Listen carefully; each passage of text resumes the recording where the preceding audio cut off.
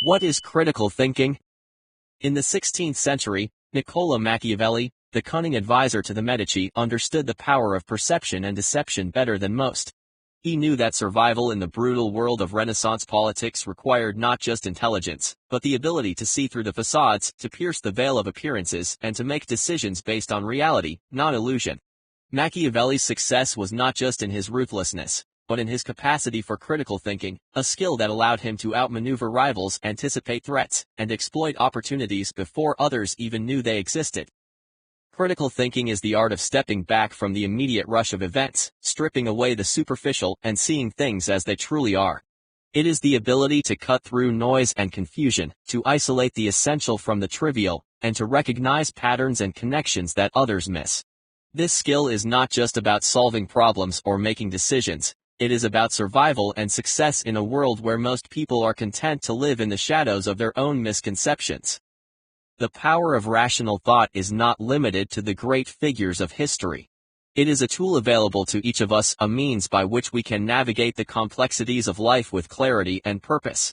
Rational thought empowers us to make decisions based on evidence rather than emotion, to question assumptions rather than accept them blindly, and to seek truth rather than succumb to deception. The 21st century may seem a world apart from Machiavelli's Florence, but the challenges we face are no less demanding. Today, we are bombarded with information from all sides: news, social media, the opinions of others, all vying for our attention, all seeking to shape our perceptions. Without the sharp edge of critical thinking, we become easy prey for those who would manipulate and mislead us. We drift through life, guided not by reason but by the whims of those who understand how to exploit our cognitive weaknesses. The essence of critical thinking is the ability to question assumptions, to dig beneath the surface, and to seek out the underlying truths. It requires a disciplined mind, one that is not swayed by emotions or the pressure of the moment. It is the ability to pause, to reflect, and to ask the right questions. What is the real issue here? What are the motivations at play? What are the possible consequences of each course of action? Imagine yourself as a strategist on the eve of battle. The fate of your kingdom rests on your ability to read the terrain, to anticipate the enemy's moves, and to make decisions that will ensure victory. In such a situation, there is no room for wishful thinking or self-deception. You must be able to see things as they are, not as you wish them to be. This is the essence of critical thinking. Yet, rational thought is not something that comes naturally to most people. It requires discipline, education, and a willingness to challenge our own beliefs and assumptions. It is a skill that must be cultivated through practice and reflection, much like a muscle that grows stronger with use. In this book, we will explore the foundations of critical thinking, the importance of skepticism, and the necessity of recognizing and challenging assumptions. These are the pillars upon which rational thought is built, and they are the keys to unlocking the full potential of our minds. The importance of critical thinking in everyday life. In the early 20th century, a young engineer named Isambard Kingdom Brunel faced a seemingly insurmountable challenge. Tasked with building a bridge over the treacherous Avon Gorge, Brunel had to overcome not only the physical obstacles but also the skepticism of his peers who believed the project was impossible. But Brunel was not one to be deterred by conventional thinking. He approached the problem with a critical mind, analyzing every detail, questioning every assumption, and ultimately devising a solution that defied expectations. The result was the Clifton Suspension Bridge, a marvel of engineering that stands to this day as a testament to the power of critical thinking. In our daily lives, we may not be building bridges, but we face challenges no less daunting. Whether it is making a career decision, resolving a conflict, or navigating the complexities of personal relationships, the ability to think critically can mean the difference between success and failure. Critical thinking allows us to approach problems with a clear head, to consider all angles, and to avoid the pitfalls of hasty judgment. Consider the case of a successful entrepreneur who built a thriving business from the ground up. At each step of the way, she was faced with decisions that could make or break her company. Should she expand into a new market? Should she invest in new technology? Each decision required careful consideration, not just of the immediate risks and rewards, but of the long-term implications. By applying critical thinking, she was able to navigate these challenges and steer her company to success. In the workplace, critical thinking is a skill that can set you apart from your peers. It is the ability to analyze situations, to foresee potential problems, and to come up with innovative solutions. It is the capacity to question the status quo, to challenge assumptions, and to propose new ideas that can drive the organization forward. In a world where most people are content to follow the path of least resistance, the critical thinker is the one who sees opportunities where others see obstacles. But critical thinking is not just about advancing your career or achieving success in the workplace. It is also about understanding the world around you and making informed decisions in all areas of life. In personal relationships, critical thinking allows you to navigate the complex dynamics of human interaction. It helps you to understand the motivations and intentions of others, to anticipate potential conflicts, and to build stronger, more meaningful connections. On a broader scale, critical thinking is essential for functioning as a responsible citizen in a democratic society. In an age where misinformation and propaganda are rampant, the ability to critically evaluate information is crucial. It allows you to see through the lies and distortions, to recognize the biases and agendas at play, and to make informed decisions at the ballot box. Without this skill, you become vulnerable to manipulation by those who seek to control your thoughts and actions. Common barriers to effective thinking. But if critical thinking is so important, why do so few people practice it? The answer lies in the many barriers that stand in the way of effective thinking. These barriers are like the walls of a fortress, designed to keep out the light of reason and to protect the comfortable illusions that most people cling to. Overcoming these barriers requires not just skill, but the determination to break free from the mental chains that bind us. In the 1970s, psychologists Amos Tversky and Daniel Kahneman discovered that the human mind is not the rational machine we like to think it is. Instead, it is riddled with cognitive biases, systematic errors in thinking that distort our perception of reality. These biases are like hidden traps, lying in wait to ensnare the unwary thinker. One of the most pernicious of these biases is the confirmation bias, the tendency to seek out information that confirms our existing beliefs and to ignore or dismiss information that contradicts them. This bias is the reason why people often get stuck in echo chambers, surrounded by like-minded individuals who reinforce their views and shield them from opposing perspectives. It is the reason why we so often fail to see the flaws in our own arguments, while being quick to point out the flaws in others. Another common bias is the availability heuristic, where we base our judgments on the information that is most readily available to us. For example, after watching news reports of a plane crash, we might overestimate the likelihood of such an event, even though statistically, air travel is much safer than driving. This bias can lead to poor decision-making, as we give undue weight to information that is vivid or emotionally charged, rather than considering all the relevant data. To overcome these biases, we must be aware of their existence and be vigilant in our efforts to counteract them. This requires a conscious effort to seek out opposing viewpoints, to challenge our own assumptions, and to consider all the evidence, not just the evidence that supports our preconceptions. The comfort of certainty, why we avoid critical thinking. The human mind craves certainty. We want to believe that we know the truth, that our beliefs are correct, and that our decisions are sound. This desire for certainty can be a powerful barrier to critical thinking, as it leads us to cling to our beliefs even in the face of contradictory evidence. In the 16th century, the astronomer Galileo Galilei faced fierce opposition from the Catholic Church when he proposed that the Earth revolved around the Sun, rather than the other way around. The Church, which held to the geocentric model of the universe, saw Galileo's ideas as a threat to its authority and the established order. Rather than reconsidering its position in light of the new evidence, the Church chose to suppress Galileo's work and condemn him as a heretic. This desire for certainty is not limited to religious institutions, it is a fundamental aspect of human psychology. We prefer the comfort of familiar beliefs to the uncertainty of new ideas. This is why so many people resist change, even when it is in their best interest. It is why we are so often blind to our own biases and why we so rarely question the status quo. To become a critical thinker, you must embrace uncertainty. You must be willing to admit that you do not have all the answers, and that your beliefs may be wrong. This requires humility, the willingness to question yourself, and the courage to face the unknown. The influence of authority, how others shape our thinking. Throughout history, those in positions of power have understood the importance of controlling the narrative. From emperors and kings to politicians and media moguls, they have used their influence to shape public opinion and maintain their grip on power. One of the most effective ways they do this is by discouraging critical thinking and promoting conformity. In the 20th century, the rise of totalitarian regimes demonstrated the dangers of blind obedience to authority. Leaders like Adolf Hitler and Joseph Stalin used propaganda, censorship, and fear to suppress dissent and create a culture of unquestioning loyalty. Those who dared to think critically or challenge the regime were labeled as enemies of the state and silenced. Even in democratic societies, the influence of authority can be a powerful barrier to critical thinking.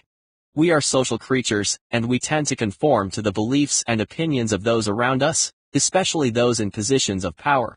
This is why it is so important to cultivate independence of thought, to develop the ability to think for yourself rather than relying on others to tell you what to believe. To break free from the influence of authority, you must develop a healthy skepticism. Question the motives of those who seek to influence you. Ask yourself whether their interests align with your own and whether their arguments are based on sound reasoning or manipulation. The power of logic, the silent force that shapes the world. In ancient Greece, amid the sun-drenched hills of Athens, a man named Aristotle began to shape the intellectual bedrock of Western civilization. He was a student of Plato, but unlike his teacher, who often gazed upward into the realm of ideals, Aristotle's gaze was firmly fixed on the world around him. He was not content with mere speculation. He sought a method, a system, for understanding the world in a way that was clear, consistent, and most importantly, reliable. From this pursuit, logic was born. Logic is not just a tool for philosophers or mathematicians. It is the invisible framework upon which all rational thought is constructed. It is the art of reasoning, the discipline of understanding how conclusions follow from premises, and it is as essential to human progress as the wheel or fire.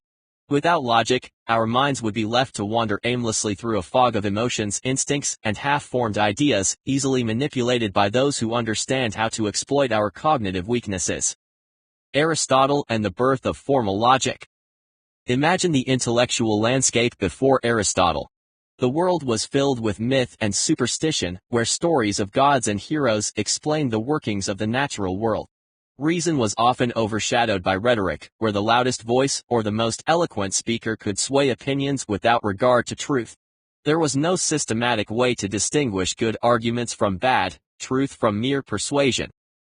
Aristotle, however, saw the need for a more rigorous approach. He sought to create a method by which one could determine whether an argument was sound or fallacious, whether a conclusion followed logically from its premises. To do this, he dissected arguments into their basic components, statements, premises, conclusions, and developed a set of rules to govern their relationships. This was the birth of formal logic, a discipline that would become the cornerstone of Western thought. Aristotle's work, particularly his treatises known as the Organon, laid out the principles of deductive reasoning, the process of drawing specific conclusions from general premises. He introduced the concept of the syllogism, a logical structure where a conclusion is inferred from two premises. For example, major premise, all men are mortal. Minor premise, Socrates is a man. Conclusion, therefore, Socrates is mortal. This seemingly simple structure was revolutionary. It provided a clear, objective way to evaluate arguments, free from the influence of rhetoric or emotional appeal. It was the first step toward a more disciplined and systematic way of thinking, one that could be applied not just in philosophy, but in every aspect of life, from science and law to politics and ethics. Logic as the science of valid inference. Fast forward to the modern era, and logic has evolved into a complex and multifaceted discipline. Yet at its core, it remains what Aristotle envisioned, the science of valid inference. Logic is concerned with the structure of arguments, with understanding how certain conclusions necessarily follow from given premises. It is about ensuring that our reasoning is consistent, that our beliefs are justified, and that our decisions are based on sound evidence. To understand logic is to gain insight into the very nature of truth and reasoning. It teaches us to distinguish between valid and invalid arguments, to recognize when conclusions are supported by evidence and when they are not. Logic is the antidote to the chaos of irrational thought, the bulwark against the manipulations of those who would distort reality for their own ends. Consider the world of law, where the stakes are often life and death. In a courtroom, logic is the judge that sits above all others. Lawyers craft their arguments with precision, carefully laying out premises and drawing conclusions, knowing that any misstep could unravel their case. The truth, or at least the closest approximation to it, is revealed not through passion or persuasion, but through the cold, hard light of logical reasoning. In science, logic is the foundation upon which the entire edifice of knowledge is built. The scientific method itself is a logical process, forming hypotheses, testing them through observation and experimentation, and drawing conclusions based on the results. Without logic, science would be nothing more than speculation, its findings no more reliable than the myths of ancient Greece. Even in our personal lives, logic plays a crucial role. When faced with a decision whether to take a new job and a relationship, or invest in a business, logic provides the tools to weigh the evidence, consider the consequences, and make a choice that is rational and well-founded. It helps us to see past our immediate desires and fears, to think long-term, and to act in ways that are consistent with our goals and values. Types of logic, the arsenal of the critical thinker. Formal versus informal logic, the twin pillars of reasoning. In the world of logic, there exists a duality, much like the balance between night and day, or the tension between strategy and tactics in warfare. This duality is the distinction between formal and informal logic. To master the art of critical thinking, one must first understand these two fundamental types of logic, for they are the twin pillars upon which all rational thought is constructed. Formal logic, the rigor of deductive reasoning. Imagine yourself as a master strategist, planning the perfect maneuver in a game of chess. Each move is calculated, each piece strategically positioned. You are not acting on impulse or intuition, you are following a precise, logical progression. This is the essence of formal logic, a system of reasoning where conclusions follow with absolute certainty from given premises.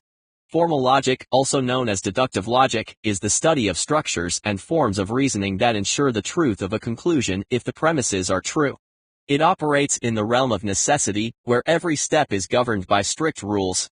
This type of logic is the domain of syllogisms, a form of reasoning that was first systematically explored by Aristotle. Informal logic. If formal logic is the chessboard with its rigid rules and clear outcomes, informal logic is the battlefield of everyday life, where the terrain is uneven, the rules are fluid, and the outcomes are never certain. Informal logic deals with the reasoning we use in daily interactions, in debates, in the media, and in the courts of public opinion. Unlike formal logic, which focuses on the structure of arguments, informal logic is concerned with the content and context of reasoning. It is about evaluating arguments based on their relevance, strength, and persuasiveness rather than just their form. In this domain, the quality of evidence, the credibility of sources, and the assumptions underlying an argument are all scrutinized. For example, consider a political debate.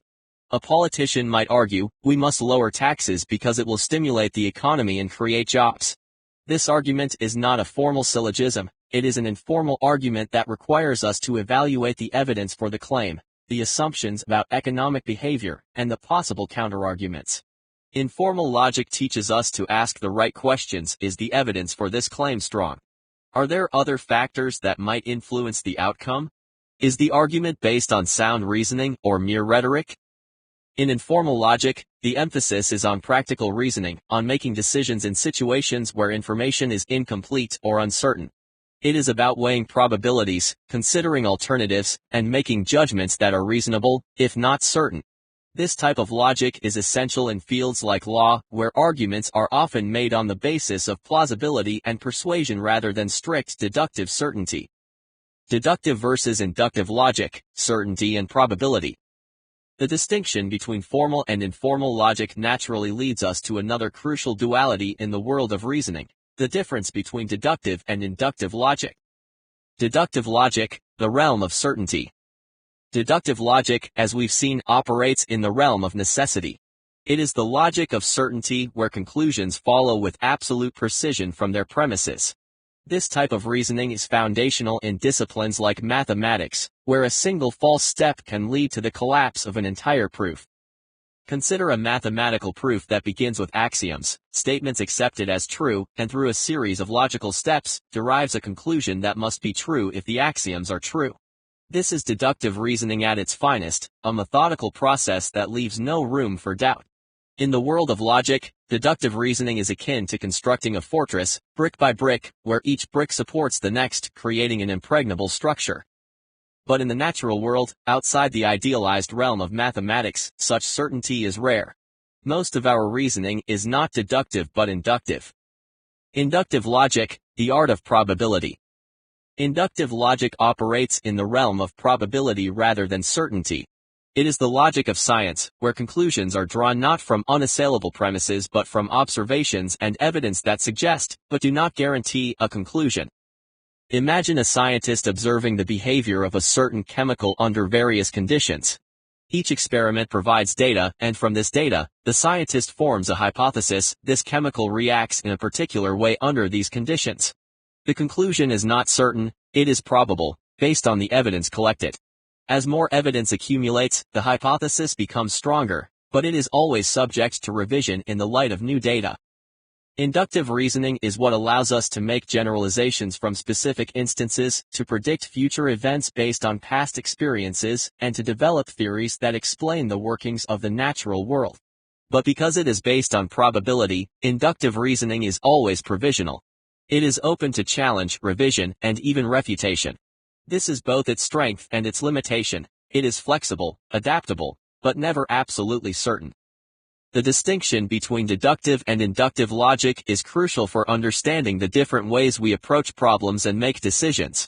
Deductive logic gives us certainty, but only when we start with true premises. Inductive logic gives us flexibility and adaptability, but at the cost of certainty. Both are essential tools in the critical thinker's arsenal, each suited to different types of reasoning and different contexts. Detecting fallacies, the art of seeing through deception. In the 16th century, Niccolò Machiavelli observed that most men are easily deceived because they see only the surface of things and never look beneath. This observation is as true today as it was in Machiavelli's time. The world is filled with arguments that appear convincing on the surface but are riddled with flaws when examined more closely. These flaws are known as logical fallacies, errors in reasoning that undermine the validity of an argument. Logic is the critical thinker's antidote to fallacies. It provides the tools to detect these errors, to see through the deceptions that others, intentionally or not, place before us. There are many types of fallacies, each a trap for the unwary mind. A logical fallacy is a flaw in the logical structure of an argument, which renders the argument invalid. Unlike cognitive biases, which are often unconscious and affect the way we process information, logical fallacies are mistakes in the construction of an argument itself. They occur when the premises do not properly support the conclusion, when irrelevant information is introduced, or when the reasoning is circular or self-contradictory. These fallacies can be subtle, and they often go unnoticed, especially when the argument is delivered with confidence or emotional appeal. Yet, once identified, they expose the argument as fundamentally unsound. They are the tools of demagogues and deceivers, the weapons of those who seek to mislead, confuse, or manipulate. To become a master of critical thinking, one must first learn to recognize these fallacies, to understand their nature, and to dismantle them wherever they appear. Let us now explore some of the most common logical fallacies, those deceptions of the mind that, when left unchecked, can lead to flawed conclusions and poor decisions. Each fallacy represents a different way in which reasoning can go awry, and each has its own characteristic pattern. Ad hominem, the personal attack. The ad hominem fallacy, which translates from Latin as to the person, is perhaps one of the most familiar and most frequently encountered logical fallacies. It occurs when an argument is directed against the person making the argument rather than the argument itself. Instead of addressing the substance of the debate, the speaker attacks the character, motives, or other personal traits of the opponent in an attempt to undermine their credibility or distract from the actual issues at hand.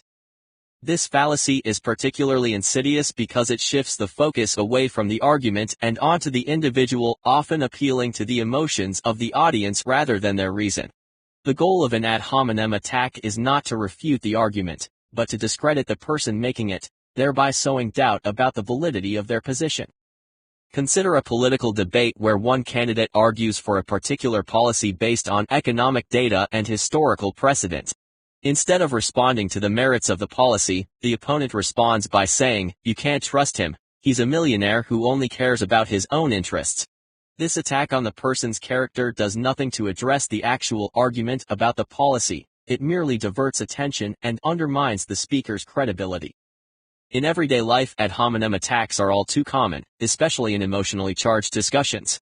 For example, in a heated argument about climate change, one person might dismiss the other's views by saying, "You're just a high school dropout, what do you know about science?"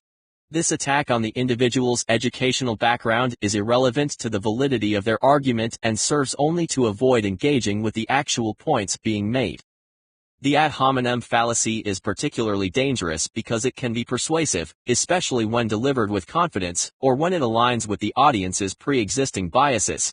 However, once recognized, it can be easily dismantled by returning the focus to the argument itself rather than the person making it. A critical thinker must always remember that the truth of an argument is independent of the person who presents it. Straw man, the misrepresentation. The straw man fallacy occurs when someone misrepresents or oversimplifies an opponent's argument to make it easier to attack. Instead of engaging with the actual argument, the speaker constructs a distorted or exaggerated version of it, a straw man, and then proceeds to knock it down. This tactic is often used to make the opponent's position seem absurd or indefensible while avoiding the need to address the real issues. The straw man fallacy is particularly effective in debates because it creates the illusion of having refuted an argument when, in reality, the original argument has not been addressed at all. It is a form of intellectual dishonesty that relies on deception rather than genuine engagement with the ideas being discussed. For example, suppose someone argues that the government should regulate certain industries to protect the environment. A strawman response might be, "So you're saying we should shut down all factories and put everyone out of work?" This misrepresentation of the original argument makes it seem extreme and unreasonable, even though the actual argument was about regulation, not shutting down industries. Another example can be found in discussions about healthcare reform. If one side proposes expanding access to healthcare through government programs, a straw man might be, "You just want the government to control every aspect of our lives." This exaggeration distorts the actual proposal and makes it easier to attack without addressing the underlying reasons for the policy. The straw man fallacy is a common tactic in political debates, where the goal is often to discredit the opponent rather than engage with their ideas. It is also frequently used in media where complex issues are oversimplified to fit into sound bites or headlines. Recognizing the straw man fallacy requires careful listening and a willingness to restate the original argument accurately before responding. False dilemma, the illusion of choice. The false dilemma fallacy, also known as the either/or fallacy, occurs when an argument presents only two options when in fact there are more possibilities. This fallacy creates a false sense of urgency or inevitability by framing the issue as a choice between two extremes, ignoring the potential for compromise or alternative solutions. The false dilemma is a powerful rhetorical tool because it forces the audience to choose between two options, neither of which may be entirely acceptable. This fallacy is particularly common in political and ideological debates where complex issues are often reduced to simplistic binaries.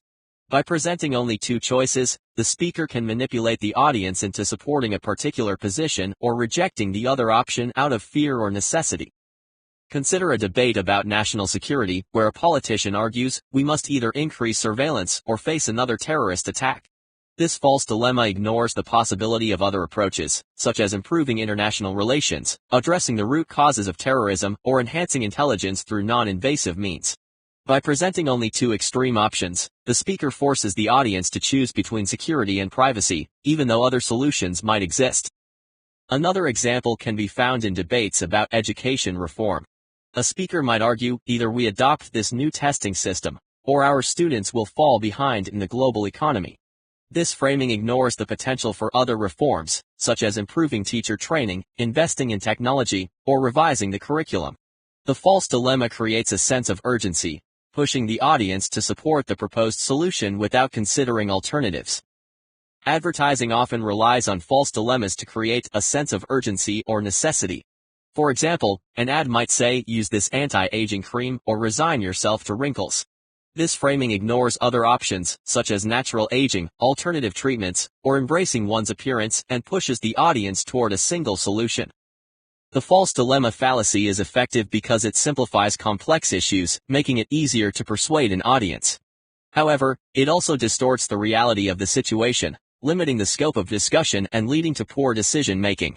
To counter this fallacy, a critical thinker must always ask whether the options presented are truly exhaustive and whether other possibilities might exist.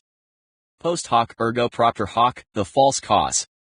The post hoc ergo propter hoc fallacy, which translates from Latin as after this, therefore because of this, occurs when someone assumes that because one event follows another, the first event caused the second. This fallacy is a form of faulty causation where a correlation between two events is mistaken for a causal relationship.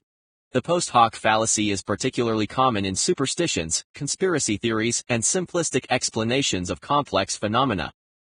This fallacy arises from the human tendency to seek patterns and connections, even where none exist. When two events occur in close succession, it is natural to assume that the first caused the second. However, this assumption is often unfounded, and it can lead to erroneous conclusions and poor decisions. For example, consider a person who takes a particular herbal remedy and then recovers from a cold shortly afterward. They might conclude, I took the remedy, and then I got better, so the remedy must have cured my cold. This reasoning ignores other possible explanations, such as the body's natural immune response or the passage of time, and assumes a direct causal link between the remedy and the recovery. Pseudoscientific claims frequently rely on the post hoc fallacy to establish causal relationships that do not exist. For example, a proponent of a fringe health treatment might claim, I wore this crystal necklace and my headaches went away, so the crystal must have cured me. This reasoning overlooks other possible explanations, such as the placebo effect or natural recovery. Another example of the post hoc fallacy can be found in historical interpretations. Suppose a country experiences economic growth shortly after a new government policy is implemented. Some might argue, the economy improved because of the policy, without considering other factors that might have contributed to the growth, such as global economic trends, technological innovations, or demographic changes. The post hoc fallacy is dangerous because it falsely assumes that just because one event follows another, the first caused the second. This faulty reasoning overlooks other potential causes and can lead to incorrect conclusions, poor decision-making, and the adoption of ineffective or harmful actions based on perceived, but non-existent, causal relationships. Slippery slope fallacy. The slippery slope fallacy occurs when someone argues that a relatively small first step will inevitably lead to a chain of related events culminating in a significant, often negative, effect. This fallacy assumes a domino effect without providing sufficient evidence that such an escalation will occur. The key issue with slippery slope arguments is that they exaggerate the potential consequences of an action, often without showing a logical connection between the initial step and the predicted extreme outcomes. Example. Argument, if we allow students to retake a test, soon they'll expect to retake every test and before long academic standards will collapse entirely. Fallacy, this argument suggests that one reasonable action, allowing a test retake, will lead to an extreme, exaggerated consequence, the collapse of academic standards. However, there is no clear evidence showing that one event will lead to the other. Slippery slope arguments often scare people into avoiding reasonable decisions by invoking extreme and unlikely consequences.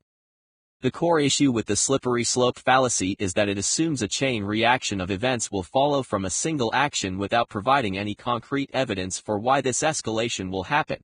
The argument relies on speculation rather than facts, creating a sense of inevitability about outcomes that may never occur.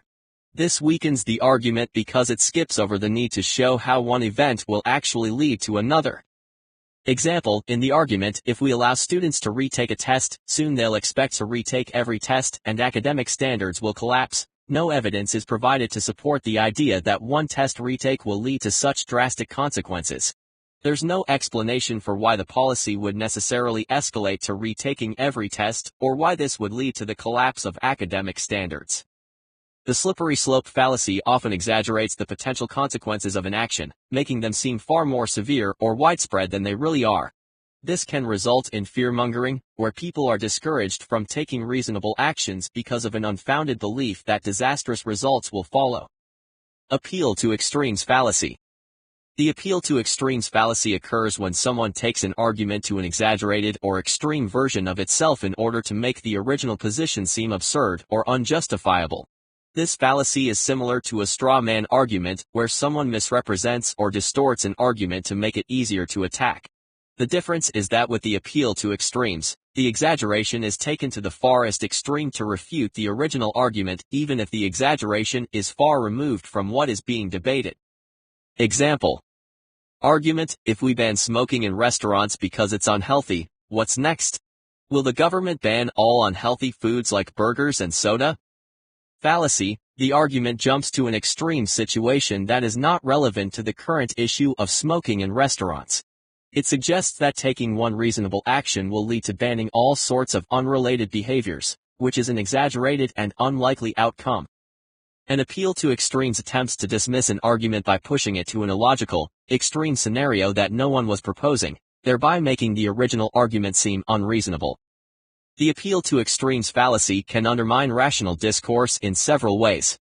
It shifts the conversation away from the real issue. By focusing on an exaggerated outcome, the fallacy distracts from the central argument or proposal. It creates a false dichotomy by implying that a reasonable argument leads to an extreme and undesirable outcome. This fallacy forces the debate into an all-or-nothing situation, leaving no room for nuance or moderate solutions. It halts meaningful progress. The exaggerated nature of the fallacy makes it difficult to engage in constructive problem-solving as the conversation becomes derailed by hypothetical and unrealistic scenarios. Begging the question. Begging the question occurs when an argument assumes the truth of its conclusion within the premise. Instead of providing independent evidence to support the conclusion, the premise implicitly depends on the conclusion being true. This type of fallacy can be hard to spot because it often hides within seemingly logical statements, but the issue lies in the fact that the conclusion is assumed without being proven. The key issue with begging the question is that the argument never really moves forward. It assumes what it's supposed to be proving. Example of begging the question. Reading books is beneficial because it's good for your brain. In this example, the conclusion reading books is beneficial is assumed within the premise it's good for your brain. The speaker never provides evidence as to why reading books is good for your brain, but simply assumes the conclusion to be true. There's no new information here, just a restatement of the conclusion in slightly different terms. To counter this, you'd need to ask for additional evidence. Why is reading books good for the brain?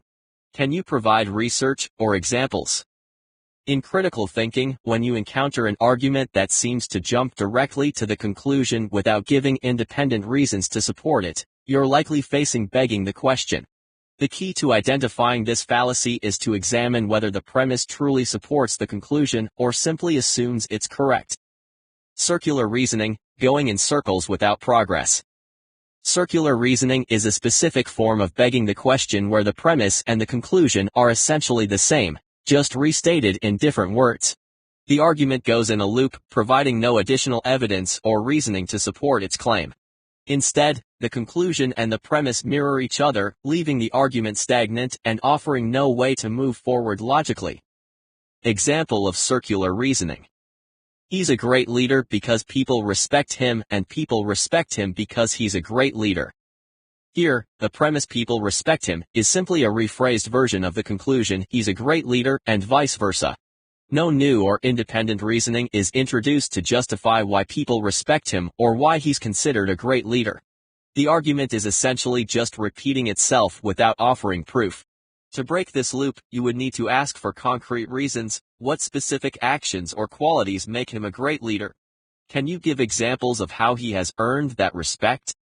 The defining feature of circular reasoning is this closed loop where no new information is introduced to justify the conclusion. It's a form of reasoning that feels complete but actually offers no depth. Appeal to extremes. The appeal to extremes fallacy, also known as reductio ad absurdum in some contexts, occurs when someone takes an argument to an exaggerated, extreme conclusion that isn't supported by the actual issue at hand. Instead of addressing the argument reasonably, the speaker distorts it by applying it to an unrealistic or extreme scenario, which can make the original argument seem absurd or untenable. This type of fallacy typically misrepresents an opponent's argument and makes it difficult to focus on the real issues being discussed. It can distract from finding reasonable solutions and can lead the conversation into absurd or irrelevant territory. Scenario: suppose two colleagues are discussing the possibility of a new policy that would require employees to take a mandatory break during the workday to improve productivity and reduce stress. Person A: we should implement a mandatory 15-minute break during the day to help people recharge and reduce burnout. Person B: if we allow that, what's next? Are we going to start giving people 2-hour lunch breaks and half-day work schedules? In this case, Person B is engaging in an appeal to extremes. Instead of addressing the reasonable proposal of a short 15-minute break, they exaggerate the idea to an absurd level, half-day work schedules, which distracts from the real conversation. The extreme scenario that Person B presents is not a logical consequence of Person A's original suggestion. Appeal to authority, argumentum ad verecundium. The appeal to authority fallacy occurs when someone claims something is true simply because an authority figure or expert says so, without presenting any supporting evidence or reasoning. This type of argument assumes that because someone with power, expertise, or respect holds a belief, the belief must be valid. While expert opinions can be valuable, relying solely on authority without critical examination is a logical error. Why it's problematic. Experts can be wrong, even credible authorities can make mistakes or be biased. Not all authorities are relevant. Just because someone is an expert in one field doesn't mean their opinion is authoritative in another. It discourages critical thinking. Instead of evaluating the evidence, people rely on the reputation of the authority. Example: Dr. Smith, a Nobel Prize-winning physicist, says climate change isn't real, so it must be true. While Dr. Smith may be an authority in physics, this doesn't necessarily make him an expert on climate science. The truth of the claim should be evaluated based on scientific evidence, not Dr. Smith's status alone. Appeal to ignorance, argumentum ad ignorantium. The appeal to ignorance fallacy occurs when someone argues that a claim is true simply because it has not been proven false, or vice versa, that a claim is false because it hasn't been proven true. This fallacy assumes that a lack of evidence for or against something is enough to determine its truth, which neglects the need for positive proof. Why it's problematic. Absence of evidence isn't evidence of absence. Just because something hasn't been proven yet doesn't mean it doesn't exist or isn't true. It shifts the burden of proof. The responsibility lies with the person making the claim to provide evidence, not with others to disprove it. It halts further inquiry. Instead of encouraging investigation, it uses ignorance as a conclusion. Example: no one has ever proven that aliens don't exist, so they must be out there. Just because there's no conclusive proof against the existence of aliens doesn't mean they necessarily exist. It's a logical fallacy to assume truth based solely on the absence of evidence. Equivocation fallacy, ambiguity in meaning. The equivocation fallacy occurs when a word or phrase is used with different meanings in an argument, leading to confusion or misleading conclusions. This fallacy exploits the ambiguity of language, where a word can have multiple interpretations, but the argument treats them as if they have a consistent meaning. As a result, the argument may appear logical on the surface, but it is actually flawed because it shifts the meaning of key terms. Why it's problematic. Ambiguity masks the logical flaw. By subtly changing the meaning of a word, the argument can seem valid even though it's not logically sound. It misleads the audience. The shift in meaning can confuse the listener or reader, making it harder to critically assess the argument. It weakens the argument's foundation. Because the reasoning is based on different interpretations of a word, the conclusions drawn are unreliable. Example: the laws of nature are unchangeable. The law of the land should also never be changed. In this example, law is being used in two different senses. In the first case, law refers to natural physical laws, e.g., gravity, which are indeed unchangeable. In the second case, law refers to human-made legal systems, which can and do change over time. The equivocation lies in using the word law with different meanings to make the argument seem more persuasive than it actually is. Techniques to overcome logical fallacies. Formal logic training, grasping the structure of valid arguments. Formal logic is the backbone of structured reasoning. Understanding how valid arguments are constructed, how premises support conclusions, And how deductive and inductive reasoning works is essential for identifying fallacies. Fallacies such as the straw man, false dilemma, or slippery slope become obvious when you can recognize the patterns of valid argumentation. Formal logic involves understanding the rules of valid reasoning, including how premises are linked to conclusions. A valid argument is one in which, if the premises are true, the conclusion must logically follow. Deductive reasoning moves from a general principle to a specific conclusion, while inductive reasoning works in the opposite direction, using specific examples to reach a generalization. Fallacies arise when there is a disconnect between premises and conclusion, or when assumptions are made without sufficient evidence. Example: a speaker says, either you support this new environmental policy, or you're against saving the planet. This is an example of a false dilemma, a fallacy where only two extreme options are presented, ignoring more nuanced positions.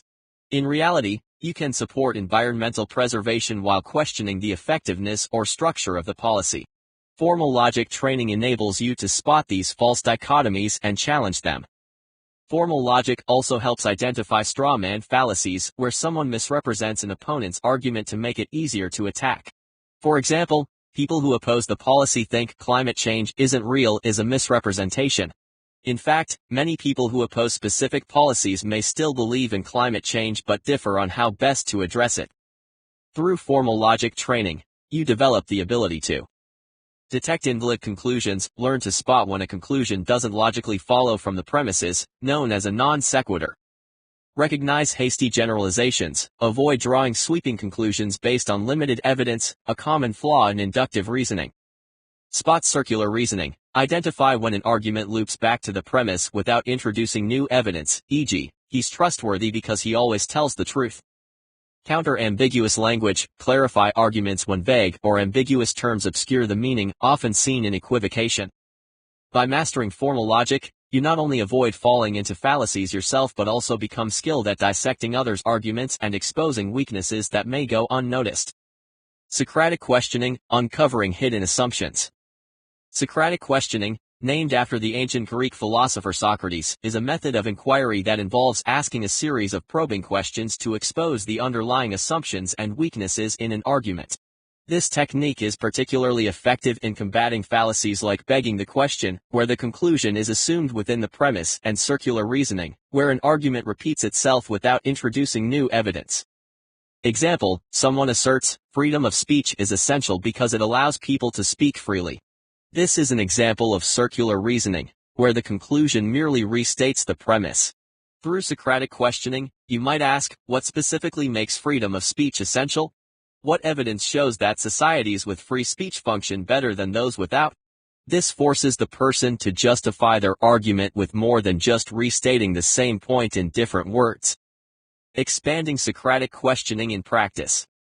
Through Socratic questioning, you can challenge assumptions. For example, if someone says, we must increase defense spending because stronger military power ensures peace, you can ask, what evidence shows that increasing military spending guarantees peace? Are there examples where increased spending led to conflict instead? Test the strength of premises. If a speaker claims raising the minimum wage will always lead to job loss, ask for examples where this has happened and whether there are cases where it hasn't. Encourage critical reflection. Encourage others to think critically about their own positions by questioning the evidence, motivations, and assumptions behind their beliefs. Socratic questioning turns assumptions into testable claims, preventing arguments from resting on weak or unsupported premises. Argument mapping, visualizing logical structures. Argument mapping involves creating a visual representation of an argument's premises, conclusions, and supporting evidence. This technique helps you break down complex arguments and spot gaps in reasoning, such as a non sequitur when a conclusion does not logically follow from the premises, or a hasty generalization, drawing a conclusion based on insufficient evidence. What is argument mapping? Argument mapping is a method of organizing the structure of an argument so that you can see how each part connects logically to the next. By visually laying out the components of an argument, you can better evaluate whether the reasoning is sound or whether logical fallacies are lurking in the background. Example: in a health debate, someone claims, because my grandfather smoked and lived to 90, smoking is harmless. Mapping this argument reveals a hasty generalization, as it takes one anecdotal example and assumes it applies universally. Argument mapping makes it easier to see where the logic breaks down. Expanding argument mapping in practice. Using argument mapping, you can identify unsupported leaps, see when a conclusion jumps from a premise without sufficient evidence, e.g., he's always late, therefore, he doesn't care about the job, might skip over important context. Clarify the structure of an argument. When arguments are complex and involve many steps, mapping can help ensure every link is logical and supported. Distinguish between correlation and causation. Use mapping to examine whether two events are simply correlated or if one directly causes the other, helping to avoid the post hoc fallacy. Visualizing an argument helps ensure that every step is logical and that no unsupported leaps lead to faulty conclusions. Analogical reasoning, testing the strength of comparisons. Analogies are a common way to simplify complex ideas, but they can lead to the false analogy fallacy if the comparison is flawed. Analogical reasoning allows you to evaluate whether an analogy is valid by examining the similarities and differences between the two compared situations or concepts. What is analogical reasoning? Analogical reasoning involves drawing a conclusion based on the perceived similarities between two situations. While analogies can be helpful in making complex concepts more relatable, they can also be misleading if the comparison doesn't hold up under scrutiny. Example, a speaker argues running a household is like running a business. Both require discipline and control, so parents should manage their families like CEOs. On the surface, this analogy seems reasonable, but upon closer inspection, you'll notice that running a business and raising children involve fundamentally different relationships and priorities. This is a false analogy, as the comparison doesn't hold up when you dig deeper into the nature of the two scenarios. Analogical reasoning helps you test the relevance of comparisons. Ask whether the situations being compared are truly similar in the ways that matter, e.g., treating education like a product ignores the complex social and emotional elements that aren't present in business. Avoid drawing conclusions based on irrelevant similarities. Just because two things share superficial traits doesn't mean they function the same way, e.g., the brain is like a computer, so we should expect human thought to operate like programming code ignores the organic nature of human cognition. Clarify distinctions. Identify where the analogy breaks down, allowing you to point out flaws in the reasoning. Analogical reasoning encourages a deeper examination of comparisons, ensuring that you don't fall victim to faulty analogies. Critical analysis of causality, distinguishing correlation from causation. One of the most common logical fallacies is post hoc ergo propter hoc, literally after this, therefore because of this. It occurs when someone assumes that because one event follows another, the first event must have caused the second. Critical analysis of causality helps you avoid confusing correlation with causation. What is critical analysis of causality? Critical analysis of causality involves examining whether a cause and effect relationship truly exists between two events or if they are simply correlated. This analysis helps avoid the fallacy of assuming that temporal proximity or correlation is enough to establish causation. Example, a news report claims crime rates increased after video games became more popular, so video games must cause violence. This is a post hoc fallacy because it assumes a causal relationship without examining other possible factors. There could be various unrelated reasons for the increase in crime rates that have nothing to do with video games. Expanding critical analysis of causality in practice.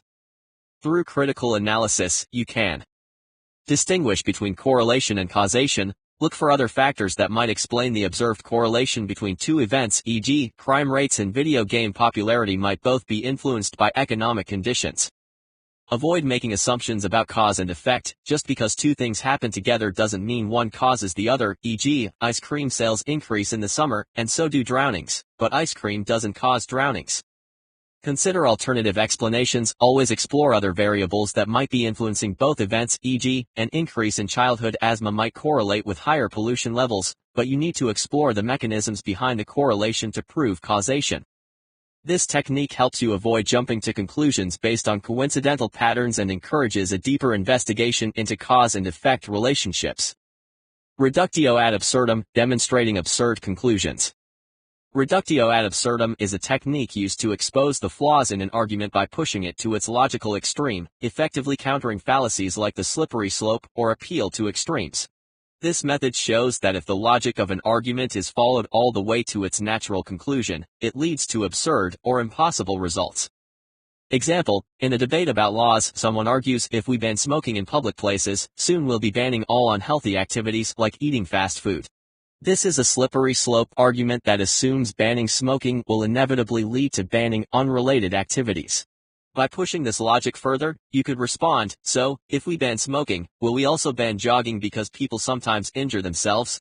This shows the absurdity of the slippery slope logic. Expanding reductio ad absurdum in practice. Using reductio ad absurdum, you can expose slippery slopes, show how taking an argument to its logical extreme reveals the flaw in the original reasoning, e.g., if we ban alcohol, next we'll be banning soda exaggerates a sensible policy to an absurd conclusion. Challenge appeals to extremes, point out how arguments that rely on extreme or improbable consequences lack a strong logical basis, e.g., if we raise taxes by 1%, businesses will all flee the country is an exaggerated claim that doesn't hold up under scrutiny. Defend reasonable proposals. By showing that the worst-case scenarios envisioned by opponents are unrealistic, you can strengthen your position and argue for moderation. This technique helps break down exaggerated or alarmist arguments, revealing them to be based on faulty reasoning.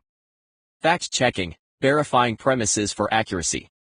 Fact-checking is essential for avoiding fallacies like the appeal to authority, where an argument relies solely on the opinion of an expert, even if that expert is unqualified, or the appeal to ignorance, claiming something is true simply because it hasn't been proven false.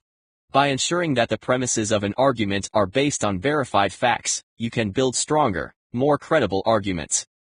Fact-checking involves verifying the accuracy of the information used in an argument. This ensures that premises are sound and supported by reliable evidence, preventing you from falling into logical traps based on false or misleading information. Example: a speaker argues, this celebrity endorses this diet plan, so it must be effective. This is an appeal to authority, where the speaker relies on a celebrity's endorsement without providing scientific evidence to support the claim. By fact-checking, you might find that the celebrity has no expertise in nutrition, and that scientific studies do not support the effectiveness of the diet. Through fact-checking, you can verify the credibility of sources, ensure that claims made in an argument are backed by reliable and trustworthy evidence, especially when appeals to authority are used, e.g., does the authority have expertise in the relevant field? Identify false premises, check whether the information being used to support an argument is accurate, e.g., if someone claims that crime has skyrocketed, fact-checking might reveal that crime rates have actually decreased. Avoid appeals to ignorance, challenge arguments that rely on the absence of evidence, e.g., no one has proven that this treatment is ineffective, so it must work. Fact-checking ensures that arguments are built on solid, verifiable information rather than on unfounded claims or misleading statements. Precision in definitions, avoiding ambiguity in terms. Ambiguous or shifting definitions can lead to the equivocation fallacy, where a word's meaning changes throughout an argument, causing confusion or leading to faulty conclusions. Ensuring precision in definitions helps avoid this problem by keeping terms consistent and clear. What is precision in definitions?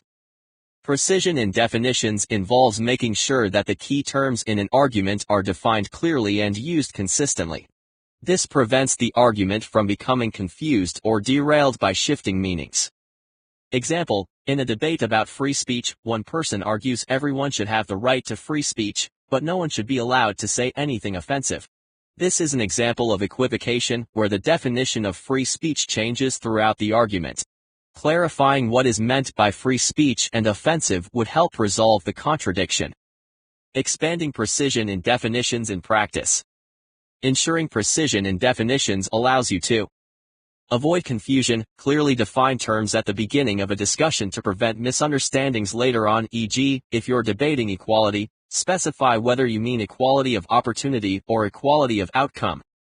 Ensure consistency, keep definitions consistent throughout the argument, so that the same term isn't used with different meanings, e.g., justice should mean the same thing in both the beginning and the end of the argument. Clarify ambiguities. When someone uses a term vaguely, ask for a definition to ensure the argument stays on track, e.g., what exactly do you mean by fair in this context? Precision in definitions strengthens arguments by ensuring that everyone involved is working with the same understanding of key terms. Identifying cognitive biases. The subtle force of cognitive biases, invisible architects of our thoughts.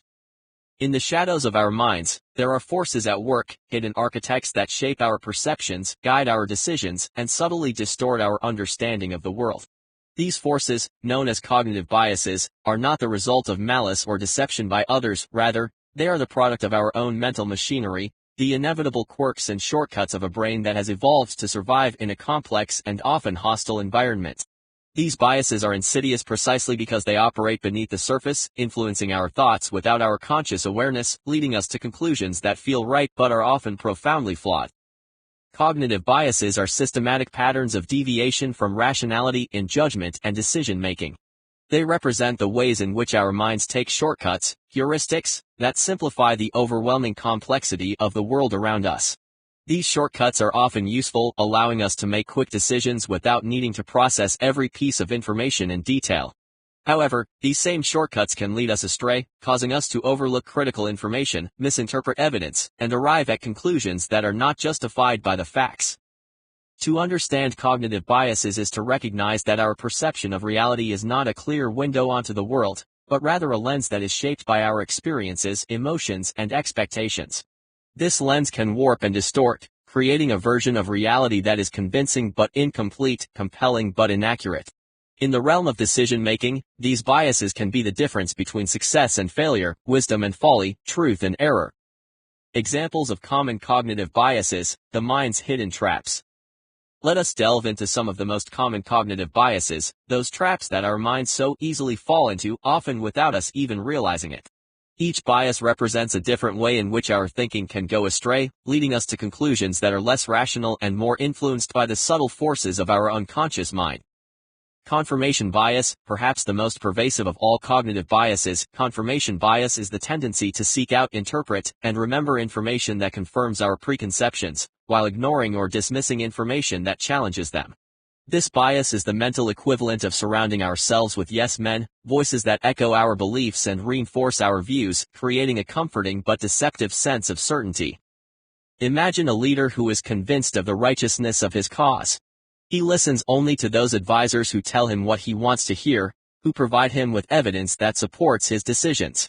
Contradictory information is ignored or rationalized away, dismissed as irrelevant or misguided. This leader becomes trapped in an echo chamber of his own making, blind to the flaws in his plans and the dangers that lie ahead. The path to disaster is paved with the stones of confirmation bias.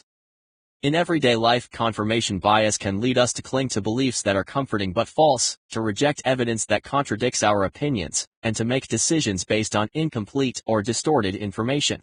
It is a bias that feeds on our desire for certainty and our fear of being wrong, leading us down paths of error and self-deception. Anchoring bias. The anchoring bias is another common trap of the mind, one that occurs when we rely too heavily on the first piece of information we encounter, the anchor, when making decisions. This bias can skew our judgment, causing us to give undue weight to initial information and to undervalue subsequent data that may be more relevant or accurate. Consider the case of a negotiator entering into a discussion about a contract. The first offer presented, whether high or low, serves as an anchor influencing all subsequent negotiations.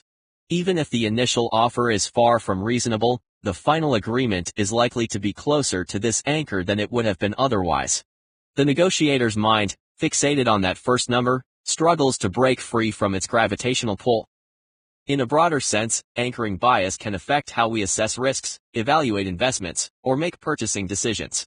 The first price we see, the first opinion we hear, or the first piece of evidence presented to us can set the tone for all that follows, leading us to conclusions that are more reflective of the initial anchor than of the full spectrum of available information. Availability heuristic. The availability heuristic is a cognitive shortcut that leads us to make judgments based on the information that is most readily available to us, rather than considering all relevant data. This bias is driven by the ease with which certain examples come to mind, often those that are recent, vivid, or emotionally charged, leading us to overestimate their frequency or significance. For example, after hearing news reports of airplane crashes, a person might develop an exaggerated fear of flying, believing that such events are more common than they actually are. The vividness and immediacy of the news stories make them more available in the person's mind, skewing their perception of risk. In reality, air travel remains one of the safest modes of transportation, but the availability heuristic creates a distorted sense of danger. In the financial world, investors might fall prey to the availability heuristic by making decisions based on recent market trends or high-profile news stories, rather than conducting a thorough analysis of the underlying fundamentals. This bias can lead to overreactions, such as panic selling during a market downturn or irrational exuberance during a boom, as investors are swayed by the most available information rather than a balanced assessment of the situation. Hindsight bias, often referred to as the I knew it all along effect, is the tendency to see events as having been predictable after they have already occurred. This bias creates the illusion that we foresaw outcomes that, in reality, were not as obvious at the time. It distorts our memory of past events and our perception of our own foresight, leading us to overestimate our ability to predict the future. Imagine a general looking back on a battle that was won or lost. After the outcome is known, it is easy to see the decisions that led to victory or defeat as inevitable. The general might believe that the outcome was always clear, that he knew from the start what the enemy would do, even if his actual decisions were based on uncertainty and incomplete information. Hindsight bias rewrites history, creating a narrative that flatters our foresight and downplays the role of chance or unpredictability. In everyday life, hindsight bias can lead us to misjudge our past decisions, to believe that we were more prescient than we actually were, and to underestimate the role of luck or randomness in shaping outcomes. It can also make us more critical of others' decisions, as we forget the uncertainty they faced at the time and judge them by the clarity of hindsight. The Dunning-Kruger effect. The Dunning-Kruger effect refers to a cognitive bias where individuals with low ability or knowledge in a particular domain overestimate their own competence. Conversely, those with high ability often underestimate their competence, assuming that tasks they find easy must be easy for others as well. This bias creates a paradox: the less you know, the more confident you may be in your knowledge, while experts, aware of the vast complexity of their field, may doubt their own expertise. Example, in a corporate setting, an inexperienced manager might believe they have all the answers to improve team productivity. They might confidently dismiss the input of more seasoned colleagues implementing changes that, in reality, lead to inefficiency. On the other hand, a veteran leader, well versed in the complexities of team dynamics, might constantly seek feedback and doubt their own strategies, despite having a wealth of experience. The Dunning-Kruger effect is dangerous because it breeds overconfidence in the unskilled, leading to poor decision-making and fosters unnecessary self-doubt in the highly competent, preventing them from taking decisive actions that could benefit the group. The halo effect. The halo effect occurs when our overall impression of a person or object influences our judgment of their specific traits. If we find someone likable or attractive, we are more likely to believe that they are intelligent, competent, or trustworthy, even without evidence to support these beliefs. Example, in job interviews, a candidate who makes a great first impression, whether through charm, appearance, or confidence, might be judged more favorably on unrelated aspects like competence or work ethic. Hiring managers may overlook flaws in the candidate's qualifications simply because they have formed a positive overall impression. The reverse is true as well. A candidate who stumbles in their first few minutes may be unfairly judged as less capable overall. The halo effect can also affect product marketing. If a customer has a positive experience with one product from a brand, they are likely to assume that other products from the same brand are of equally high quality, regardless of actual performance. The curse of knowledge. The curse of knowledge is a cognitive bias where individuals who are highly knowledgeable in a particular subject struggle to imagine what it is like for someone else to lack that knowledge. This bias makes it difficult for experts to communicate effectively with novices as they overestimate the understanding of their audience. Example, a software engineer might explain a complex algorithm to a colleague who is not as well versed in coding. Because the engineer understands the concept so deeply, they may forget that the other person lacks the same background, leading them to skip over critical explanations or use jargon that the other person does not understand. The result is a breakdown in communication, where the expert believes they have explained everything clearly, but the listener remains confused. This bias is especially common in teaching, where instructors may struggle to put themselves in the shoes of their students, assuming certain concepts are obvious when they are not. It leads to miscommunication and can make it difficult for experts to share their knowledge effectively. The sunk cost fallacy. The sunk cost fallacy occurs when people continue investing time, money, or resources into a decision based on the amount they have already invested, rather than evaluating the current situation rationally. It is the refusal to cut losses, driven by the emotional need to justify past investments, even when continuing is clearly not the best option. Example, a company has spent millions developing a new product, but after several rounds of testing, it becomes clear that the product will not perform well in the market. Despite this, the company decides to continue development, pouring even more money into the project, rather than abandoning it. The decision is driven by the sunk cost fallacy, the belief that stopping now would waste all the money already invested, even though continuing will lead to even greater losses. The sunk cost fallacy is common in both business and personal life, where people continue with failing relationships, projects, or investments simply because they do not want to admit that their previous efforts have been in vain. It traps individuals and organizations in a cycle of poor decision-making. The framing effect. The framing effect refers to the way in which people's decisions can be influenced by the way information is presented, rather than the information itself. Depending on whether a choice is framed positively or negatively, people will react differently, even if the underlying facts remain the same. Example, in a healthcare context, a doctor might present two treatment options for a patient with a serious illness. If one option is described as having a 90% survival rate, and the other is framed as having a 10% mortality rate, patients may be more likely to choose the first option, despite the two being statistically identical. The positive framing of the survival rate leads to a more favorable perception than the negative framing of the mortality rate.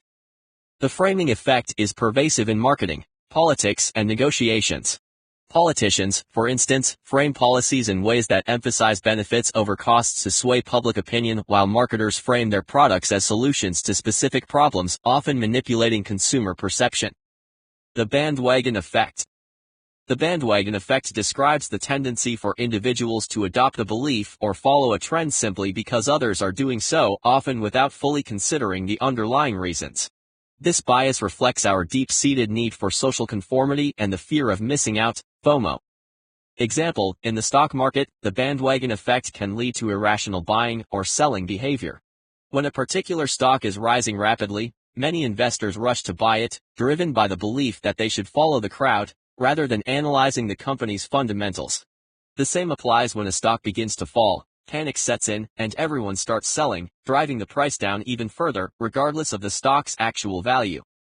The bandwagon effect also explains the popularity of certain fashion trends, political movements, or viral social media challenges. People often conform to the majority's behavior without critically evaluating whether it makes sense for them personally. Loss aversion. Loss aversion is the tendency for people to fear losses more than they value equivalent gains. In other words, the pain of losing something is psychologically more powerful than the pleasure of gaining something of equal value. Example, a person might be offered two choices: 1, a 50% chance of winning $100, or 2, a sure gain of $50. Most people will choose the second option because the certainty of a smaller gain feels safer than the risk of losing, even though the expected value of the first option is technically higher. Loss aversion makes people overly cautious and leads them to prioritize avoiding losses over pursuing gains, even when the gains might outweigh the risks. This bias plays a significant role in financial decision-making, negotiations, and even personal relationships, where individuals may avoid taking necessary risks out of fear of loss. The endowment effect. The endowment effect is a cognitive bias that causes individuals to overvalue what they already own simply because they own it. People are often unwilling to part with possessions, even when offered a fair market price, because they attach greater value to items once they possess them. Example, a person might own a piece of furniture that they no longer use and is willing to sell.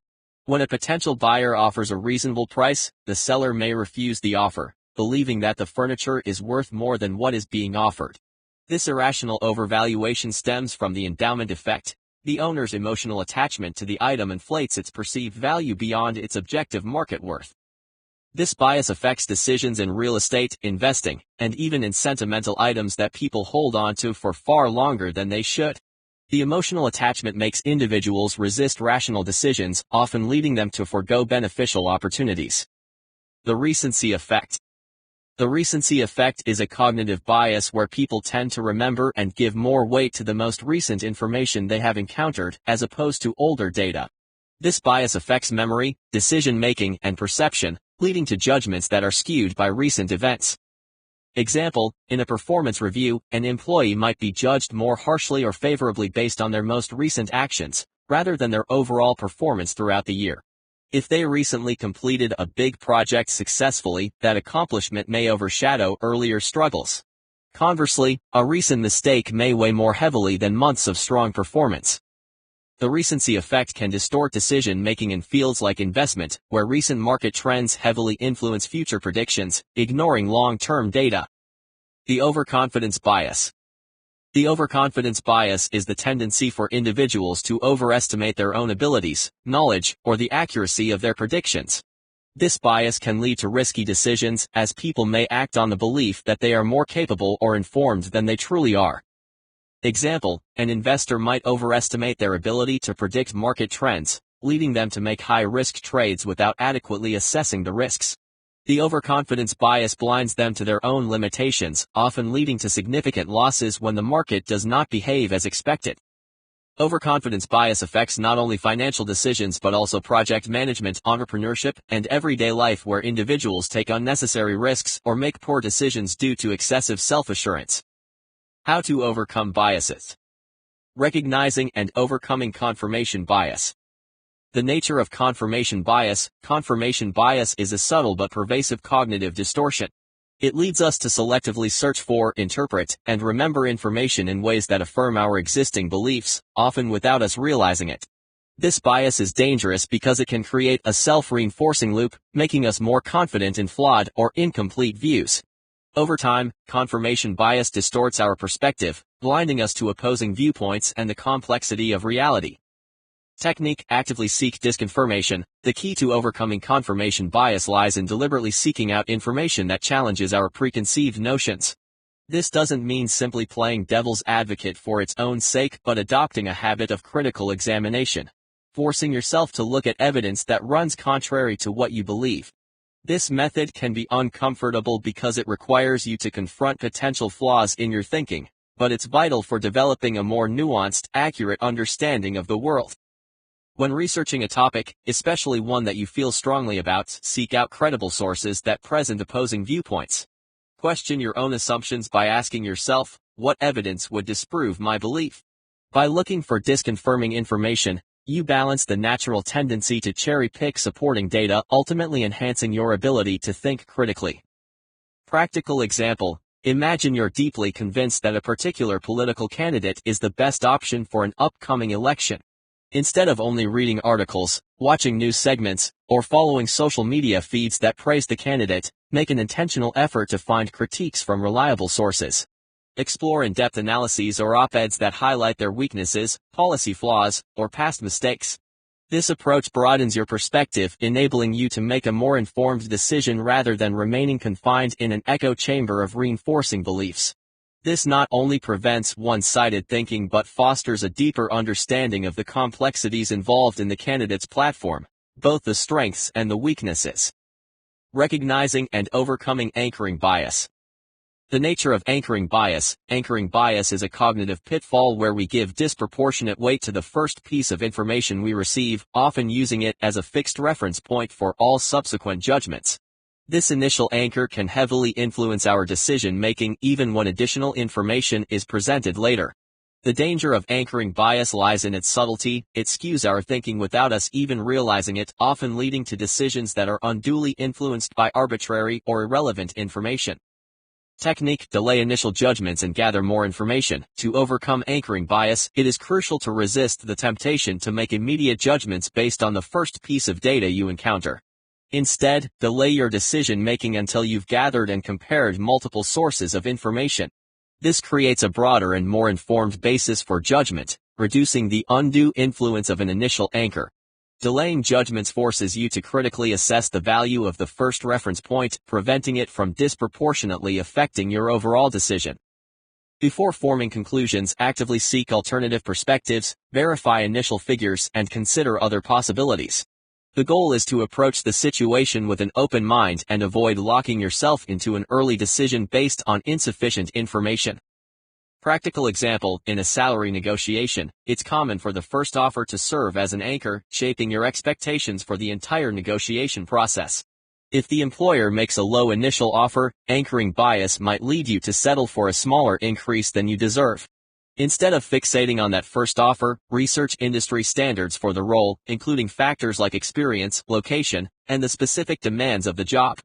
Consulting multiple salary benchmarks or speaking to professionals in the field will help you form a more accurate picture of what you should be aiming for, allowing you to counterbalance the initial anchor with objective data. In this way, you prevent the first number you hear from dictating the outcome and ensure that your decisions are guided by a well-rounded view of reality rather than a single, isolated figure. Recognizing and overcoming the availability heuristic. The nature of the availability heuristic. The availability heuristic is a mental shortcut that causes us to overestimate the likelihood or significance of events based on how easily they come to mind. Often, these events are more vivid, emotionally charged, or recent, skewing our perception of reality. This bias can lead to flawed decision-making as it relies on the immediacy of information rather than a thorough evaluation of the actual data. The availability heuristic thrives in environments where sensationalism is prevalent, such as the media, where dramatic stories get more attention than nuanced or less striking facts. Technique: broaden your data set. The key to overcoming the availability heuristic is to deliberately expand the range of information you consider before making a decision. Instead of basing your conclusions on the most immediate or emotionally charged examples, take the time to gather evidence from a diverse array of sources. Actively seek out data that may not be as dramatic or recent, but is more comprehensive and representative of the broader reality. This method helps to counteract the emotional pull of recent events and provides a more balanced perspective. By consciously questioning whether the examples that come to mind are truly representative of the broader situation, you can avoid falling into the trap of forming judgments based on incomplete or skewed information. Practical example: suppose you've recently heard several news reports about violent crimes in your city, and as a result, you start to feel that crime is on the rise. The vividness of the stories, coupled with their emotional weight, may lead you to believe that danger is everywhere. However, this perception is driven by the availability heuristic. To counter this bias, take a step back and seek out official crime statistics from government or law enforcement sources. Often, you'll find that despite the heightened media coverage, the actual crime rate may be stable or even decreasing. By grounding your perception in reliable data rather than sensational stories, you make a more informed assessment of the situation and avoid being swayed by readily available but misleading information. This practice not only improves your decision-making but also helps to dispel anxiety or misconceptions that can arise from relying on selective, emotionally charged examples. Recognizing and overcoming hindsight bias. The nature of hindsight bias. Hindsight bias is the tendency to believe, after an event has occurred, that the outcome was predictable or inevitable, even if there was no way to foresee it at the time. This bias can distort our understanding of past decisions and outcomes, making it seem as though we knew it all along. It can lead to overconfidence in our predictive abilities and cause us to overlook the role of chance or uncertainty in complex events. Hindsight bias not only clouds our judgment of the past but also prevents us from learning from mistakes, as we may falsely believe that we were always on the right track. Technique: maintain a record of predictions. To counteract hindsight bias, it's essential to keep a detailed record of your predictions and the reasoning behind them before events unfold. By documenting your expectations, the rationale behind your decisions, and the risks you perceive, you create a clear reference point. After the outcome, reviewing these notes allows you to compare your pre-event thoughts with the actual results, highlighting any gaps or blind spots in your foresight. This process provides a reality check, forcing you to acknowledge the uncertainty or complexity that existed at the time of your decision and helping you develop a more nuanced understanding of why events unfolded the way they did. Practical example: imagine you're about to invest in a new stock that you believe has strong growth potential. Before making the investment, write down your reasons for believing the stock will perform well as any risks or uncertainties you recognize. For example, you might note the company's recent performance, the broader market conditions, and potential regulatory changes that could impact its value. Once the stock's value has either risen or fallen, revisit your notes. If the stock performed well, avoid falling into the trap of thinking it was an obvious outcome all along. If the stock didn't perform as expected, reflect on the risks you identified beforehand and any factors you may have overlooked. This practice helps you remain grounded in your original reasoning, preventing hindsight bias from distorting your learning process. Recognizing and overcoming the Dunning-Kruger effect. The nature of the Dunning-Kruger effect. The Dunning-Kruger effect is a cognitive bias that occurs when individuals with limited knowledge or skill in a particular area overestimate their abilities. At the same time, those with a higher level of expertise may underestimate their competence, assuming that tasks they find simple must be easy for others as well. This bias leads to overconfidence among novices who are unaware of their gaps in understanding, and unnecessary self-doubt among experts who fail to recognize the value of their expertise. Technique: seek feedback and continuously learn. The most effective way to overcome the Dunning-Kruger effect is to consistently seek feedback from peers, mentors, or experts in the field. Constructive criticism helps reveal blind spots and areas where your self-assessment may be inaccurate. Pairing this with a commitment to continuous learning ensures that you remain aware of the complexity of the subject matter and are regularly expanding your knowledge. By staying open to feedback and maintaining a learning mindset, you'll develop a more accurate understanding of your own abilities and how they compare to those of others. Practical example: suppose you've just been assigned a leadership role in a new project. As you begin, you feel confident that you understand the scope of the work and can lead the team effectively. However, to guard against overestimating your abilities, you regularly ask a more experienced colleague to review your leadership approach and provide constructive feedback. Through these evaluations, you might discover areas where you lack expertise, perhaps in managing team dynamics or in strategic planning, and take steps to improve. At the same time, this feedback will affirm the areas where you are performing well, giving you a clearer, more balanced perspective on your capabilities. By engaging with continuous feedback and learning, you ensure that your self-assessment evolves along with your skill set, helping you avoid both overconfidence and unwarranted self-doubt. This process allows you to grow more self-aware, sharpening your expertise and honing your critical thinking over time. Recognizing and overcoming the halo effect. The nature of the halo effect. The halo effect is a cognitive bias where our overall impression of a person or product influences how we perceive their specific qualities. When we form a positive opinion of someone based on one standout characteristic, such as charm, appearance, or initial impressions, we often extend that positive assessment to unrelated traits. This bias can distort our judgment, leading to overly favorable or negative conclusions without proper evaluation of the individual aspects. Technique: focus on specific traits or behaviors. To counter the halo effect, it is important to consciously focus on evaluating individual traits or behaviors independently of your overall impression. Create a clear set of criteria relevant to the situation and assess each one on its own merit. This approach prevents any single quality from overshadowing the others and provides a more balanced view. Practical example: during a job interview, it's easy to be swayed by a candidate's charisma or confidence, assuming that these qualities reflect their overall competence. Instead, establish specific criteria, such as their relevant experience, technical skills, and problem-solving ability, and evaluate each one separately. This method allows you to assess situations or individuals more objectively, ensuring that no single trait clouds your judgment. By focusing on specifics, you strengthen your critical thinking and make more balanced, reasoned decisions. Recognizing and overcoming the curse of knowledge. The nature of the curse of knowledge. The curse of knowledge is a cognitive bias where experts assume that others share their level of understanding. This assumption often leads to ineffective communication, as experts may overlook the need to explain concepts in simpler terms or skip essential details that novices need to grasp the subject. Technique: engage in perspective taking and simplification. Before communicating, take a moment to imagine what it's like for someone with no prior knowledge of the topic. Break the information down into clear, step-by-step explanations, avoiding jargon and technical language. Offer simple analogies that relate the concepts to familiar experiences. Ask questions to ensure that the listener is following along and adjust your explanation based on their feedback. Practical example: suppose you are a software engineer explaining a complex algorithm to a non-technical colleague. Instead of diving into technical terms, describe the algorithm using a relatable analogy, such as comparing it to a recipe where specific steps must be followed to achieve the desired outcome. Throughout the explanation, check in with your colleague by asking questions like, "Does that make sense so far?" This approach allows you to ensure they understand each part before moving forward, avoiding assumptions about their knowledge level. Recognizing and overcoming the sunk cost fallacy.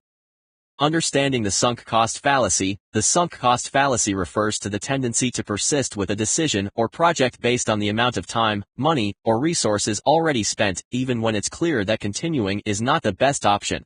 People often feel reluctant to abandon their investment, but this mindset can lead to greater losses in the future. Technique: shift focus to future outcomes. When making a decision, concentrate on the potential future costs and benefits rather than what has already been spent. Ask yourself a key question: if I hadn't invested anything in this yet, would I still continue with it based on the current situation? This helps reframe the decision-making process and prioritize what is best moving forward. Practical example: imagine you've spent months working on a business idea that's not gaining traction. Rather than letting the time and effort already invested influence your decision, evaluate whether the idea still has a viable future. If the outlook remains poor, it's a clear indication to stop investing more resources and to consider pursuing other opportunities.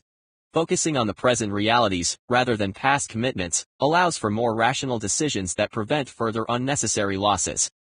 Recognizing and overcoming the framing effect. Understanding the framing effect. The framing effect arises when people's decisions are influenced by how information is presented rather than the actual content. The same facts, when framed differently, can lead to completely different conclusions. Technique: reevaluate from multiple angles. Before making a decision, challenge the initial presentation of information. Ask how the same facts would look if framed differently, and consider alternative perspectives to gain a clearer view of the situation. Practical example: imagine you're choosing between two products. One is advertised as 95% fat-free, while the other is labeled as contains 5% fat. Although the information is identical, the framing might lead you to favor the first option. Reevaluate both choices by considering the identical nature of the facts, preventing an emotional response to the framing and leading to a more rational decision. Recognizing and overcoming the bandwagon effect. Understanding the bandwagon effect. The bandwagon effect occurs when individuals adopt beliefs, behaviors, or trends simply because others are doing so, often without fully evaluating the reasons behind the popularity. Technique: challenge popular opinions. Before following the crowd, step back and question the rationale behind the trend. Evaluate the evidence supporting it and consider alternative viewpoints or possible risks. Practical example: suppose all your colleagues are excited about a particular business model everyone seems to be adopting. Instead of following blindly, you decide to thoroughly assess its actual benefits, studying both its successes and failures in other industries. This approach helps you make an informed decision rather than getting swept up in the hype.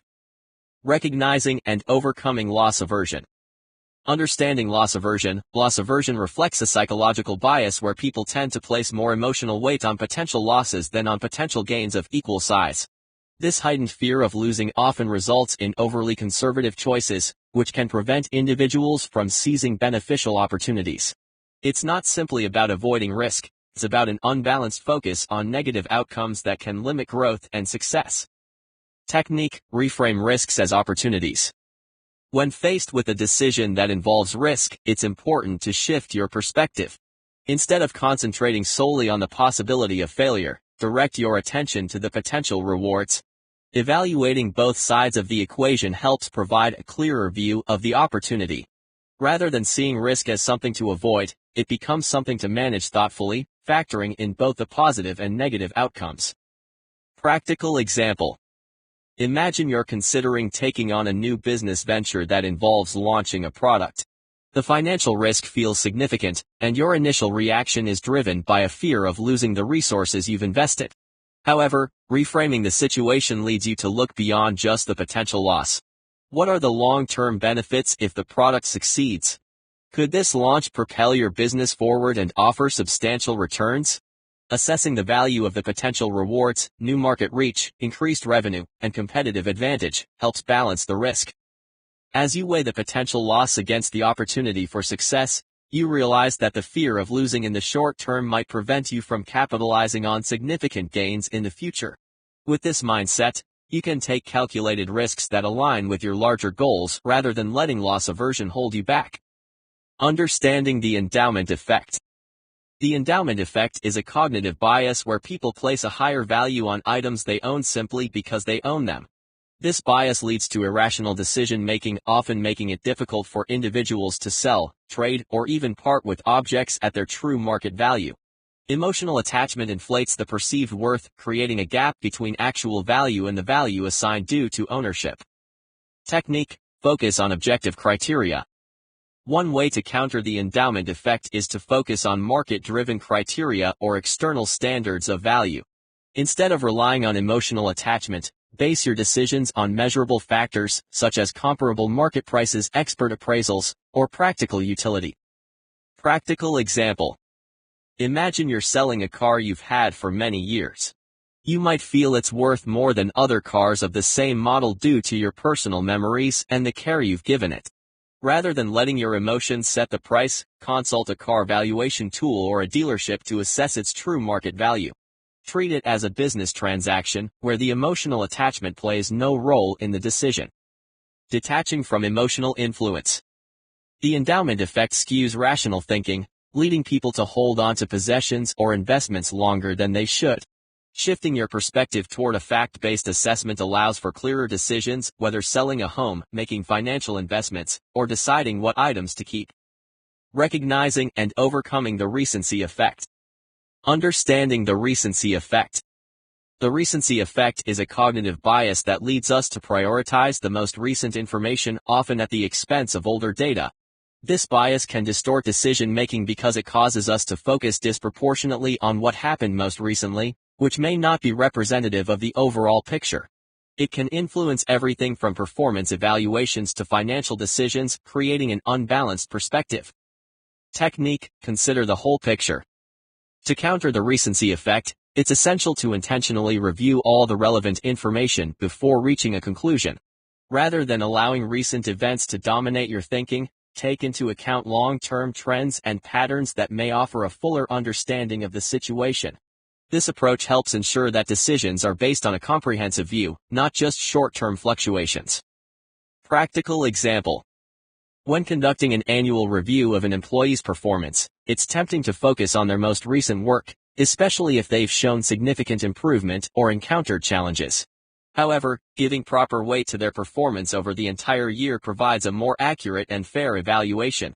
A review of key accomplishments, consistent strengths, and areas of growth throughout the year will give you a balanced assessment, rather than relying too heavily on the last few weeks or months. Broadening the context for decisions. The recency effect often leads to hasty decisions based on a narrow view of the situation. To avoid this, ensure that you're considering both recent developments and historical data, whether you're making financial investments, assessing market trends, or making personal decisions. Reflecting on the entire timeline of relevant information will allow you to see deeper patterns that might otherwise be overshadowed by recent events. Recognizing and overcoming the overconfidence bias. Understanding the overconfidence bias. The overconfidence bias occurs when individuals overestimate their own abilities, knowledge, or the accuracy of their predictions. This cognitive bias can lead to overreaching decisions, taking on unnecessary risks, or failing to account for important information. In professional and personal contexts, this bias often results in misguided actions based on false perceptions of competence. Technique: regularly question assumptions. To counter the effects of overconfidence, it's essential to pause and challenge the assumptions behind your decisions. This involves thinking critically about your knowledge gaps and potential blind spots. Asking yourself, what key details might I be missing? Or have I fully considered the risks? Shifts the focus from confidence to thorough analysis. Instead of relying solely on internal judgment, seek validation from external sources or trusted individuals who can offer a different perspective. Practical example. Imagine you're considering a high-risk investment that you feel confident will pay off based on your research. However, before proceeding, consult with a financial advisor who can review your plan, highlight unseen risks, and help you evaluate the decision more holistically. This second opinion offers an opportunity to recognize any overconfidence that may be clouding your judgment. Encouraging diverse feedback. Checking assumptions is not just about internal reflection but about actively engaging others for feedback. Listening to colleagues, mentors, or experts provides a well-rounded perspective, minimizing the risk of tunnel vision. This approach encourages humility and a realistic view of your capabilities, which leads to more balanced, sound decisions in both personal and professional contexts. Assumptions in argumentation. Assumptions are the unstated premises or beliefs that underpin our reasoning. They are the foundation upon which arguments are built, often taken for granted and left unexamined. In logical reasoning, assumptions play a crucial role by shaping the direction of our thoughts and the conclusions we draw. However, because assumptions are often implicit, they can be both powerful and perilous. A well-founded assumption can guide us toward truth and clarity, while a faulty assumption can lead us into error and confusion. In every argument, there are explicit statements, the premises and conclusions that form the backbone of the reasoning. But beneath these explicit elements lie assumptions, the unspoken agreements that give the argument its form and direction. These assumptions can be about the nature of the world, the behavior of people, or the validity of certain principles. For instance, when someone argues that all students should study more to get better grades, they may be assuming that more studying will naturally lead to better grades, an assumption that may not hold true in all cases. Understanding assumptions is essential for anyone engaged in critical thinking, logic, or problem solving. Below, we break down common types of assumptions and how they can influence reasoning. 1. Explicit versus implicit assumptions. Assumptions come in two main forms, explicit and implicit. Explicit assumptions are clearly stated in the argument, making them easier to identify and examine. These are the assumptions that we openly acknowledge and integrate into our reasoning. Implicit assumptions, on the other hand, remain hidden beneath the surface of our thinking.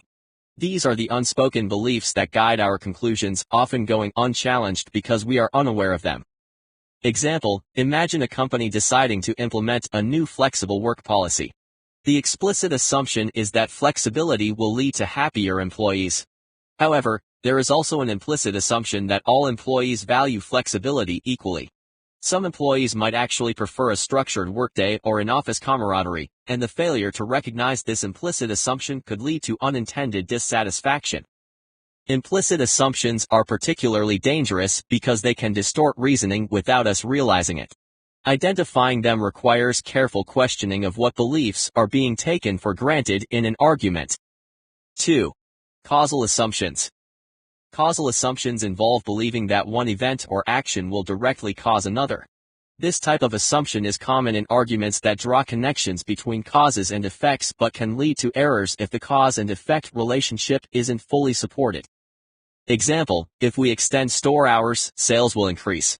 This assumes that simply staying open longer will drive more sales, but it ignores other factors like customer demand, staffing costs, and competition. Extending hours could increase costs without significantly boosting revenue. Causal assumptions need to be supported by evidence or reasoning that clearly shows a direct relationship between two events. Otherwise, they can lead to incorrect conclusions about how one thing affects another. 3. Universal assumptions. A universal assumption occurs when we assume that something is true in all cases without exception. These assumptions generalize a specific observation and apply it to every instance, often leading to overgeneralization and flawed conclusions. Example, all startups fail within the first 3 years. While many startups face challenges and a significant percentage do fail, this universal assumption ignores the many factors that contribute to success, such as strong management, innovative products, or access to resources. Universal assumptions are risky because they close off consideration of exceptions or nuances. In critical thinking, it's essential to recognize that most situations are complex and require more specific evaluation rather than blanket statements. 4. Normative assumptions. Normative assumptions reflect our beliefs about how things should be, often based on cultural, social, or personal norms. These assumptions can skew reasoning by imposing subjective values on objective discussions. Example, employees should always answer emails after working hours if they are dedicated to their jobs. This assumes that dedication is measured by availability after hours, which is a cultural or personal belief rather than a universal truth. In some workplaces, work-life balance is highly valued, and constantly answering emails could be seen as burnout rather than commitment. Normative assumptions can lead to judgmental thinking, where one view of how things should be overrides a more balanced consideration of different perspectives or values. 5. Predictive assumptions. A predictive assumption involves believing that because something happened in the past, it will continue to happen in the future. While past trends can provide useful insights, relying too heavily on this type of assumption can be dangerous when conditions change.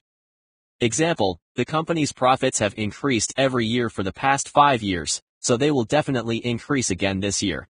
This assumption disregards potential changes in market conditions, competition, or internal issues that could affect future profitability. Predictive assumptions are common in financial forecasting, business planning, and personal decision-making, but they need to be carefully evaluated against current and future risks rather than relying solely on past performance. Sources of assumptions. Assumptions don't arise in isolation, they are shaped by various influences in our lives, from the cultures we belong to, the personal experiences we accumulate, to the education we receive and the media we consume. These sources can deeply affect our thinking, often in ways we don't recognize. Understanding where assumptions come from is crucial to identifying and challenging them, allowing us to think more critically and make better decisions. Below, we explore common sources of assumptions with examples to illustrate their influence. Cultural assumptions. Cultural assumptions are beliefs and values ingrained in us by the society or community we grow up in. These norms and traditions are so deeply embedded in our collective thinking that we rarely question them, even when they shape important decisions or opinions. Cultural assumptions can vary widely between different societies, making them difficult to recognize if you are fully immersed in your own culture. Example, assumptions about gender roles often stem from cultural traditions. In many cultures, there is an expectation that men should be the primary breadwinners and women should take on caregiving roles. This cultural assumption can influence career choices, family dynamics, and even workplace policies without people realizing that these beliefs are not universal or necessary. Cultural assumptions are powerful because they are often reinforced by social structures and institutions, making them seem natural or normal. Questioning these assumptions requires us to step outside of our cultural framework and recognize that different perspectives exist. 2. Personal experience. Our individual experiences shape how we see the world, and these experiences often lead to personal assumptions about how things work. While personal experience is valuable, it can sometimes lead us to overgeneralize from our specific situation, assuming that what is true for us must be true for everyone else. Example, someone who has had a negative experience starting a business might assume that entrepreneurship is always risky and doomed to fail. This personal assumption about risk might cause them to discourage others from starting their own ventures, even though many people succeed as entrepreneurs. Their past experience has shaped an assumption that may not apply more broadly. Personal experiences, while important, can be subjective and limited in scope. It is essential to recognize that others may have different experiences that lead them to very different conclusions. Challenging these assumptions involves considering viewpoints beyond our own experiences. 3. Educational background. Our educational training and academic background significantly influence the way we approach problems, interpret data, and form assumptions. Different disciplines encourage different ways of thinking, and sometimes these specialized frameworks can lead to assumptions that are not applicable outside their field of expertise. Example, an engineer trained to solve problems through a structured, logical approach might assume that every issue has a technical solution. This assumption, however, might not hold when dealing with complex social or psychological problems where human behavior is unpredictable and emotions play a significant role. Educational assumptions can be valuable within a specific context but become limiting when we try to apply them universally. It's important to recognize that different fields of study approach the same problem in distinct ways, and no single approach can capture the full complexity of every issue. 4. Media and social influence. The media we consume, whether through television, social media, news outlets, or entertainment, often shapes public opinion by presenting certain narratives, framing issues in specific ways, and influencing what we perceive as important or true. These narratives can lead to widespread assumptions that are rarely questioned, even when they are incomplete or biased. Example, media coverage of crime, for instance, often emphasizes violent incidents and sensational stories, leading many people to assume that crime rates are higher than they actually are. In reality, crime statistics may show a decrease, but because the media focuses on the most shocking cases, the public assumes that crime is rampant. Social media further amplifies these assumptions as algorithms often reinforce what we already believe, creating echo chambers where our assumptions go unchallenged. Critical thinking involves questioning the sources of information we consume and recognizing how media narratives can shape our assumptions about the world. Identifying hidden assumptions.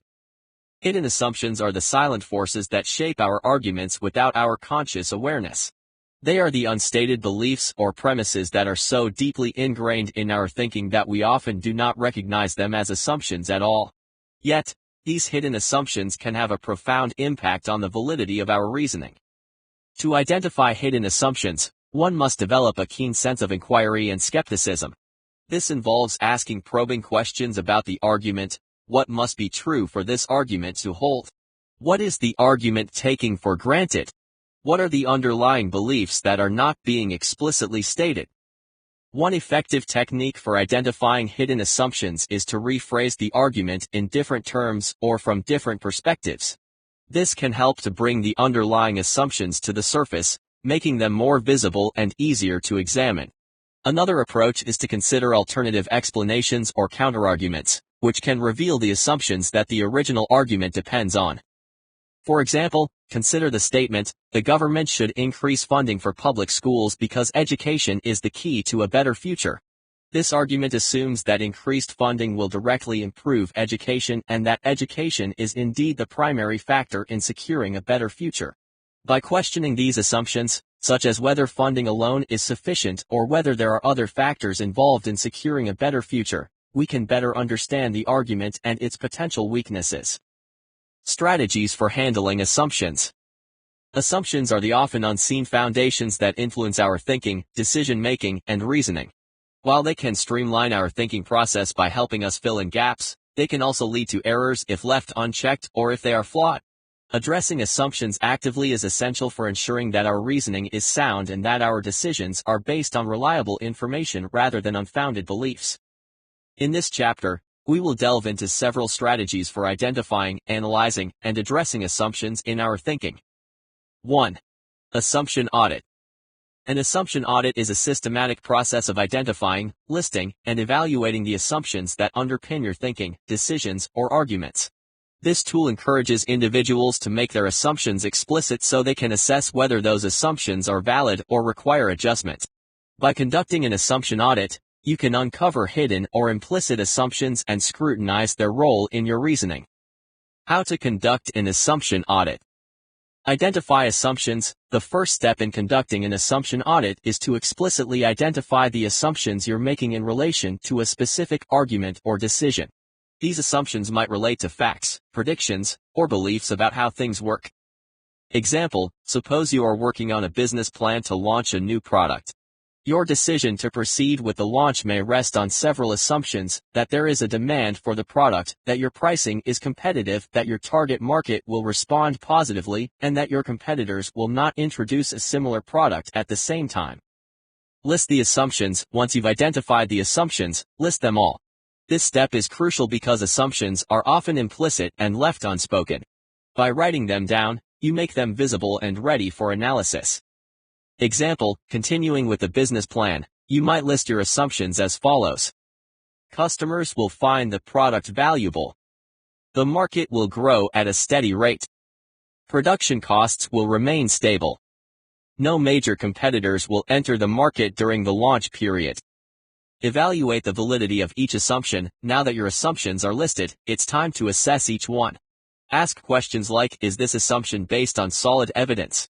Has this assumption held true in the past, or are we relying on wishful thinking? Could this assumption be challenged by new information? Example, you might question your assumption about customer demand by conducting market research. If the research shows that customer interest in similar products is waning, your assumption about product value might be invalid, and you may need to adjust your strategy accordingly. Prioritize assumptions. Some assumptions will be more critical than others.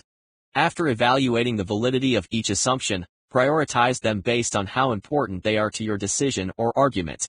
High-priority assumptions are those that, if proven wrong, would have the most significant impact on your plans. Example, in your business plan, the assumption about customer demand might be far more critical than the assumption about competitors. If there's no demand for the product, the business plan will fail regardless of what competitors do.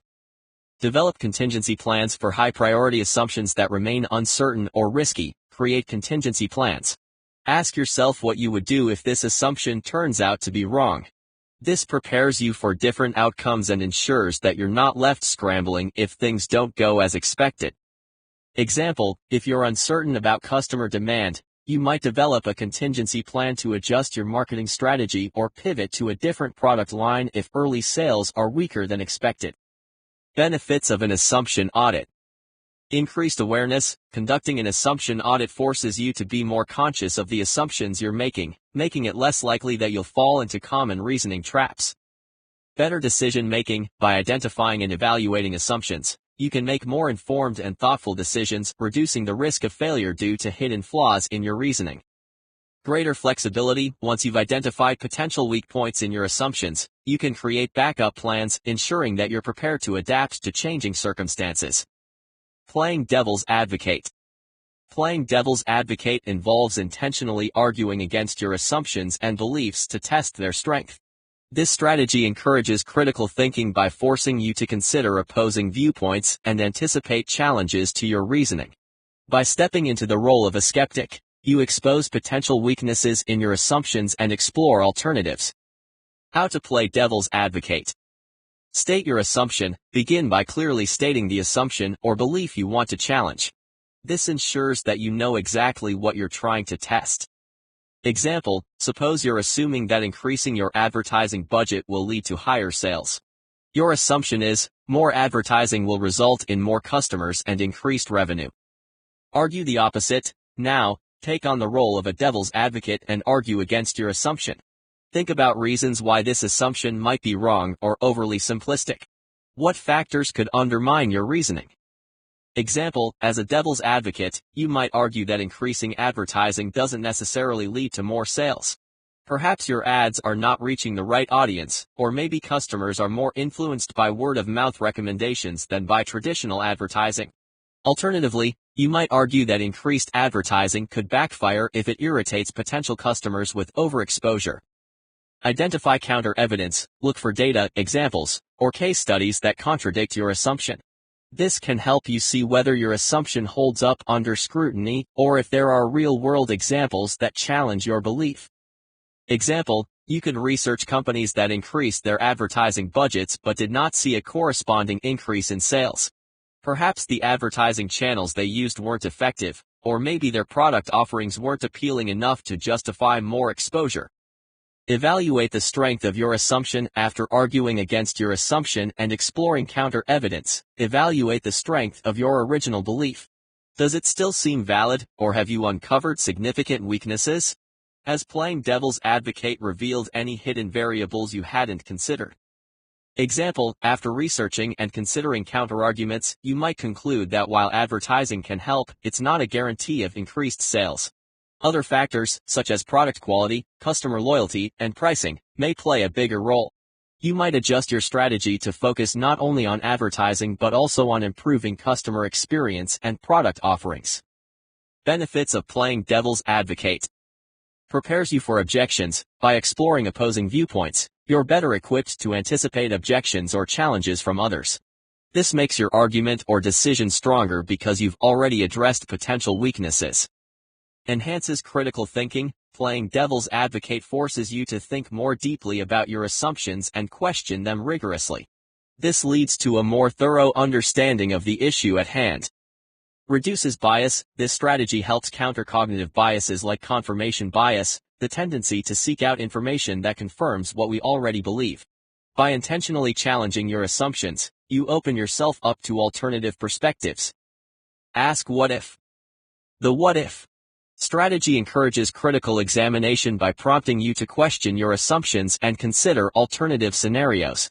Asking what if helps you explore different possibilities, anticipate unexpected outcomes, and identify hidden assumptions. This strategy is particularly useful for testing the robustness of your reasoning under different conditions. How to use the what-if strategy. Identify your key assumption. Start by identifying the core assumption that is driving your argument or decision. This is the belief that you are taking for granted and that may not have been critically examined. Example, imagine you are a school administrator planning to implement a new technology-based curriculum. One of your key assumptions might be, students will be more engaged and learn more effectively through digital tools. Ask what if this assumption is wrong. Now, ask yourself, what if my assumption is wrong? Explore what might happen if the assumption doesn't hold true. Example, what if students are not more engaged with digital tools? What if they find the new technology distracting? Or what if some students don't have access to reliable internet at home? Asking these questions allows you to identify potential obstacles that you may not have considered. Consider opposite scenarios. Take the questioning a step further by asking, what if the opposite is true? This helps you challenge your assumptions from a different angle and consider alternatives that may be more accurate. Example, what if students actually learn better with traditional methods like textbooks and face-to-face instruction? What if technology reduces meaningful interaction between students and teachers? Test multiple scenarios. Don't stop at just one or two possibilities. The what-if strategy is most powerful when you test your assumptions against a variety of potential scenarios.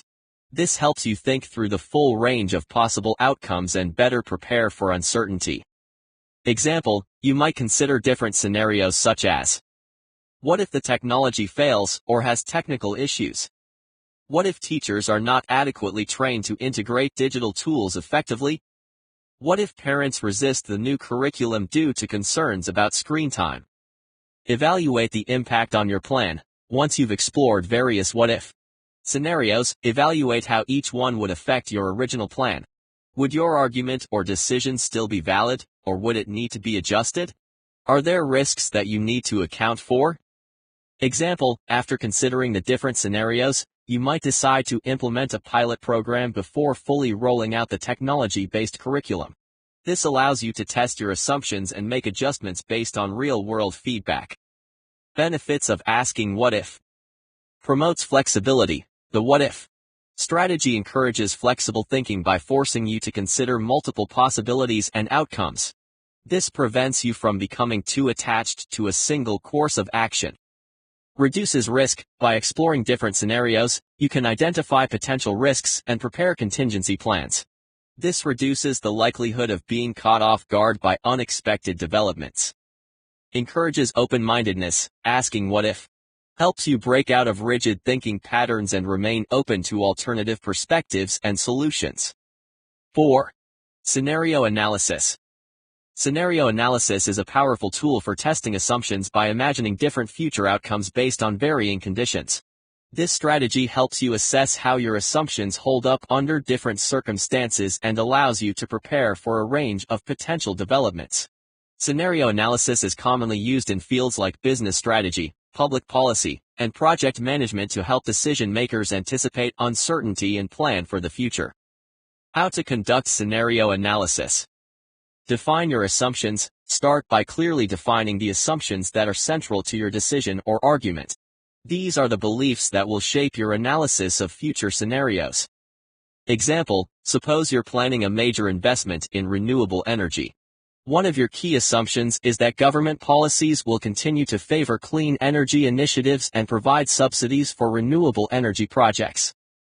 Identify key variables. Next, identify the key variables that could influence the outcome of your decision. These are the factors that could change and potentially affect whether your assumptions hold true. Example, in the renewable energy example, key variables might include government policies, technological advancements, market demand for renewable energy, and competition from fossil fuel industries. Develop multiple scenarios. Based on your key variables, create several different scenarios that represent a range of possible futures. Each scenario should challenge your assumptions in different ways. Example, you might develop the following scenarios. Optimistic scenario, government policies become even more favorable to renewable energy, and new technologies drive down the cost of production, leading to widespread adoption. Neutral scenario, government policies remain stable, but there are no significant changes in technology or market demand. The renewable energy industry grows steadily but faces competition. Pessimistic scenario, government subsidies are reduced or eliminated, and the cost of fossil fuels drops, making renewable energy less competitive. Evaluate your assumptions in each scenario. For each scenario, ask how your key assumptions hold up. Would your decision still make sense in each scenario, or would it need to be revised? Are there any scenarios where your assumptions are particularly vulnerable? Example, in the pessimistic scenario, your assumption about government support for renewable energy may not hold. This could lead you to reconsider the timing or scale of your investment. On the other hand, in the optimistic scenario, your assumptions are reinforced, and you might decide to increase your investment. Develop contingency plans. After analyzing your assumptions across different scenarios, develop contingency plans for each potential future. This ensures that you're prepared to adapt to changing circumstances. Example, if government subsidies are reduced, you might have a contingency plan to seek private investors or diversify your energy portfolio to include other forms of clean energy. Benefits of scenario analysis. Prepares you for uncertainty. Scenario analysis helps you anticipate different futures and prepare for uncertainty. This makes your decisions more resilient and adaptable. Reduces overconfidence. By exploring multiple scenarios, you avoid overconfidence in any one assumption or outcome. This leads to more balanced and well-thought-out strategies. Encourages long-term thinking. Scenario analysis forces you to think about the long-term implications of your decisions and how they might evolve over time. Exercises and thought experiments for identifying and challenging assumptions. To put these strategies into practice, here are a few exercises and thought experiments you can try. Assumption audit exercise. Pick a decision you are currently facing, whether it's personal or professional. Conduct an assumption audit by listing all the assumptions you're making about the situation. For each assumption, ask, what evidence supports this? Could this assumption be wrong? How would my decision change if it were? Devil's advocate debate. Partner with a friend or colleague and take turns playing devil's advocate for each other's arguments. Challenge each other's assumptions by raising objections and exploring alternative explanations. The goal is to strengthen your arguments by anticipating and addressing potential criticisms. What if thought experiment? Pick a major assumption you're making in your current project or decision. Conduct a thought experiment where you imagine that this assumption is wrong. What would happen? How would your approach need to change? This exercise can help you uncover hidden risks and opportunities. Scenario planning workshop. Gather a team or a group of peers and conduct a scenario planning session for an upcoming project or decision. Create several future scenarios based on different variables and test how your assumptions hold up in each one. Use this exercise to develop contingency plans and ensure that you're prepared for a range of outcomes. Impact of faulty assumptions. Faulty assumptions are like cracks in the foundation of an argument. They can undermine the entire structure, leading to flawed reasoning and poor decisions. When assumptions are incorrect or unexamined, they can distort our thinking, leading us to draw conclusions that are not supported by the evidence or that do not logically follow from the premises. The impact of faulty assumptions can be seen in a wide range of contexts, from personal decision-making to public policy. For example, a company might assume that a new product will be successful simply because it has a strong brand name, without considering market trends or customer needs. This assumption could lead to a costly product launch failure. Similarly, a policymaker might assume that a particular intervention will have the same effect in one community as it did in another, without accounting for differences in culture, economy, or demographics. This assumption could result in ineffective or even harmful policies. Faulty assumptions can also lead to cognitive biases, where our thinking is skewed by our preconceived notions. For instance, if we assume that all members of a certain group are the same, we might overlook individual differences and make biased judgments. This can lead to stereotyping, discrimination, and other forms of flawed reasoning. To avoid the pitfalls of faulty assumptions, it is essential to approach reasoning with a critical mindset. This means continuously questioning our assumptions, seeking out evidence, and being willing to revise our beliefs in light of new information. By doing so, we can build stronger, more reliable arguments and make better decisions. Case studies and examples. To illustrate the importance of understanding, identifying, and challenging assumptions, it is useful to examine real-world scenarios where assumptions played a critical role. These case studies demonstrate how assumptions can shape outcomes, influence decisions, and either support or undermine the validity of an argument. Background. A prominent brand in the photography industry, known for its innovative products and market leadership, dominated the field for much of the 20th century. Its iconic slogan even became part of popular culture. However, despite its early successes, the company failed to adapt to the digital revolution, a failure that stemmed from faulty assumptions. The faulty assumptions. The company's leadership assumed that their profitable film business would continue to thrive even as digital photography began to emerge in the late 20th century. They believed that consumers would always prefer the quality and reliability of traditional film over the novelty of digital cameras. This assumption was based on the company's long history of success with film and a belief that the market would be slow to move away from a trusted technology. Additionally, the leadership assumed that the high margins from film sales would allow them to maintain their business model without the need to aggressively pursue digital innovations. They believed digital photography was a niche market that would not significantly impact their core business. The reality. These assumptions proved to be disastrously incorrect. As digital technology advanced rapidly, the quality and convenience of digital cameras improved, and consumer preferences shifted dramatically. The cost of digital photography decreased, making it more accessible and appealing to the average consumer.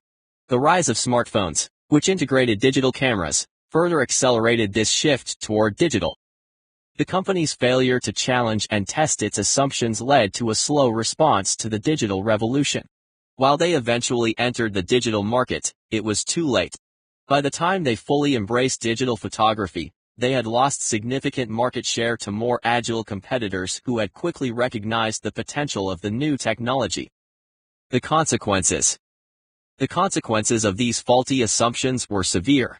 The once dominant global photography brand eventually filed for bankruptcy in 2012. While the company has since restructured and shifted its focus to other areas, its dramatic fall serves as a powerful reminder of the importance of challenging assumptions in business strategy. Lessons learned. This case offers several key lessons about the role of assumptions in decision-making. The danger of complacency. Success can breed complacency, leading companies to assume that what worked in the past will continue to work in the future. This assumption can prevent organizations from recognizing and adapting to new realities. The need for continuous reevaluation. Assumptions should be reevaluated continuously in the face of changing market conditions and technological advancements. What was once a valid assumption may no longer hold true as external environments evolve. The importance of agility. In fast-changing industries, agility is crucial.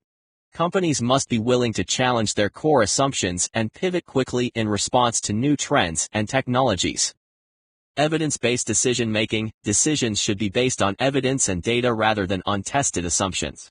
Companies that rely on data-driven insights are better equipped to navigate uncertainty and make informed strategic decisions.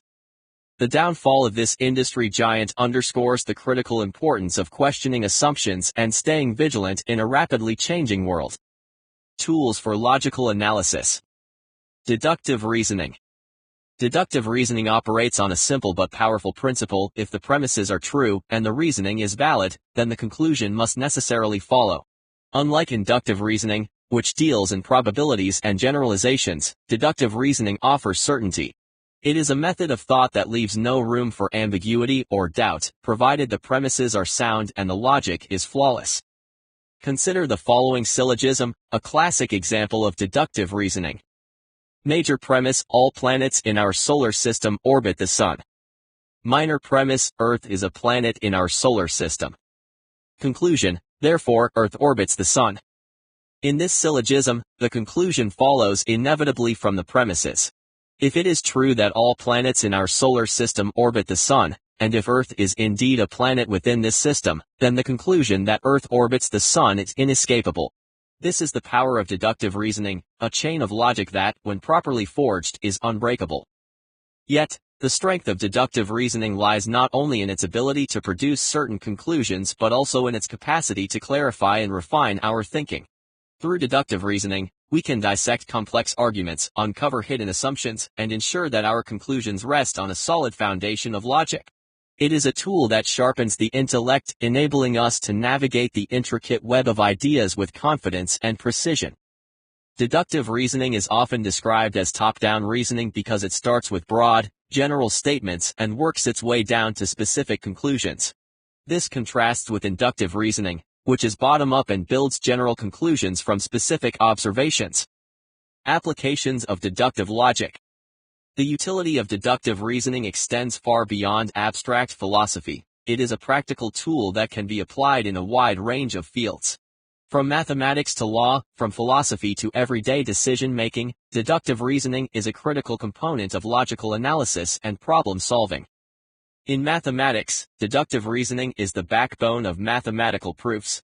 Mathematicians use deductive logic to demonstrate the truth of mathematical statements, starting with axioms, self-evident truths, and applying logical steps to arrive at specific conclusions. For example, in geometry, the Pythagorean theorem is proven through deductive reasoning, starting from basic definitions and axioms and building up to the conclusion that, in a right-angled triangle, the square of the hypotenuse is equal to the sum of the squares of the other two sides. In law, deductive reasoning is also fundamental in the field of law. Lawyers and judges use deductive logic to apply general legal principles to specific cases.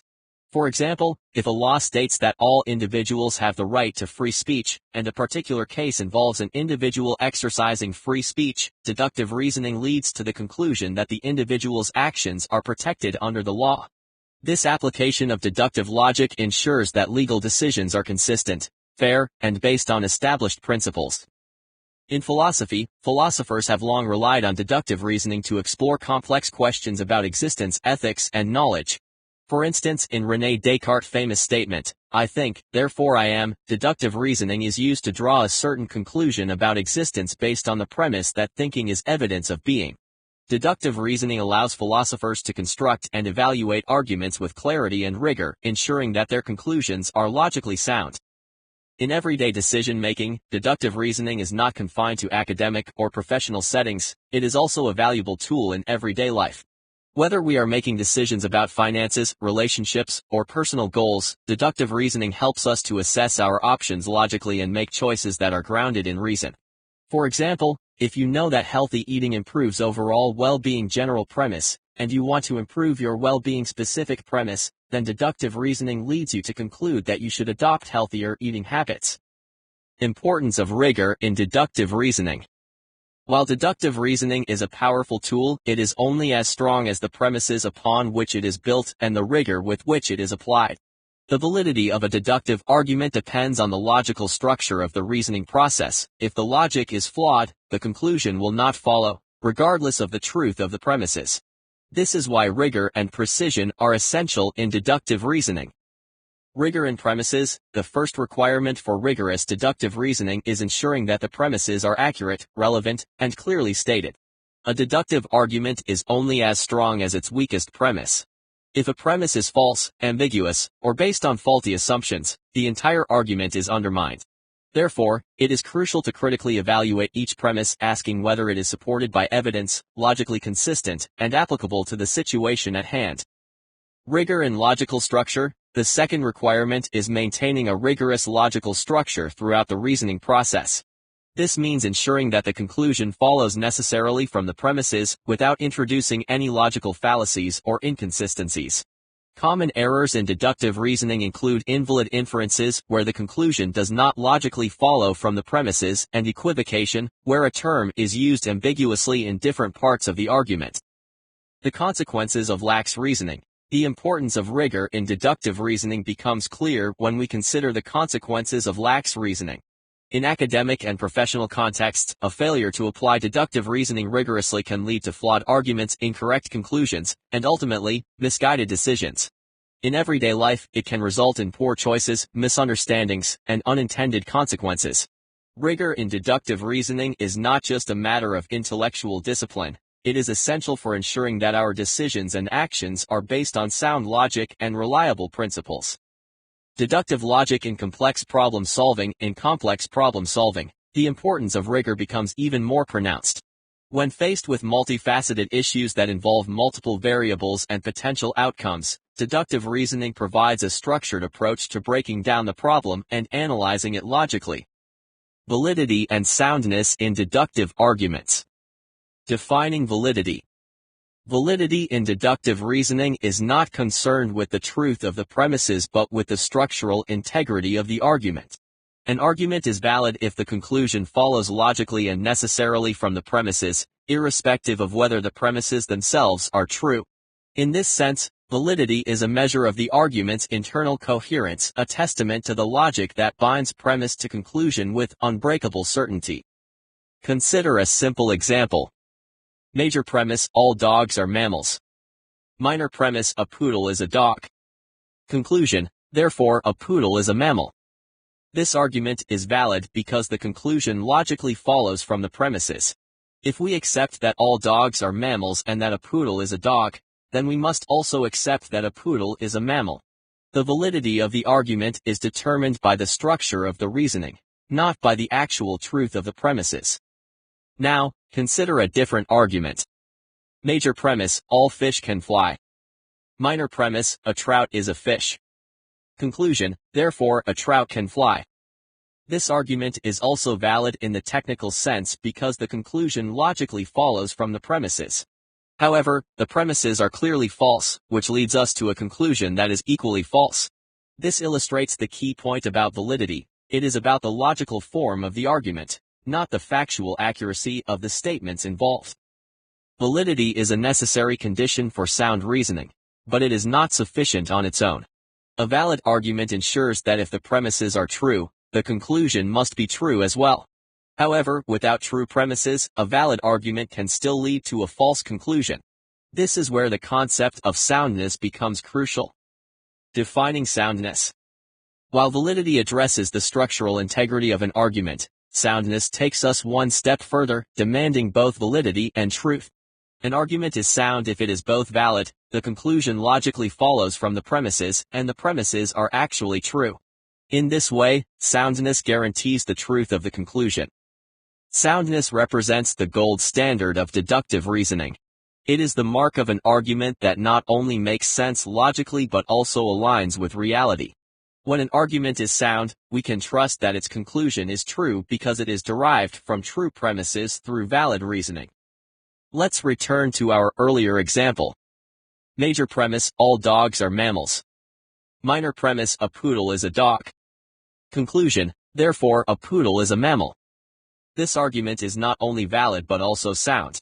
The premises are true: dogs are indeed mammals and a poodle is a type of dog, so the conclusion that a poodle is a mammal is also true. This sound argument provides us with a conclusion that we can confidently accept as accurate. Contrast this with our second example.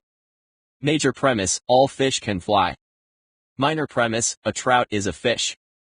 Conclusion: therefore a trout can fly. While this argument is valid, it is not sound because the premises are false. The major premise, all fish can fly, is factually incorrect, which undermines the entire argument and renders the conclusion false. This highlights the essential difference between validity and soundness. Validity concerns the logical form, while soundness requires both valid form and true content. Soundness is the ultimate goal in deductive reasoning. It is not enough for our arguments to be logically consistent, they must also be grounded in reality. In the pursuit of truth and effective decision-making, we must strive for soundness in our reasoning, ensuring that our conclusions are not only logically derived but also factually correct. Evaluating arguments for validity and soundness. To master deductive reasoning, one must develop the skill of evaluating arguments for both validity and soundness. This process involves a critical examination of the logical structure and the truthfulness of the premises. Here is a step-by-step guide to evaluating deductive arguments. Identify the structure of the argument. Begin by breaking down the argument into its basic components: the major premise, the minor premise, and the conclusion. Understanding the structure is essential for assessing the logical flow from premises to conclusion. Examine the logical form. Once you have identified the structure, evaluate the logical form of the argument. Ask yourself whether the conclusion necessarily follows from the premises. If the answer is yes, the argument is valid. If not, the argument is invalid and the conclusion does not logically follow. Example of a valid argument. Major premise: all humans are mortal. Minor premise: Socrates is a human. Conclusion: therefore, Socrates is mortal. Example of an invalid argument. Major premise: all humans are mortal. Minor premise: Socrates is mortal. Conclusion: therefore, Socrates is a human. The conclusion does not necessarily follow from the premises in the invalid argument, as other beings could be mortal besides humans. Assess the truth of the premises. After evaluating the validity, turn your attention to the premises. Are the premises true? This requires checking the factual accuracy of each premise. An argument with false premises, even if valid, is not sound. True premises. Major premise: all metals conduct electricity. Minor premise: copper is a metal. Conclusion: therefore, copper conducts electricity. This argument is sound because both premises are true, and the argument is valid. False premises. Major premise: all insects can fly. Minor premise: a spider is an insect. Conclusion: therefore, a spider can fly. The major premise is false, and the minor premise is also false, making the argument unsound. Consider the context. In some cases, the context in which an argument is presented may influence the evaluation of its premises. Cultural, scientific, and situational factors can all affect whether a premise is considered true or false. Ensure that your evaluation takes these factors into account. Draw a conclusion. Based on your analysis of the logical form and the truth of the premises, determine whether the argument is valid, sound, or neither. If the argument is both valid and sound, you can confidently accept the conclusion as true. If the argument is invalid or unsound, the conclusion cannot be trusted. Common logical fallacies in deductive reasoning. Even when armed with a solid understanding of validity and soundness, one can still fall victim to common logical fallacies. These are errors in reasoning that undermine the validity or soundness of an argument, leading to false or misleading conclusions.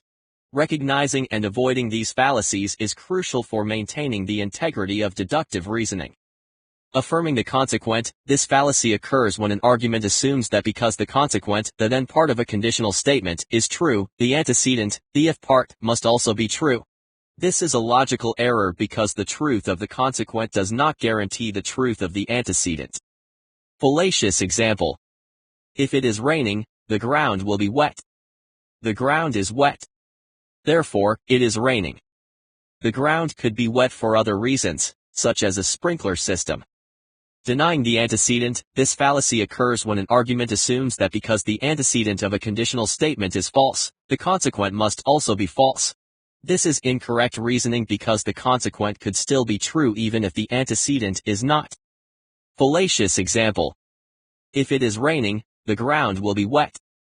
It is not raining. Therefore, the ground is not wet. The ground could still be wet from another source of water. Equivocation. This fallacy occurs when a key term in an argument is used in two different senses, leading to a misleading conclusion. Equivocation exploits the ambiguity of language to create the appearance of a logical connection where none exists. Fallacious example. All feathers are light. Light is a form of electromagnetic radiation. Therefore, all feathers are a form of electromagnetic radiation. The word light is used in two different senses, creating a false equivalence. Begging the question. This fallacy occurs when an argument assumes the truth of what it is supposed to prove, effectively circular reasoning. The conclusion is simply a restatement of one of the premises, providing no real proof or support. Fallacious example. Freedom of speech is important because people should be able to speak freely. The argument assumes what it is trying to prove, offering no independent support for the conclusion. False dilemma. This fallacy occurs when an argument presents two options as the only possibilities when, in fact, other alternatives exist.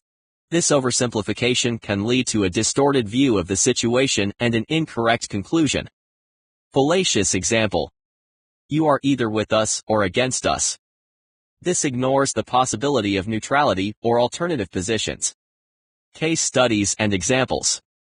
Understanding the principles of validity and soundness in deductive reasoning is crucial, but it is in their application to real-world scenarios that these concepts truly come to life. Let us examine some case studies where the validity and soundness of deductive arguments played a critical role in decision-making, revealing the consequences of relying on unsound reasoning. Galileo's defense of heliocentrism. During the 17th century, Galileo Galilei famously defended the heliocentric model of the solar system, which positioned the Sun at the center against the prevailing geocentric model that placed Earth at the center. The following deductive argument was central to Galileo's reasoning. Major premise: if Jupiter has moons orbiting around it, not all celestial bodies orbit the Earth. Minor premise: Jupiter has moons orbiting around it, as Galileo observed through his telescope. Conclusion: therefore, not all celestial bodies orbit the Earth. This argument was valid because the conclusion followed logically from the premises. The argument was also sound because the premises were true. Galileo had indeed observed the moons of Jupiter through his telescope, providing concrete evidence that not all celestial bodies revolved around Earth. Despite the soundness of Galileo's reasoning, his conclusions were met with resistance by the Catholic Church, which held to the geocentric model based on religious doctrine. The Church's refusal to acknowledge Galileo's findings, despite the valid and sound argument supporting heliocentrism, delayed scientific progress and contributed to the persecution of Galileo. This historical case underscores the importance of embracing sound reasoning, even in the face of institutional or cultural opposition. The Salem Witch Trials.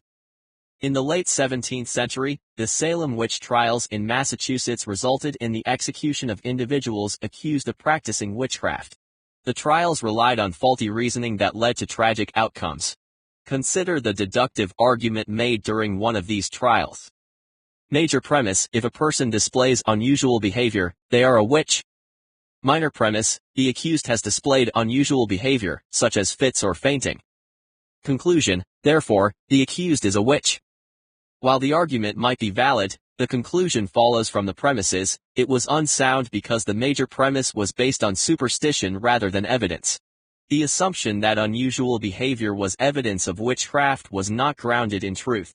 The faulty major premise led to wrongful convictions, as natural illnesses or psychological conditions were misinterpreted as evidence of witchcraft. This case illustrates the dangerous consequences of relying on unsound reasoning. When premises are based on false or irrational beliefs, even a valid argument can lead to disastrous conclusions, as it did in the tragic executions during the Salem witch. The trial of Socrates. In 399 BCE, Socrates, the Greek philosopher, was put on trial in Athens, accused of corrupting the youth and impiety, disrespecting the gods of the city. The deductive argument made against him followed this structure. Major premise: those who corrupt the youth and disrespect the gods are guilty of crimes punishable by death. Minor premise: Socrates corrupts the youth and disrespects the gods. Conclusion: therefore, Socrates is guilty of crimes punishable by death. The argument was valid because the conclusion logically followed from the premises, but it was unsound because the minor premise was false. Socrates did not corrupt the youth, rather, he encouraged critical thinking and dialogue, which challenged traditional beliefs.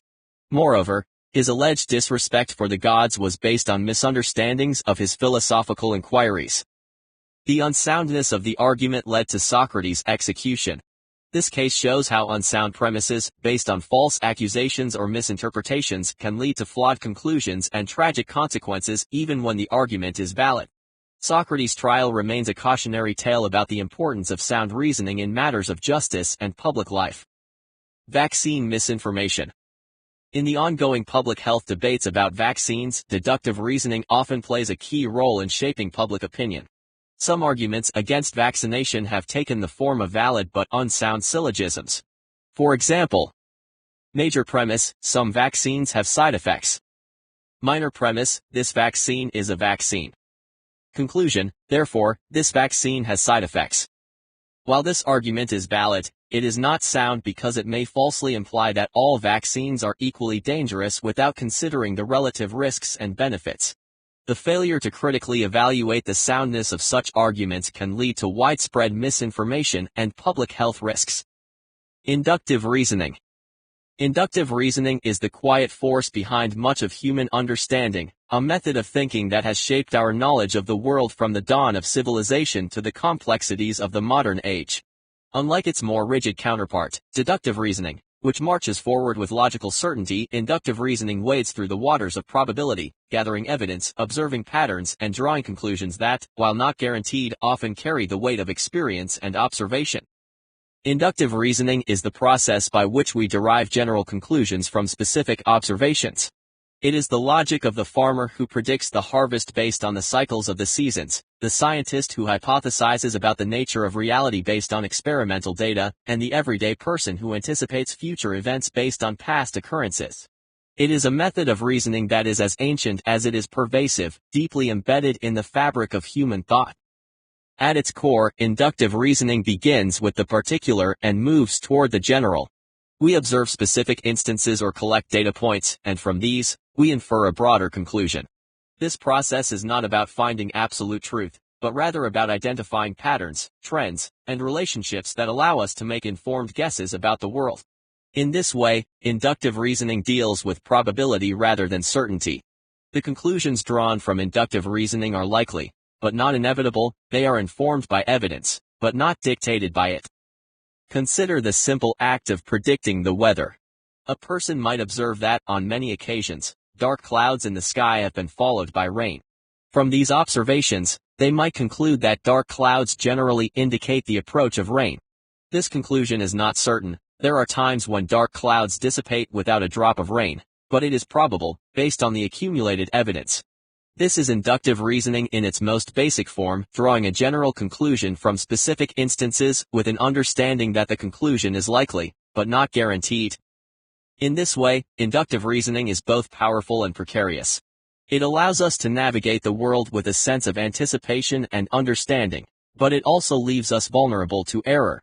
The strength of an inductive argument depends on the quality and quantity of the observations upon which it is based. The more observations we have and the more consistent they are, the stronger our conclusion will be. But no matter how strong the evidence, there is always the possibility that the next observation will defy our expectations, forcing us to revise our conclusions. Consider an example of inductive reasoning. Observation 1. The sun has risen in the east every day for as long as I can remember. Observation 2. The sun rose in the east today. Conclusion. The sun always rises in the east. This conclusion is a generalization based on specific observations. It is highly probable, given the consistency of the evidence, but it is not certain.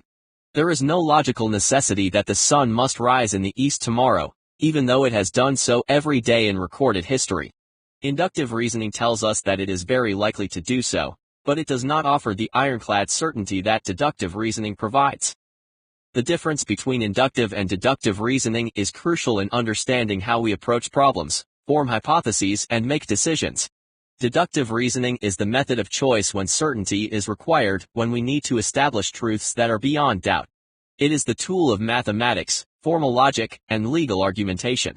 Inductive reasoning, on the other hand, is the method we rely on when we need to navigate the uncertainties of the real world, where absolutes are rare and probabilities reign supreme. Applications of inductive logic. Inductive reasoning is not just a theoretical concept, it is a practical tool that we use every day, often without even realizing it. It is the logic of discovery, the method by which we make sense of the world around us, form expectations about the future, and develop strategies for action. Its applications are vast, spanning across various fields and disciplines, from the sciences to the arts, from business to personal decision-making. In science, perhaps the most well-known application of inductive reasoning is in the scientific method. Science, in its essence, is a process of observing the natural world, identifying patterns, and forming hypotheses that explain those patterns. These hypotheses are then tested through experiments, and the results either support or challenge the initial conclusions. Consider the development of the theory of gravity. Isaac Newton observed that objects fall to the ground when dropped, that the moon orbits the earth, and that planets revolve around the sun. From these specific observations, he inferred the general principle of gravity, that every mass exerts a force of attraction on every other mass. This was an inductive leap, a generalization from specific instances that, over time, was supported by further observations and experiments. Inductive reasoning is also at play when scientists develop new drugs, explore the workings of the human brain, or study the behavior of ecosystems. They collect data, look for patterns, and form hypotheses that explain the phenomena they observe. While the conclusions they draw are not absolutely certain, they are based on evidence and are considered highly probable. In business and economics, inductive reasoning is also a cornerstone of decision-making in business and economics.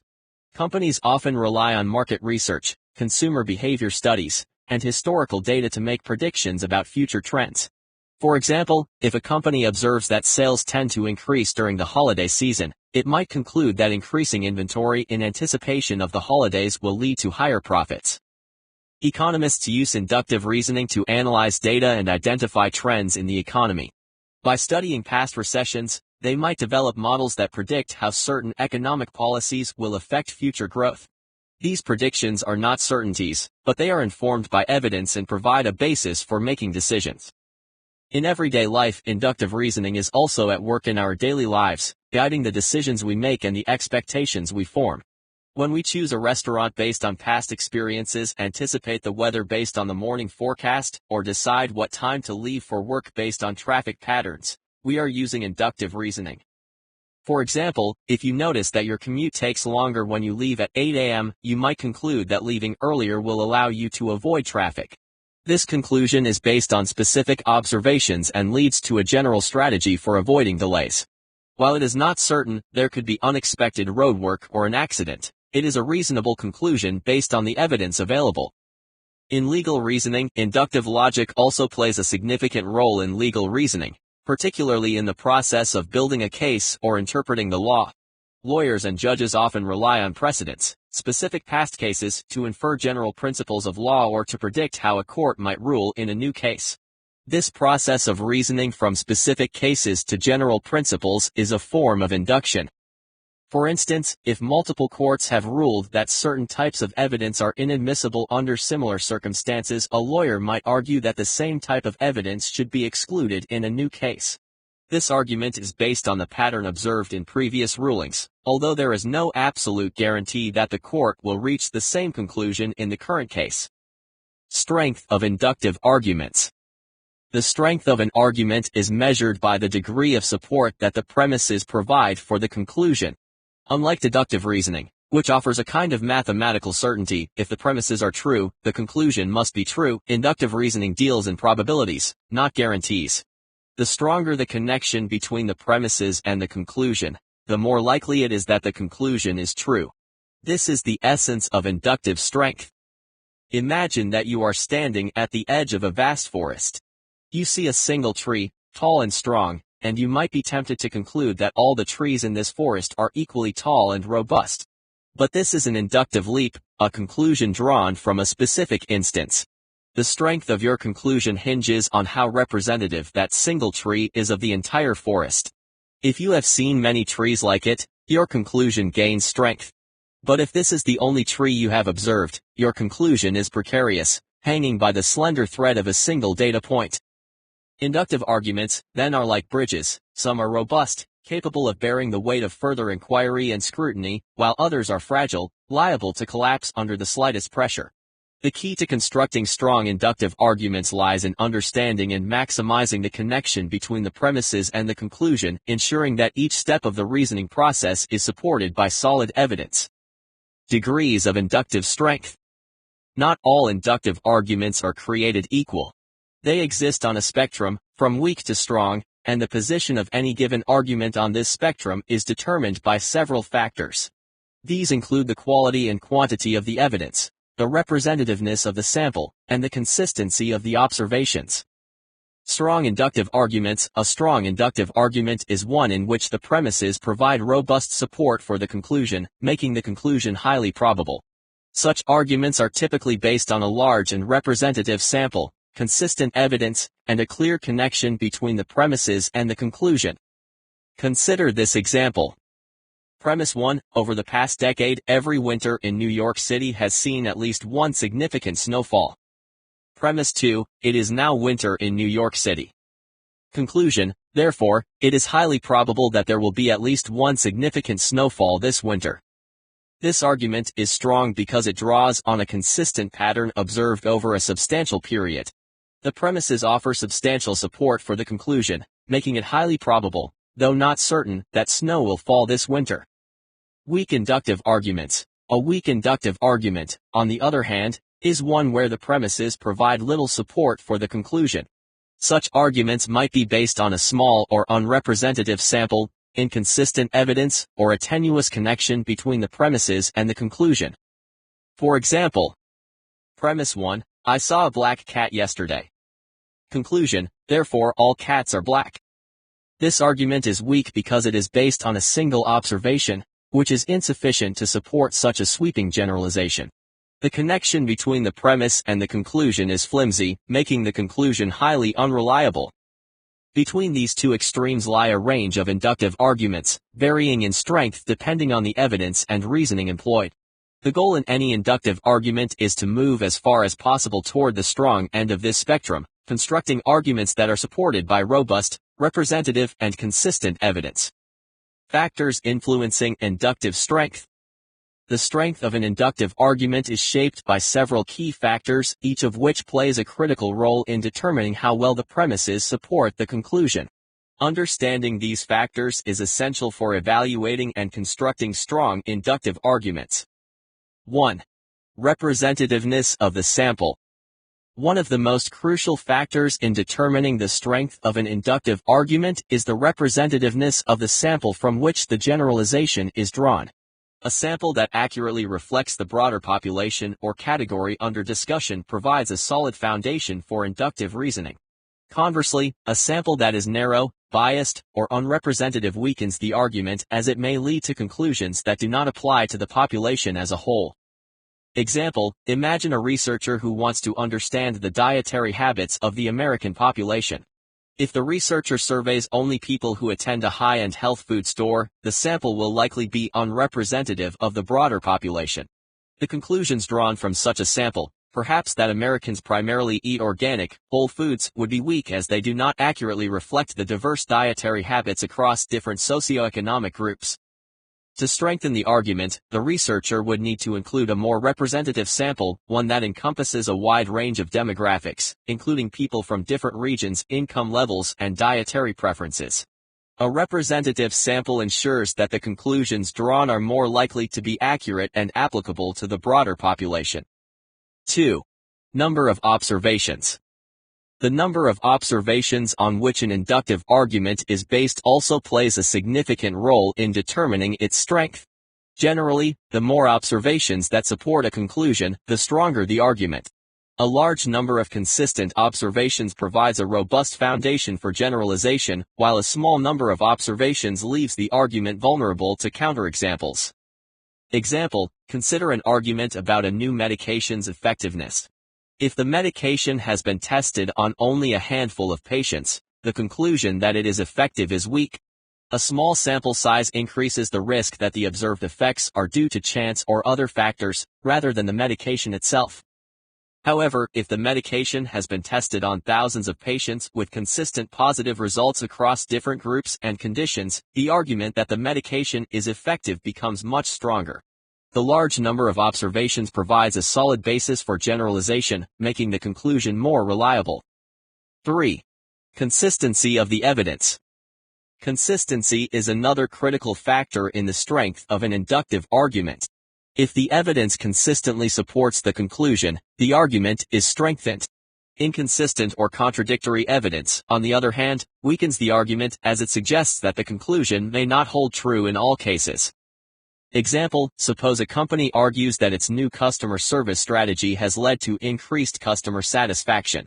If customer satisfaction ratings have consistently improved across multiple surveys and regions since the strategy was implemented, the argument is strong. The consistency of the evidence supports the conclusion that the new strategy is effective. However, if customer satisfaction ratings have improved in some regions but declined in others, the argument is weakened. The inconsistent evidence raises questions about whether the strategy is truly effective or whether other factors might be influencing the results. 4. Clarity of the causal relationship.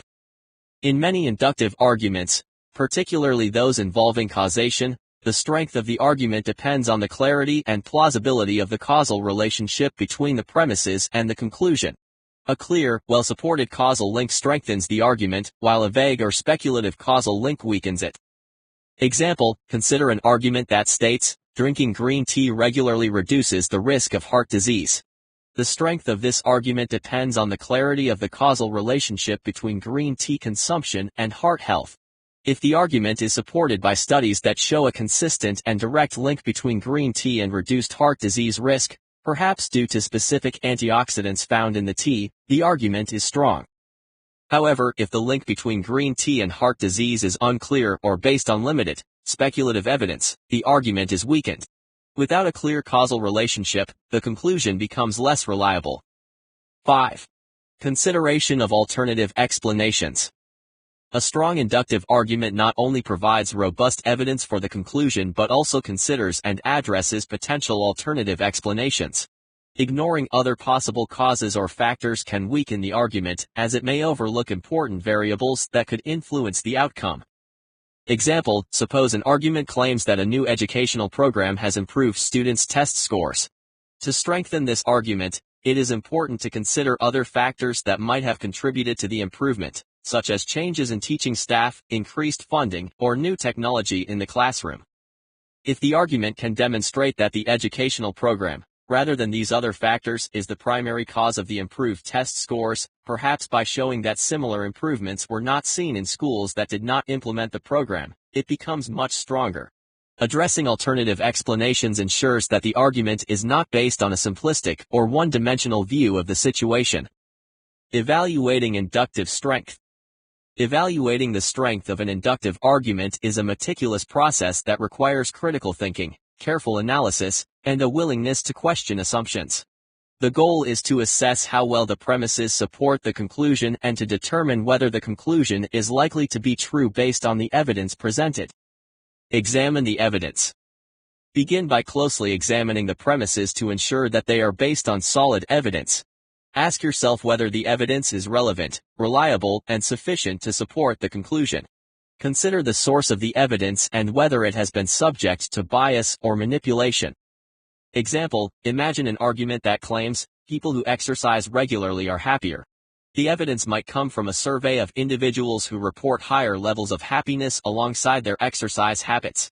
To evaluate this evidence, you would need to consider whether the survey was conducted by a reputable organization, whether the participants were randomly selected, and whether other factors, such as social support or diet, were controlled for in the study. Assess the representativeness of the sample. Determine whether the sample of observations or data used in the argument is representative of the broader population or category being discussed. A sample that is too narrow, biased, or unrepresentative will weaken the argument. Example, if an argument claims that a new software program is user-friendly, based on feedback from a group of tech-savvy users, the sample may not be representative. To strengthen the argument, the sample should include users with varying levels of technical expertise to ensure that the program is user-friendly for a broader audience. A representative sample increases the likelihood that the conclusion applies to the general population, not just a specific subset. Evaluate the quantity of evidence. Consider whether there is enough evidence to justify the conclusion. An argument based on a small amount of evidence may be less reliable than one supported by a larger body of data. Example, suppose a company claims that its new advertising campaign has significantly boosted sales. If this claim is based on sales data from just 1 week, the argument is weak. However, if the claim is supported by consistent sales increases over several months, the argument is much stronger. A larger quantity of evidence, particularly if it spans different contexts or time periods, provides a more solid foundation for the conclusion. The strength of an argument is not merely about the logic used to connect premises to conclusion. It is about the robustness of the evidence, the representativeness of the data, the quantity and consistency of the observations, and the careful consideration of alternative explanations. Mastering this process not only sharpens your critical thinking skills but also ensures that your arguments and decisions are grounded in solid, reliable reasoning. Whether in science, business, or everyday life, The ability to evaluate inductive strength is an invaluable tool for navigating a world full of uncertainty and complexity. Common patterns of inductive reasoning. Inductive reasoning, with its vast potential and subtle complexity, manifests itself in various patterns. These patterns, from generalizations to predictions, form the backbone of our everyday decisions, scientific inquiries, and philosophical musings. Yet, as powerful as they are also fraught with pitfalls that can lead us astray if not handled with the utmost care and scrutiny. To master inductive reasoning is to recognize these patterns, to wield them with precision, and to understand their limitations. Here, we explore the most common patterns of inductive reasoning, each a tool of immense power but one that requires a deft hand. Generalization. Generalization is the most ubiquitous pattern of inductive reasoning, a process so natural that it often goes unnoticed. It is the act of drawing a broad conclusion from a set of specific observations. Every day, we generalize from our experiences, building a framework of understanding that guides our actions and expectations. But this very act, so essential to human thought, is also one of the most dangerous if not approached with caution. Example, consider the classic example, all swans are white. For centuries, Europeans believed this to be true because every swan they had ever seen was white. The generalization was based on numerous observations, each reinforcing the belief. Yet, this seemingly solid conclusion was shattered when black swans were discovered in Australia. The error lay not in the process of generalization itself but in the unrepresentative nature of the sample upon which the generalization was based. This example underscores the potential for error inherent in generalization. The strength of a generalization depends on the representativeness of the sample from which it is drawn. A sample that is narrow or biased will lead to a faulty conclusion, no matter how many observations support it. Thus, the key to effective generalization lies in ensuring that the observations are broad and representative of the category being generalized. Pitfalls of generalization. The dangers of overgeneralization are ever present. We see this in stereotypes, where individuals generalize the traits of a few to an entire group, often leading to prejudice and misunderstanding. For instance, observing that a few teenagers engage in reckless behavior and concluding that all teenagers are reckless is a dangerous leap. The sample is not representative of all teenagers, and such generalizations can lead to flawed judgments and actions. In scientific research, generalization is a double-edged sword. It allows for the development of theories and models, but if the data is not representative, the resulting theories can be deeply flawed. Researchers must take care to gather data from diverse and comprehensive samples, ensuring that their generalizations are as robust and accurate as possible. Statistical syllogism. The statistical syllogism is a specialized form of inductive reasoning where a generalization is applied to a specific case. It is a method that bridges the gap between broad statistical trends and individual instances, allowing us to make informed predictions based on general patterns. However, as with all forms of inductive reasoning, the accuracy of a statistical syllogism is contingent upon the strength of the generalization it relies upon. Example, consider the following argument: most students pass this course, therefore, John will likely pass. This is a statistical syllogism. The generalization, that most students pass the course, is applied to the specific case of John. The strength of this argument hinges on the accuracy of the generalization. If the generalization is based on reliable data, e.g., historical pass rates, then the conclusion that John will likely pass is strong. Application and risks. Statistical syllogisms are widely used in various fields, from education to medicine. For instance, doctors might say, most patients recover from this surgery without complications, therefore, this patient will likely recover without complications. The strength of such a conclusion depends on the accuracy and relevance of the generalization. If the generalization is based on a large, representative sample of similar patients, the conclusion is likely to be accurate. However, the risks inherent in statistical syllogisms should not be overlooked. The most significant risk is the assumption that the specific case at hand is not an outlier or exception to the general trend. If John, for example, has unique circumstances, such as missing many classes or struggling with the course material, the conclusion that he will likely pass might not hold. This highlights the importance of considering individual differences and ensuring that the generalization is truly applicable to the specific case. Causal inference. Causal inference is the pattern of inductive reasoning that allows us to draw conclusions about the cause of an event based on the observed relationship between two or more variables. It is the foundation of scientific investigation and everyday decision-making, enabling us to understand the world in terms of cause and effect. However, causal inference is also one of the most challenging forms of inductive reasoning, requiring careful consideration of alternative explanations and a deep understanding of the complexities of causality. Example, consider the statement, every time I eat peanuts, I have an allergic reaction, therefore, peanuts cause my allergic reactions. This is a causal inference. The repeated observation of a correlation between peanut consumption and allergic reactions leads to the conclusion that peanuts are the cause. The challenge of causality. Causal inference is fraught with challenges, the most significant of which is the post hoc fallacy, the erroneous assumption that because one event follows another, the first event caused the second. This fallacy is encapsulated in the Latin phrase post hoc ergo propter hoc, meaning after this, therefore because of this. To avoid this fallacy, it is essential to consider other potential causes and to seek evidence that directly supports the causal link. For example, in the case of the peanut allergy, one must consider whether other factors, such as the consumption of other foods, environmental allergens, or even psychological stress, might be contributing to the allergic reactions. Only by ruling out these alternative explanations and demonstrating a consistent and direct link between peanuts and the allergic reactions can the causal inference be considered strong. Strengthening causal inference. The strength of a causal inference can be enhanced by the following methods. Controlled experiments. Conducting experiments where other variables are controlled allows for a clearer determination of causality. For instance, if a person experiences allergic reactions only when consuming peanuts, and not when consuming other foods, the causal link becomes stronger.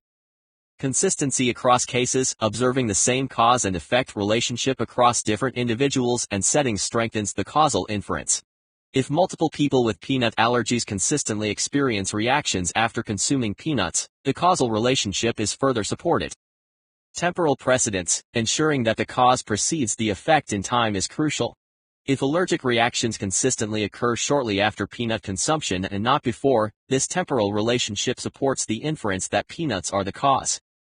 Dose-response relationship. If increasing the dose of the cause leads to a stronger effect, this further supports the causal inference. For example, if consuming more peanuts leads to more severe allergic reactions, this strengthens the argument that peanuts are the cause. Analogical reasoning. Analogical reasoning is a form of inductive reasoning where a conclusion is drawn based on the similarities between two cases. It is a powerful tool for problem solving and innovation, allowing us to apply known solutions to new problems by identifying analogous situations. However, the strength of analogical reasoning depends on the relevance and extent of the similarities between the cases in question. Example, consider the analogy, the human brain is like a computer, therefore, it processes information in a similar way. This analogy draws on the similarities between the brain and a computer, both are complex systems that process information, to infer that the brain's functioning can be understood in terms of computational processes. The power and pitfalls of analogies. Analogical reasoning is particularly useful in fields such as law, where past cases, precedents, are used to inform decisions in new cases. For instance, a lawyer might argue that because a previous court ruled a certain way in a case similar to the current one, the same reasoning should apply. Analogies are also common in science and engineering, where principles from one domain are applied to another. For example, the principles of fluid dynamics used in designing airplanes might be applied to the design of underwater vehicles. However, the strength of analogical reasoning hinges on the relevance and accuracy of the similarities between the cases. A flawed analogy, where the similarities are superficial or irrelevant, can lead to incorrect conclusions. For instance, while the brain and a computer share some similarities, they also have significant differences. The brain's biological complexity and adaptability, for example, are far beyond the capabilities of any computer. Therefore, while the analogy can be useful, it must be applied with caution, recognizing its limitations. Criteria for strong analogical reasoning. Relevance of similarities. The more relevant the similarities between the cases, the stronger the analogy. For example, if two legal cases share key facts and legal principles, the analogy is likely strong. Number of relevant similarities. A greater number of relevant similarities strengthens the analogy. For instance, if both the brain and a computer share multiple aspects of information processing, the analogy gains strength. Lack of significant differences. The presence of significant differences weakens the analogy. In the brain-computer analogy, the biological nature of the brain versus the mechanical nature of a computer is a significant difference that limits the analogy's applicability. Empirical support. Analogies supported by empirical evidence are stronger. For example, if experiments show that the brain's information processing can indeed be modeled using computational algorithms, this strengthens the analogy. Prediction. Prediction is perhaps the most practical and widely used form of inductive reasoning, where conclusions about future events are drawn based on past experiences. It is the method by which we navigate the uncertainties of life, relying on patterns observed in the past to anticipate what is to come. However, prediction, while invaluable, is also inherently risky, particularly in complex or unpredictable systems. Example, consider the statement, "The last 5 winters have been mild, therefore, this winter will likely be mild as well." This is a prediction based on a pattern observed over the past 5 years. The strength of this prediction depends on the assumption that the factors influencing winter weather in the past will continue to operate in the same way. The risks of prediction. The primary risk in prediction is the assumption that the future will resemble the past, a form of inductive reasoning known as the problem of induction, famously articulated by the philosopher David Hume. Just because a pattern has held in the past does not guarantee that it will continue in the future. For example, the mild winters of the past 5 years might have been the result of temporary climatic conditions that are no longer present. If those conditions change, the pattern might not hold, and the prediction will be wrong. Strengthening predictions. To strengthen predictions, it is essential to base them on robust patterns observed over a long period and across different contexts. Additionally, considering a wide range of factors that might influence future outcomes and being prepared to revise predictions in light of new evidence are crucial strategies for managing the risks of prediction. Examples of strong and weak predictions. Strong prediction. A company predicts that its new product will be successful because similar products have consistently performed well in the market over the past decade. This prediction is strong if it is based on a comprehensive analysis of market trends, consumer behavior, and product performance across various contexts. Weak prediction. A person predicts that it will rain tomorrow because it rained on the same date last year. This prediction is weak because it relies on a single, potentially irrelevant data point, without considering broader weather patterns or forecasts. The role of uncertainty. Even the strongest predictions must account for uncertainty. Complex systems, such as the weather or financial markets, are influenced by numerous variables, many of which are unpredictable. Therefore, predictions in such contexts should be made with caution, and decisions should include contingency plans for different possible outcomes. Each pattern of inductive reasoning offers unique insights and tools for navigating the complexities of life. Yet, with this power comes the responsibility to wield these tools with care, recognizing their limitations and the potential for error. Generalization. The most common pattern allows us to infer broad principles from specific observations, but it is prone to error if the sample is not representative. Statistical syllogism bridges the gap between general trends and individual cases but must be applied with attention to the specifics of the case at hand. Causal inference provides the key to understanding cause and effect, but it requires careful consideration of alternative explanations and the avoidance of post hoc fallacies. Analogical reasoning, a tool for innovation and problem solving, is powerful but must be based on relevant and significant similarities. Finally, prediction, essential for planning and decision-making, is invaluable but inherently uncertain, especially in complex systems. Abductive reasoning. When faced with incomplete information, we instinctively seek out patterns, stories, and theories to make sense of the chaos. This is where abductive reasoning thrives, the delicate art of inferring the most plausible conclusion from fragments of data, weaving together a coherent narrative from a few scattered clues. Abductive reasoning is neither the cold, mechanical precision of deduction nor the cautious predictability of induction. Where deduction guarantees certainty from solid premises and induction generalizes from specific patterns, abduction occupies the gray area in between. It thrives on gaps in knowledge, offering not truth, but the best possible explanation for a set of observations. The detective at the crime scene does not know every detail but must quickly infer the most likely scenario. The physician, faced with vague symptoms, hypothesizes the most probable diagnosis. Abduction does not promise certainty, but it offers a path forward through the murk of uncertainty. When the facts are incomplete, when we are navigating murky waters, it is abduction that provides the mental agility to form hypotheses and test them against the evidence. It is the reasoning of choice when decisions must be made swiftly, with limited knowledge, and when no clear answers are available. In those moments, critical thinkers rely on abduction to cut through the haze, proposing explanations that align most closely with the data at hand.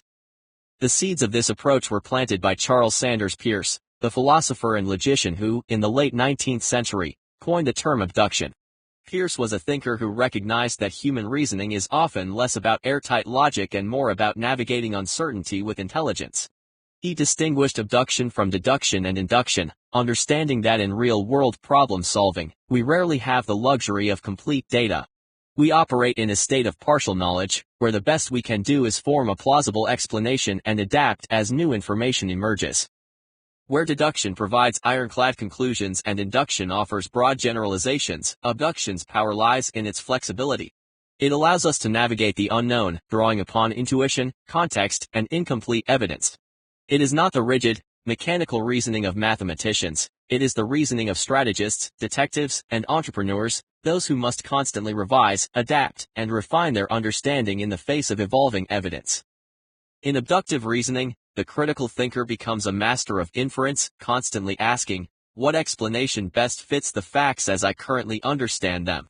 What hypothesis, though imperfect, makes the most sense given what I know? The process of abductive reasoning. Abductive reasoning begins, like so many great insights, with a puzzle. The mind is confronted with a surprising, perhaps even unsettling observation, something that doesn't fit neatly within the framework of what we know. The question arises almost instinctively, what could explain this? It is the spark of curiosity that drives the process forward, compelling us to seek answers. Imagine, for instance, a scientist observing an anomaly in an experiment, or a strategist noticing an unexpected movement from a rival. The observed facts do not align with expectations, and the mind begins to churn. Unlike the predictable pathways of deductive or inductive reasoning, abduction takes a more flexible approach. It acknowledges the gaps in knowledge and begins the quest for the best possible explanation. In this moment of uncertainty, the critical thinker's task is to generate a hypothesis, a potential explanation that accounts for the strange observation. This is where the art of abduction truly comes into play, for there are often multiple explanations that could fit the observed facts. The abductive thinker must draw upon experience, intuition, and logic to imagine what could plausibly explain the puzzle in front of them. It is not a reckless leap into the unknown, but rather a calculated inference based on what is already known and what is yet to be uncovered. Once the hypothesis is formed, the real challenge begins. Abductive reasoning is not merely about coming up with a plausible story, it requires the comparison of multiple possible explanations. Which hypothesis offers the simplest, most coherent, and most plausible explanation? Simplicity is key here, for abduction often follows Occam's razor, the principle that the simplest solution, one that requires the fewest assumptions, is often the best. But simplicity alone is not enough. The explanation must also be coherent, fitting neatly with other established facts and knowledge, and plausible, meaning it should align with our understanding of how the world works. Imagine a detective at a crime scene. Multiple theories may explain the clues, a break-in, an inside job, or even a random act of violence. The detective must weigh each possibility carefully, using logic and experience to rule out the improbable and settle on the most likely explanation. It is a process of elimination and refinement, where each hypothesis is scrutinized not just for what it reveals, but for how it fits with the bigger picture. But abduction doesn't end with the formation of a hypothesis. Testing the hypothesis is the next critical step, for even the most plausible explanation must be subjected to rigorous scrutiny. Although abduction doesn't guarantee truth, the critical thinker must probe the hypothesis further, gathering more evidence or conducting further investigation. The hypothesis must stand up to reality, not just in theory but in practice. And if it falters, it must be revised or discarded in favor of a better explanation. This iterative process of generating, comparing, and testing hypotheses is what makes abductive reasoning so powerful, and so essential in critical thinking. It allows us to navigate uncertainty with clarity, to embrace ambiguity without being paralyzed by it. In a world that rarely offers complete certainty, abduction offers a way forward, bridging the gap between what we know and what we have yet to discover. When to use abduction over deduction or induction? The choice between these forms of reasoning depends on the nature of the problem. Deduction is the tool to use when you need certainty and can rely on known facts. It's perfect for solving problems that fit within well-established rules. Mathematics, for example, relies heavily on deduction. Induction is best used when you're looking for patterns and making predictions based on those patterns. It is a powerful tool for scientific discovery, where experiments are run repeatedly, and patterns are formed, allowing scientists to predict future outcomes. Abduction, however, is for the moments when the facts are incomplete or uncertain, when we must make educated guesses based on the evidence at hand. Abductive reasoning thrives in dynamic, real-world situations where information is evolving and decisions must be made in the face of uncertainty. Think of a doctor diagnosing an illness based on limited symptoms, or a detective inferring what happened based on clues left at a crime scene. In critical thinking, each form of reasoning has its place, but abduction's flexibility makes it especially valuable for navigating the ambiguities and complexities of life. Where deduction offers certainty and induction offers probabilities, abduction offers the best explanation when clarity is elusive. Everyday examples of abductive reasoning. Abductive reasoning is not some abstract concept relegated to academia or philosophy. It is a tool we use every day, whether we are aware of it or not, to make sense of the world around us. When faced with incomplete information, we naturally turn to abductive reasoning to form the most plausible explanation for what we observe. This process is especially valuable in situations where deductive and inductive reasoning fall short, allowing us to navigate uncertainty with reasonable conclusions. Let's explore how abductive reasoning plays out in detective work, scientific discovery, and personal decision-making. Detective work, making sense of the unknown. Nowhere is abductive reasoning more prominently on display than in the world of detective work, where investigators must infer what happened from clues that often tell an incomplete story. In criminal investigations, detectives rarely have all the details laid out neatly before them. Instead, they are faced with puzzling evidence, fragmented information, and conflicting accounts. Their job is to piece together these fragments to form the most plausible explanation for how and why a crime occurred. Consider a detective arriving at the scene of a burglary.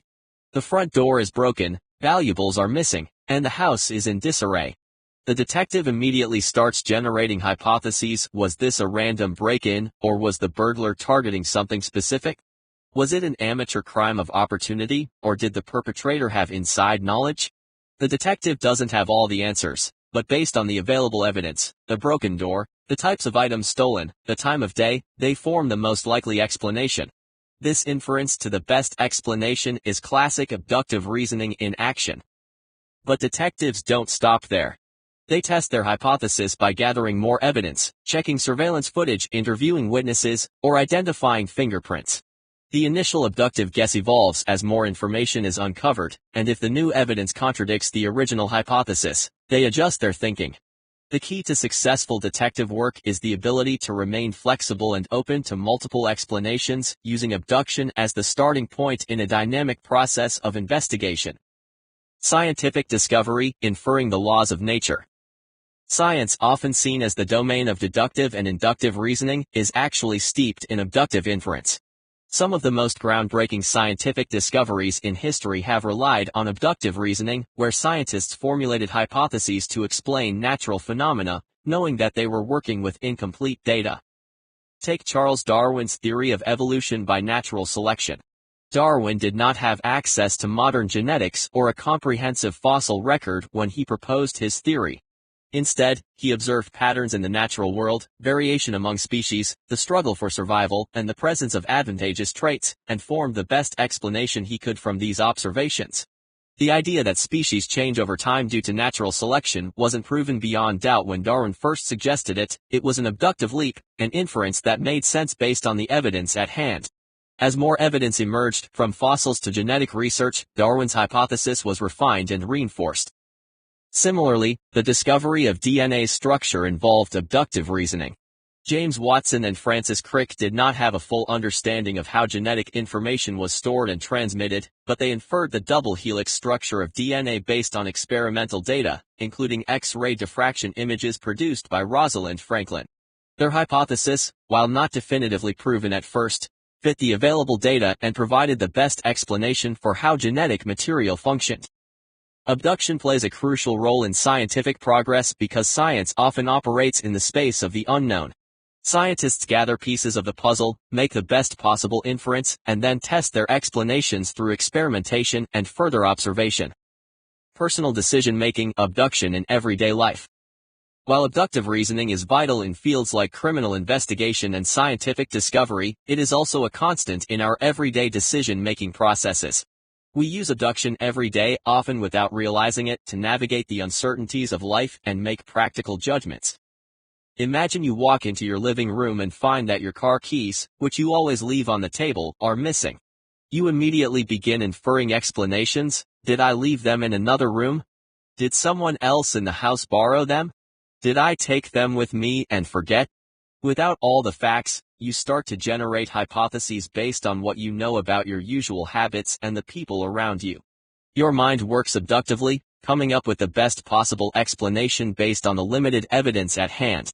The more plausible explanation, say, someone else borrowing them, guides your next actions, such as asking family members if they took the keys. The same process applies in our relationships. Imagine a close friend suddenly starts acting distant. You wonder why and begin to piece together clues. Have they had a recent argument with someone? Are they under stress? Are they upset with you? You may not know for sure, but based on what you observe, their behavior, recent events, and past experiences, you form a hypothesis. They might be overwhelmed with work or personal issues. This allows you to decide how to approach the situation, whether to give them space or ask if they want to talk. Again, abductive reasoning enables you to act in the face of uncertainty. Even mundane problems like a car that won't start involve abduction. Without being a mechanic, you quickly infer possible causes based on what you know. The battery might be dead, the engine could be faulty, or the fuel tank might be empty. Each possibility is an abductive guess that you test by checking the car's battery or fuel gauge. Even though you don't have all the information, you can infer the most likely explanation and act accordingly. The strengths and limitations of abductive reasoning. Abductive reasoning's greatest strength lies in its flexibility and ability to operate under conditions of incomplete information. In a world where data is often fragmented or missing, abductive reasoning allows us to form hypotheses quickly, even when we don't have all the pieces of the puzzle. It embraces the complexity and uncertainty of real life, encouraging us to craft plausible explanations based on the facts we do have while leaving room for revision as new data comes in. In this sense, abduction is a highly pragmatic approach to problem solving. It pushes us to think creatively, drawing from both our experiences and intuition to formulate solutions in situations where traditional deductive or inductive reasoning may stall. When confronted with ambiguity, abductive reasoning enables us to infer the most likely explanation without waiting for perfect information, which often never arrives. Consider the case of a physician diagnosing a patient with vague symptoms. There might be no definitive test or immediate answer, but the doctor must still act, drawing on medical knowledge, experience, and available evidence to hypothesize the most likely condition. In situations where time is of the essence, whether in medicine, business, or everyday decisions, abductive reasoning helps us move forward confidently, despite uncertainty. However, while abduction is highly flexible, it is not without its risks. Unlike deductive reasoning, which offers certainty if the premises are correct, abductive reasoning cannot guarantee truth. It leads us to the best explanation, but the best explanation might still be wrong. Our initial hypothesis, no matter how plausible, may be based on incomplete data or flawed assumptions. Take the case of a detective who, based on the available clues, concludes that a suspect committed a crime. The explanation seems logical at the time, until new evidence emerges, pointing to a different perpetrator. The original abductive conclusion, though reasonable, was incorrect. This highlights the fallibility of abduction. It often works on imperfect data, and the conclusions it draws are only as strong as the information at hand. In fast-paced decision-making environments, abductive reasoning can lead to snap judgments if not tempered by caution. It is vital for critical thinkers to understand that abduction is a hypothesis-generating tool, not a truth machine. The hypotheses we form using abductive reasoning must always be subject to further testing and verification. Otherwise, we risk making decisions based on assumptions that are convenient but flawed. The danger of jumping to conclusions. The real danger with abductive reasoning is that it can encourage cognitive biases, particularly confirmation bias, the tendency to favor information that confirms our pre-existing beliefs or hypotheses.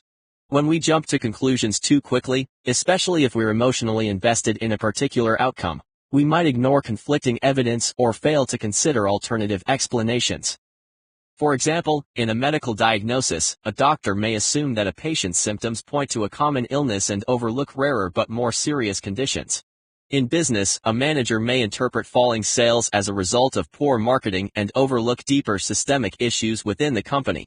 In these cases, confirmation bias pushes us to accept the most convenient or familiar explanation without rigorously exploring other possibilities. Abductive reasoning encourages swift decision-making, but it also demands intellectual humility. We must always be prepared to revise or discard hypotheses when new evidence emerges. This means fostering a mindset that is open to alternative explanations and willing to change course, even when we're emotionally or intellectually attached to our initial conclusions. Evaluating the best explanation. The task of a critical thinker is to weigh the competing hypotheses against key criteria to determine which offers the most compelling explanation.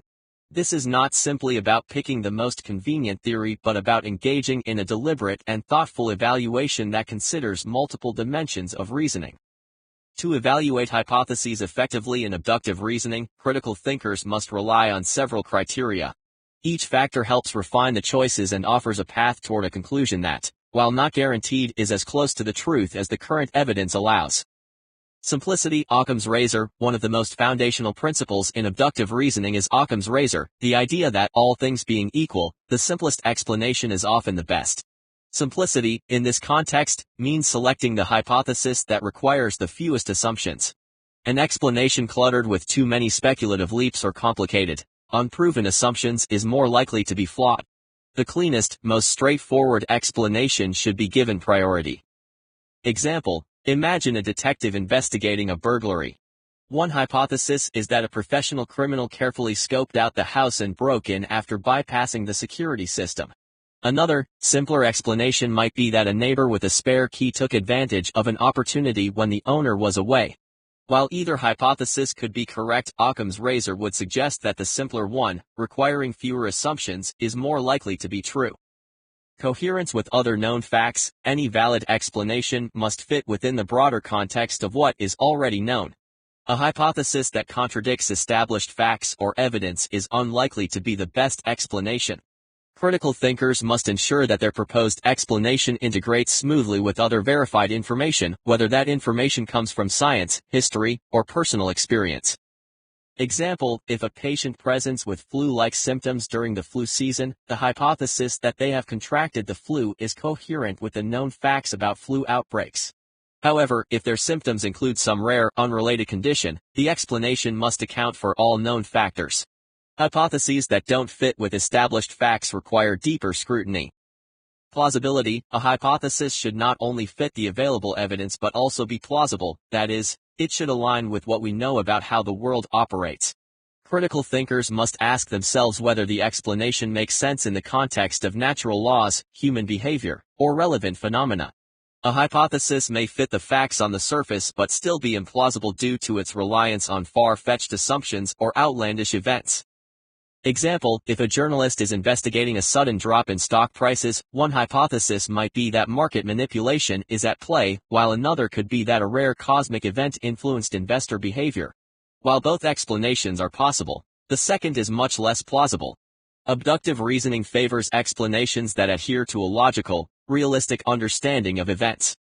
Explanatory power. The best explanation is the one that explains the most. It should account for the widest range of facts with the fewest gaps.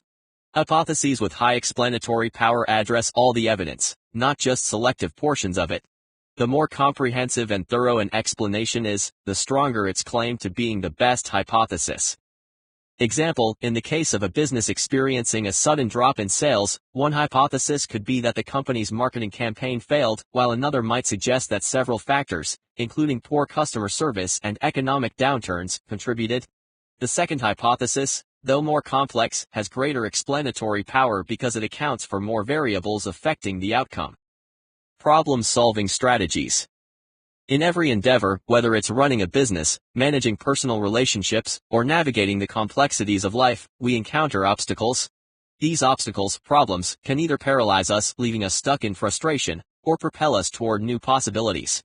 Problem solving is the art of navigating through these obstacles, of transforming challenges into opportunities. It is the skill that distinguishes the successful from the mediocre, the skillful strategist from the overwhelmed victim of circumstance. The greatest generals, business leaders, and innovators are not those who avoided problems, but those who learned to master them. But to solve a problem, you must first understand it. This is the step that so many miss. They rush toward a solution without stopping to ask, what exactly is the problem I am solving? The clearer your understanding of the problem, the more precise your solution will be. The process of problem solving is a disciplined one. It requires patience, strategic thinking, and the ability to see beyond surface-level issues. At the heart of this process lies the concept of problem definition. A poorly defined problem leads to a cascade of wasted efforts, solutions that fail, resources squandered, and ultimately, frustration. On the other hand, a well-defined problem sets the stage for clear, targeted solutions. But problem solving is incomplete without goal setting.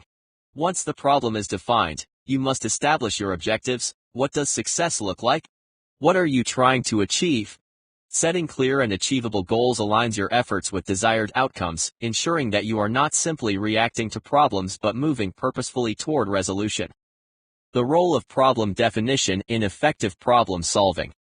In the realm of strategy, the greatest error you can make is to misidentify your enemy. If you focus your forces on the wrong target, you will expend energy and resources, but you will achieve nothing. This principle applies to problem solving. If you do not accurately define the problem, your solutions will be misdirected, ineffective, and ultimately futile. Accurately defining the problem is the most critical step in solving it. It is akin to plotting a map before setting out on a journey. Without it, you will be wandering in circles, mistaking activity for progress. The failure to define the problem clearly is one of the most common reasons for failure in problem solving. In many cases, problems are misunderstood or oversimplified. A manager might assume that declining sales are due to poor marketing and immediately pour resources into advertising campaigns only to find that the problem persists. Upon deeper examination, they might discover that the real issue lies in customer dissatisfaction, a slow response to complaints, poor product quality, or a disengaged customer service team. The initial assumption, poor marketing, was a symptom, not the cause. Solving the wrong problem will not address the underlying issues. Example, a well-known tech company once faced a steep decline in user engagement. The initial assumption was that their competitors had outpaced them with better features. They invested heavily in product development, adding new functionalities to their platform. Yet, user engagement continued to drop. It was only after conducting deeper research that they uncovered the true problem: customer confusion. Users found the interface cluttered and overwhelming. The problem was not a lack of features but too many. Solving the wrong problem wasted millions of dollars and years of effort. This lesson is clear: defining the problem is more important than jumping to solutions. The more time and effort you spend identifying the real issue, the more likely you are to develop solutions that work. Types of problems. Problems come in many forms, and they can range from the simple and straightforward to the complex and ambiguous. The nature of the problem determines the approach you should take. To develop the right strategy, you must first recognize the type of problem you are dealing with. Well-structured problems. These are problems with clear, defined solutions. They are often technical or mathematical in nature, where there is a right answer and a process for finding it. For example, fixing a broken machine, solving a math equation, or optimizing a supply chain fall into this category. With well-structured problems, the challenge is not in identifying the solution but in executing it. These problems are often predictable, with set rules that govern the path to the solution. Formal logic, algorithms, and systematic thinking are effective tools for addressing well-structured problems. Ill-structured problems. These are ambiguous problems often found in social issues, creative challenges, or complex strategic decisions. Ill-structured problems do not have clear solutions, and multiple outcomes are possible, depending on the approach taken. For instance, resolving conflicts in a team, addressing climate change, or creating a marketing strategy for a new product are all examples of ill-structured problems. These problems require a deeper level of analysis, creativity, and flexibility. They cannot be solved with a one-size-fits-all approach, and the solution often evolves as new information is uncovered. The difference between well-structured and ill-structured problems is critical because they demand different strategies. Well-structured problems are best approached with a clear, linear process. Ill-structured problems, on the other hand, require an iterative, adaptive approach where the solution may not be immediately obvious and different paths may need to be tested. Example, consider the task of improving the educational outcomes in a country. This is an ill-structured problem, as it involves multiple stakeholders, students, teachers, policymakers, parents, various influencing factors, funding, curriculum design, teacher quality, and no single right answer. Solving this problem requires not only identifying the underlying causes but also navigating competing interests and conflicting goals. In both well-structured and ill-structured problems, your approach must be tailored to the nature of the challenge. The tools and techniques that work for one type of problem will not necessarily work for the other. The importance of asking the right questions. To define a problem accurately, you must first ask the right questions. The greatest leaders and strategists throughout history have understood this. The key to solving any problem lies in inquiry. Socrates built an entire method around asking questions, a method that survives today as a cornerstone of critical thinking. Asking questions forces you to look beyond assumptions and to explore the deeper dimensions of the issue at hand. The wrong questions will mislead you, leading to superficial answers that fail to address the real problem. The right questions, on the other hand, will illuminate the path toward clarity. Problem analysis begins with questioning. It is the process of breaking down the problem into its core components, of understanding its roots, its influences, and its broader implications. Without this process, you risk solving the symptoms rather than the causes of the problem.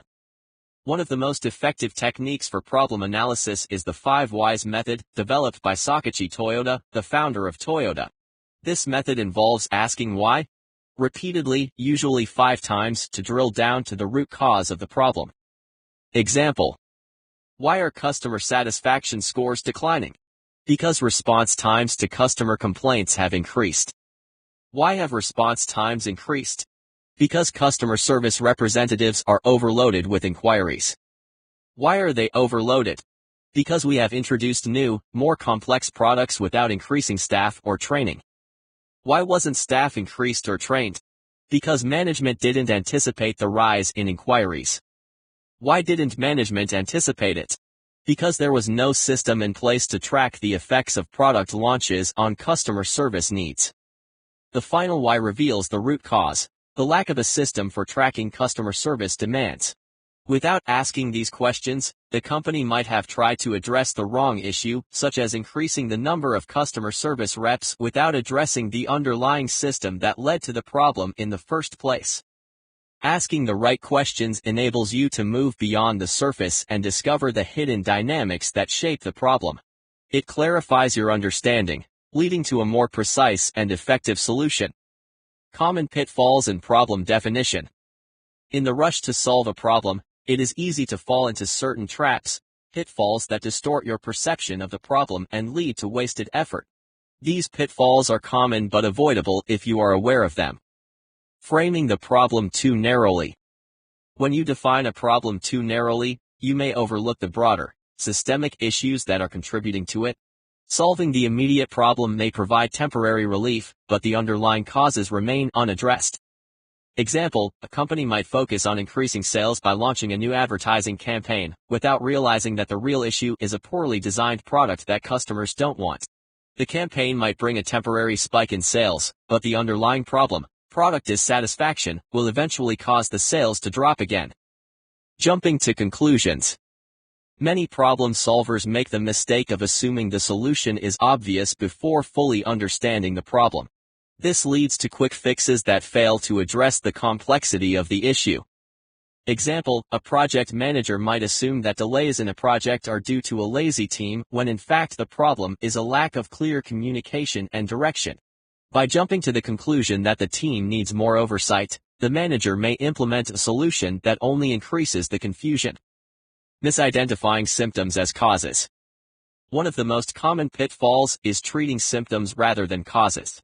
When you focus on the surface-level effects of a problem without digging deeper to uncover the root cause, your solution will be superficial and short-lived. Example, a company experiencing high employee turnover might think the problem is low salaries and immediately increase wages. However, the real issue might be a toxic work environment, poor management, or lack of career growth opportunities. Addressing the symptom, wages, without addressing the cause, workplace culture, will not solve the problem in the long term. To avoid these pitfalls, you must take time to analyze the problem fully. Do not rush toward a solution before you have fully understood the nature of the challenge. Remember, a well-defined problem is halfway solved. The more clarity you have at the outset, the more focused and effective your solutions will be. Techniques for problem definition. The world is rife with problems. In the corridors of power, the offices of CEOs, and even in our personal lives, problems appear at every turn, lurking beneath the surface of daily life.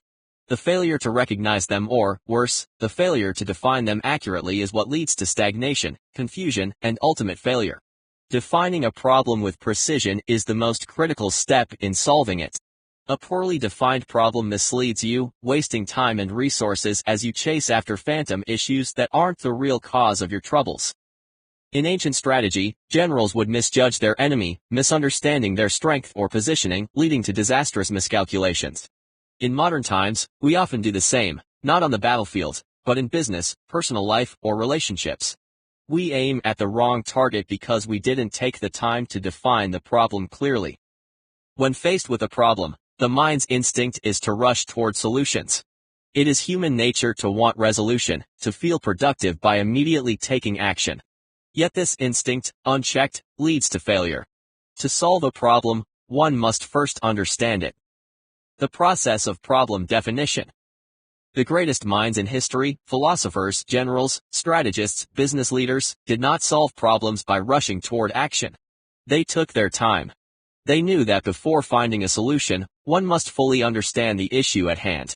They didn't just identify surface symptoms, they explored the depths of the problem, dissecting it from every angle. To master problem solving, you must learn to do the same. The process of problem definition is not a hurried exercise. It is a careful, deliberate dissection of reality. Step 1. Identifying the issue.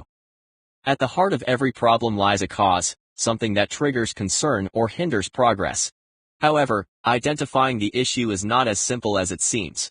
The first obstacle to problem solving is the assumption that the problem is obvious. Often, the issue you see is not the real problem but a symptom of a deeper cause. The mistake so many make is to attack the symptom, thinking that once it is eliminated, the problem is solved. This is akin to treating the visible effects of a disease while ignoring the underlying condition. The first step in problem definition is to pinpoint what is truly causing the concern or preventing progress.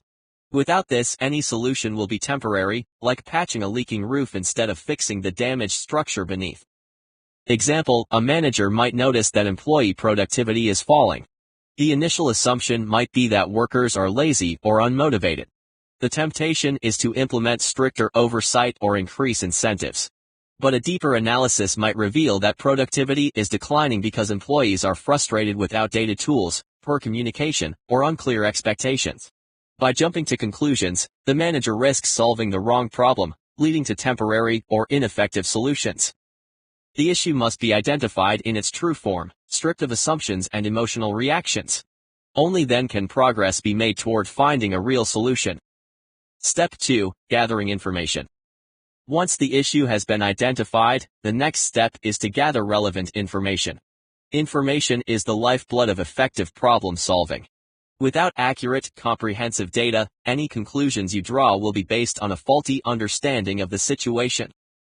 Information comes from many sources: historical data, feedback from stakeholders, insights from experts, and even your own observations. The key is to collect as much relevant information as possible. Irrelevant data is just noise, distracting you from the real issue. Focus on collecting information that directly relates to the problem at hand. In this phase, it is crucial to avoid confirmation bias, the tendency to seek out information that confirms your preconceived ideas or assumptions. Instead, gather a wide range of perspectives, including those that challenge your initial thoughts. Often, the most valuable insights come from the places you least expect. Example, in a struggling company, management might assume that declining profits are due to external factors like market trends. But by gathering data on customer feedback, employee performance, and internal operations, they might discover that inefficiencies in their supply chain or dissatisfaction among their staff are playing a far larger role than initially thought. The information gathered during this stage will shape the next steps of the problem-solving process. Step 3. Analyzing the problem.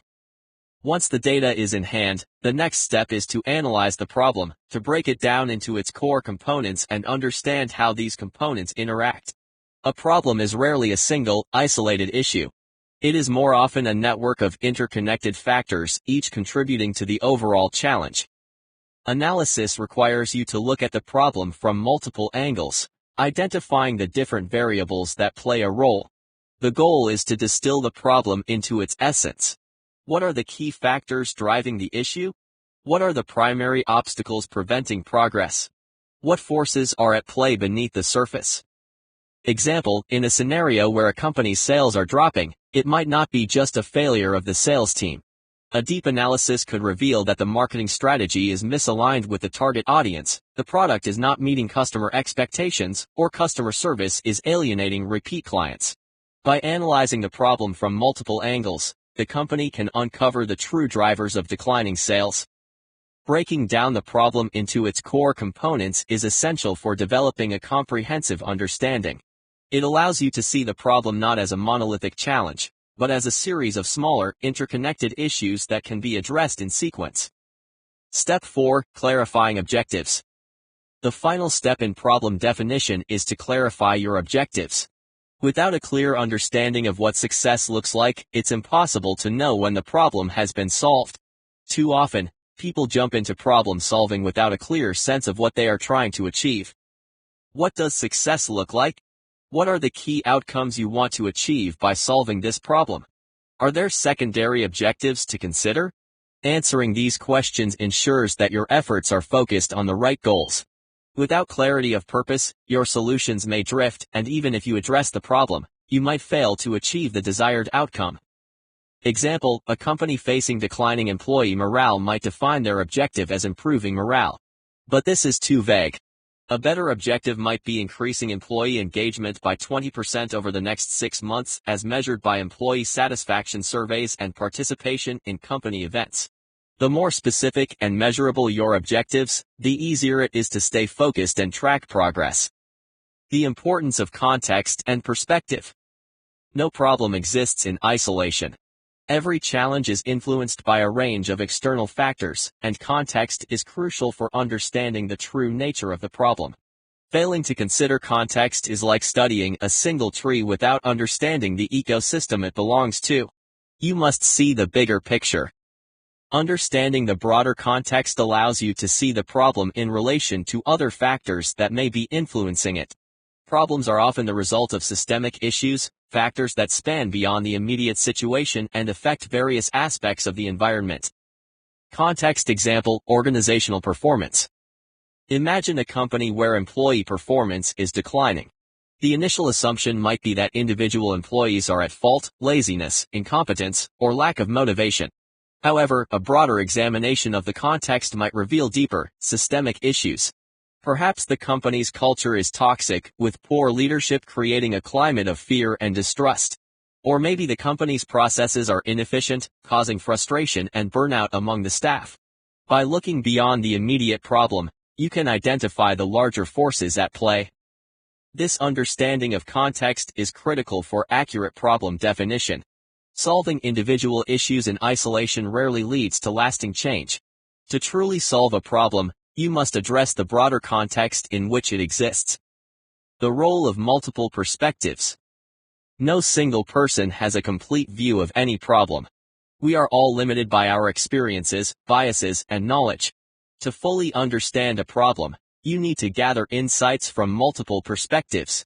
The more perspectives you gather, the clearer the picture becomes. Different stakeholders, whether team members, customers, employees, or external experts, bring unique insights into the problem. These insights can reveal hidden issues that you might not have considered. Example, a company may be experiencing declining customer satisfaction, and the management team might believe the issue lies with the product itself. However, by gathering feedback from multiple stakeholders, including customers, frontline employees, and third-party consultants, they might discover that the issue isn't with the product but with the post-purchase experience. Customers are frustrated with delayed shipping or poor customer service, not the product itself. The problem, therefore, isn't just about product design, but about the entire customer journey. Collaboration in problem definition ensures that no stone is left unturned, and no perspective is ignored. It broadens your understanding of the issue and increases the likelihood of identifying the true problem. Problem definition techniques. To aid in the process of problem definition, several techniques have been developed to structure your thinking and ensure that no key factors are overlooked. These techniques are tools that can help break down complex problems and reveal their underlying causes. SWOT analysis: strengths, weaknesses, opportunities, threats. One of the most widely used techniques in problem solving is the SWOT analysis. This structured approach forces you to consider both internal and external factors that might be contributing to the problem. Strengths: what advantages do we have that can help solve the problem? Weaknesses: what internal weaknesses are contributing to the issue? Opportunities: what external opportunities can we capitalize on to resolve the problem? Threats: what external threats could exacerbate the problem or prevent us from solving it?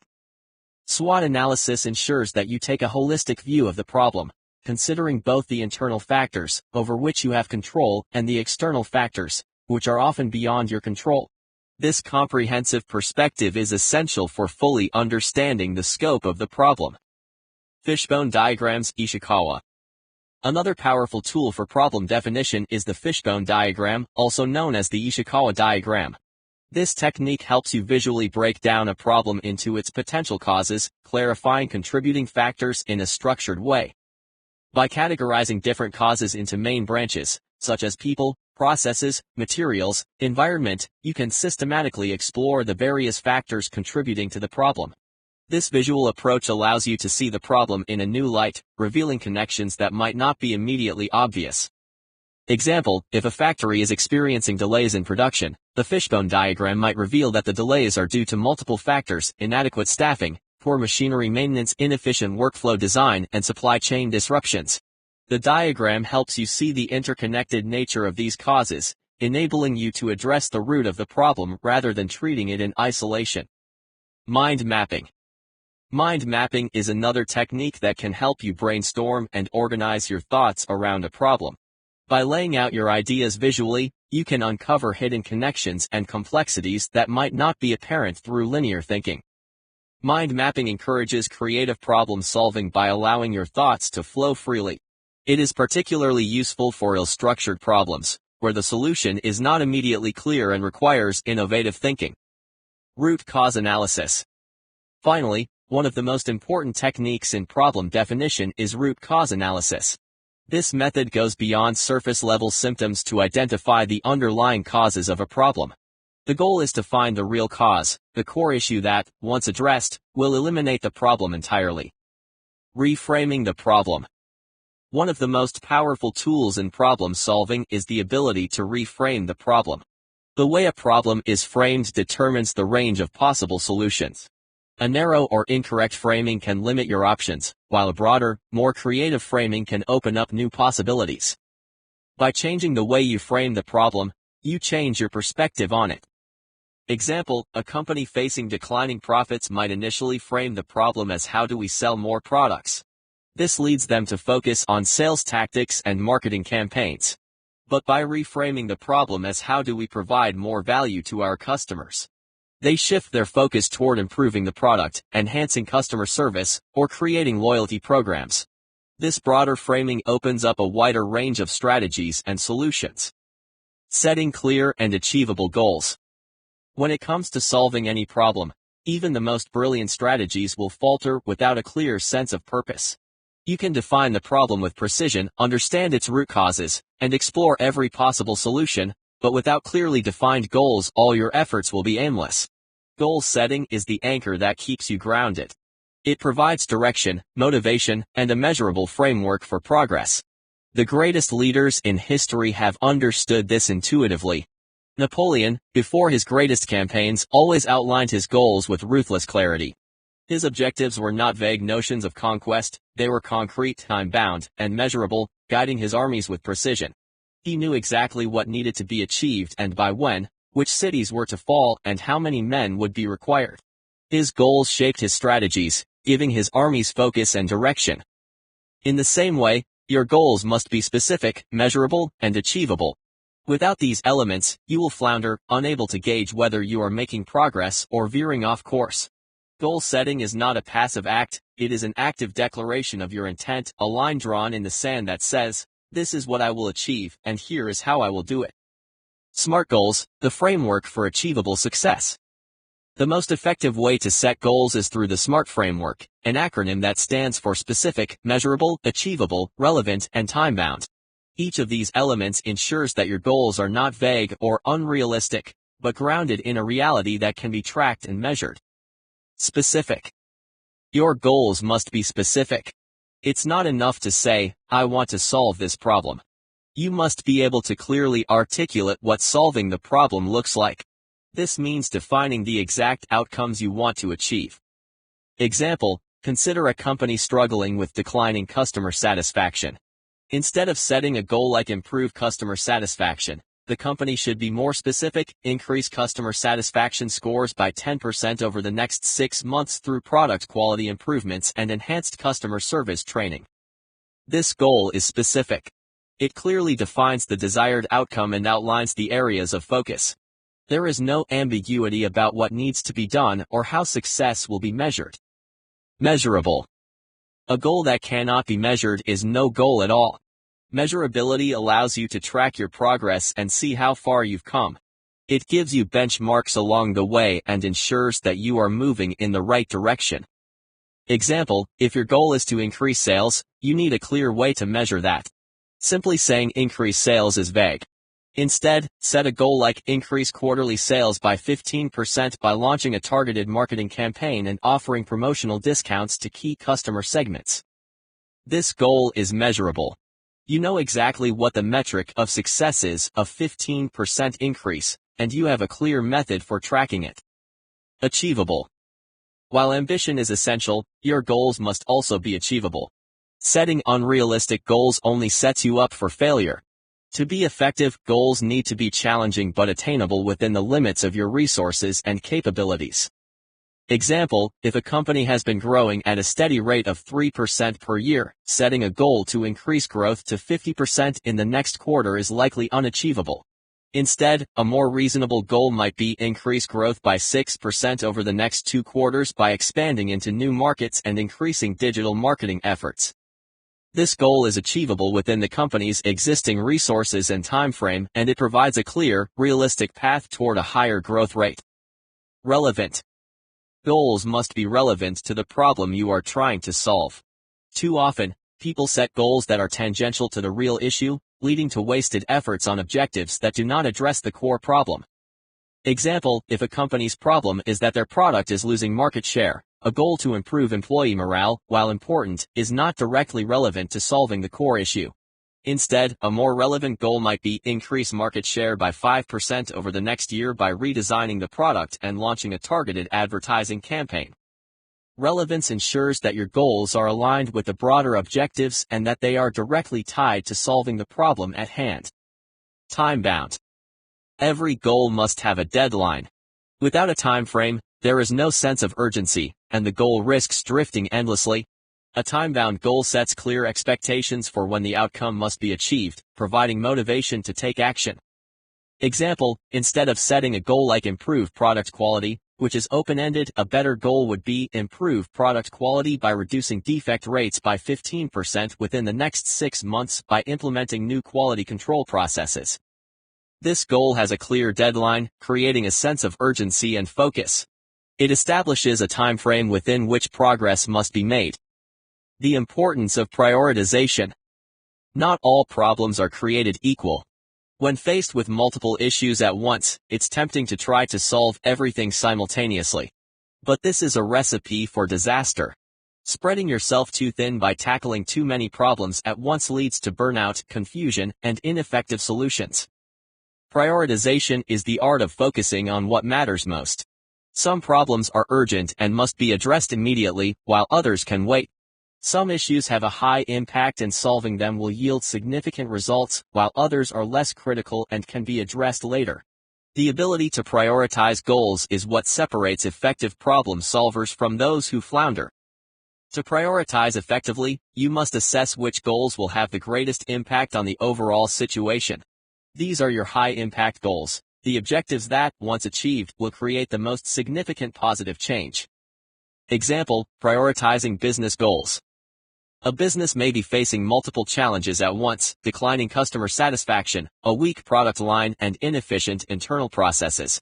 All of these issues are important, but not all of them need to be addressed immediately. Upon further analysis, the company might discover that customer satisfaction is declining primarily due to poor customer service. Improving customer service could quickly lead to higher customer retention, which in turn could support long-term product development. In this case, prioritizing improvements in customer service becomes the high-impact goal. Once customer service is improved, it will create a ripple effect, positively influencing customer satisfaction and buying behavior. Product development can then be addressed as a secondary goal, once the immediate customer service issue has been resolved. High-impact goals are the key to efficient problem-solving. By focusing on what matters most, you can achieve significant progress without becoming overwhelmed by competing demands. Short-term versus long-term goals. In any problem-solving process, it's essential to distinguish between short-term and long-term goals. Both are important, but they serve different purposes. Short-term goals. Short-term goals are focused on immediate fixes or quick wins that stabilize a situation. These are the goals that need to be achieved quickly, often within days or weeks. Short-term goals are crucial for gaining momentum and addressing the most pressing issues that could spiral out of control if left unattended. Example, a company losing market share might set a short-term goal of boosting marketing efforts to increase visibility and attract new customers. This might involve launching a social media campaign, offering promotional discounts, or increasing advertising efforts. The goal is to stop the bleeding, to stabilize the situation and create breathing room for long-term solutions. Long-term goals. Long-term goals are aimed at creating sustainable change. These goals address the root causes of problems and often require months or even years to achieve. While short-term goals provide immediate relief, long-term goals are focused on creating lasting improvements that will prevent the problem from recurring. Example, if a company's product line is becoming outdated and losing market share, a short-term goal might be to boost marketing efforts, but the long-term goal would be to redesign the product or develop new features that make it more competitive. This might take a year or more, but it addresses the core issue, the product's declining relevance in the market. The balance between short-term and long-term goals is crucial. You need the quick wins to maintain momentum and prevent immediate crises, but you also need to invest in long-term solutions that create sustainable success. Focusing exclusively on short-term fixes leads to a cycle of temporary solutions, while ignoring short-term goals in favor of long-term ones can allow immediate issues to spiral out of control. Flexibility in goal setting. In the process of problem solving, goals are not static. They must be flexible and adaptable to new information, changing circumstances, and unforeseen challenges. Too many people set rigid goals, refusing to adjust them even when it becomes clear that they are no longer realistic or aligned with the real problem. This rigidity leads to frustration and failure. Flexibility in goal setting means understanding that problems evolve and new information may emerge that changes how you approach them. Adjusting goals as necessary is not a sign of failure, it is a sign of strategic thinking. Goals must serve the problem-solving process, not the other way around. Example, revising goals in the problem-solving process.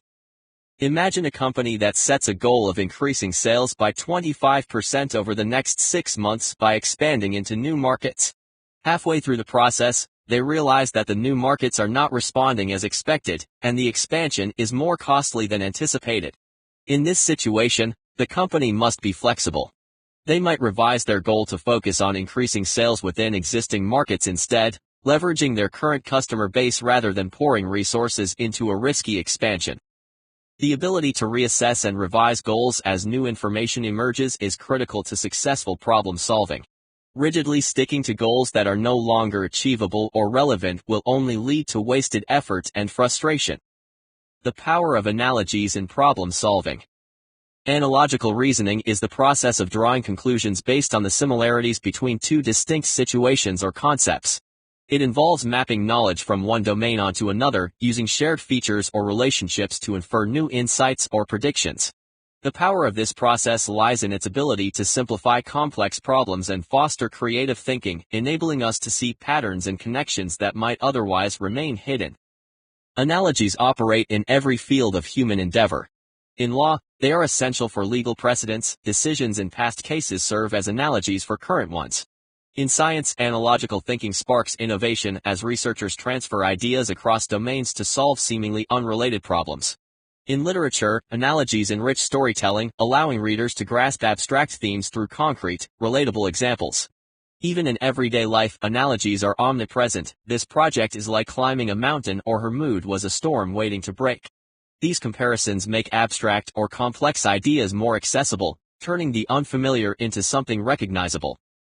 But the benefits of analogical reasoning extend beyond simple comprehension. Psychologically, analogies engage our cognitive processes, helping us process information more efficiently. They provide a mental shortcut, allowing us to apply existing knowledge to new situations without needing to analyze every detail from scratch. Cognitively, analogies enhance creativity by fostering connections between ideas and encouraging novel perspectives. Yet, as much as analogies simplify and illuminate, they can also deceive. A poorly chosen analogy, one based on superficial or irrelevant similarities, can mislead and distort. To wield analogical reasoning effectively, one must carefully scrutinize the relationships being drawn, ensuring that the parallels are meaningful and the differences not overlooked. Historical examples of successful analogies. Throughout history, some of humanity's most groundbreaking achievements have been born from analogical reasoning. By identifying deep structural similarities between seemingly unrelated phenomena, great minds have unlocked new paths of understanding and invention. The Wright brothers and bird flight. Few analogies have shaped the course of human history as profoundly as the one that guided the Wright brothers to the invention of the first successful airplane. Their quest for human flight was not a matter of luck or mere tinkering. It was the result of a carefully reasoned analogy between bird flight and man-made machines. The Wright brothers Orville and Wilbur keenly observed birds in flight, noting how they used their wings to generate lift and their bodies to maintain balance. They understood that if they could replicate the principles of bird flight with mechanical structures, they could achieve powered flight. They observed how birds angled their wings to control lift and reduce drag, how their wing shapes changed during turns, and how they used small adjustments in wing shape to maintain stability. This analogy between bird wings and airplane wings was not just a matter of surface comparison, it was a structural analogy. The Wright brothers recognized that the underlying mechanics of lift, drag, and stability applied equally to birds and aircraft. Their analogy allowed them to design wings that generated sufficient lift to carry a machine into the air. It led to their groundbreaking discovery of wing warping, a technique that mimicked how birds tilt their wings to control their roll and balance. The analogy with birds guided every aspect of their design and testing process, leading to the historic first flight at Kitty Hawk in 1903. The atomic model. Another profound analogy that shaped modern science was Niels Bohr's analogy between the solar system and atomic structure. At the time, physicists were struggling to understand the nature of atoms.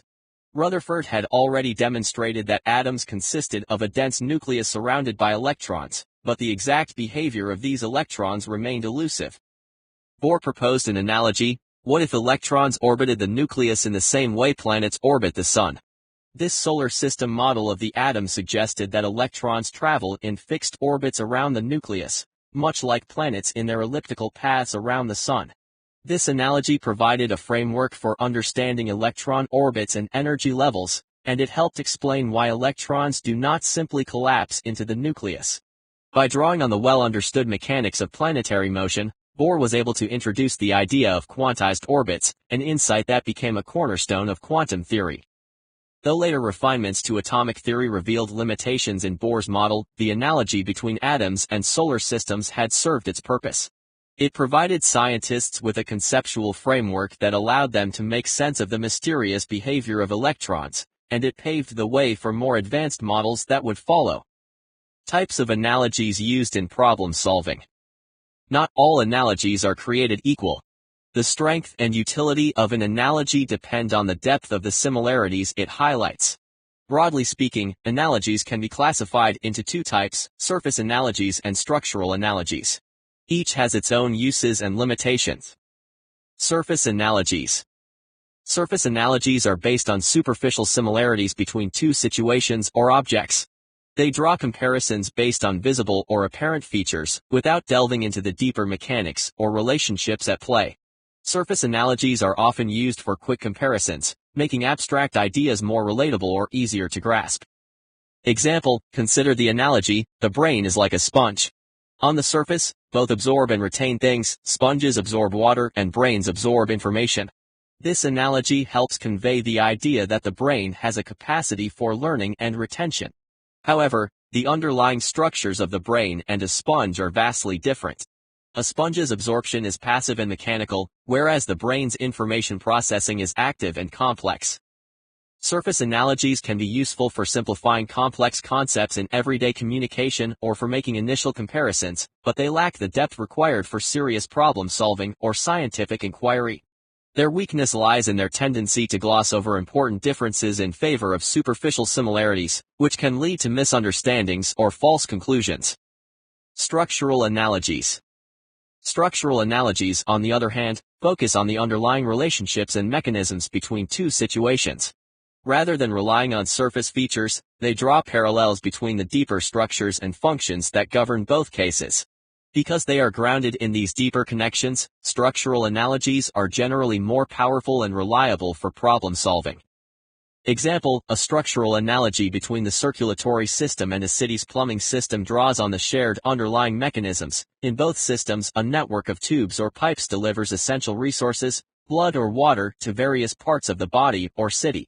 The mechanisms of flow, pressure, and distribution are similar in both cases, making this analogy useful for understanding how blockages or inefficiencies might affect each system.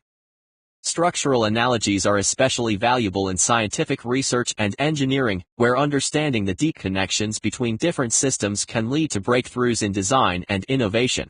By focusing on the fundamental principles that govern two situations, structural analogies offer insights that go beyond surface-level comparisons, allowing for more accurate and meaningful conclusions. The role of analogies in creative problem solving. Analogies are not just tools for simplifying complex problems. They are also catalysts for creative thinking and innovation. By drawing connections between seemingly unrelated ideas or domains, analogies open new pathways for problem solving and help break out of conventional thinking patterns.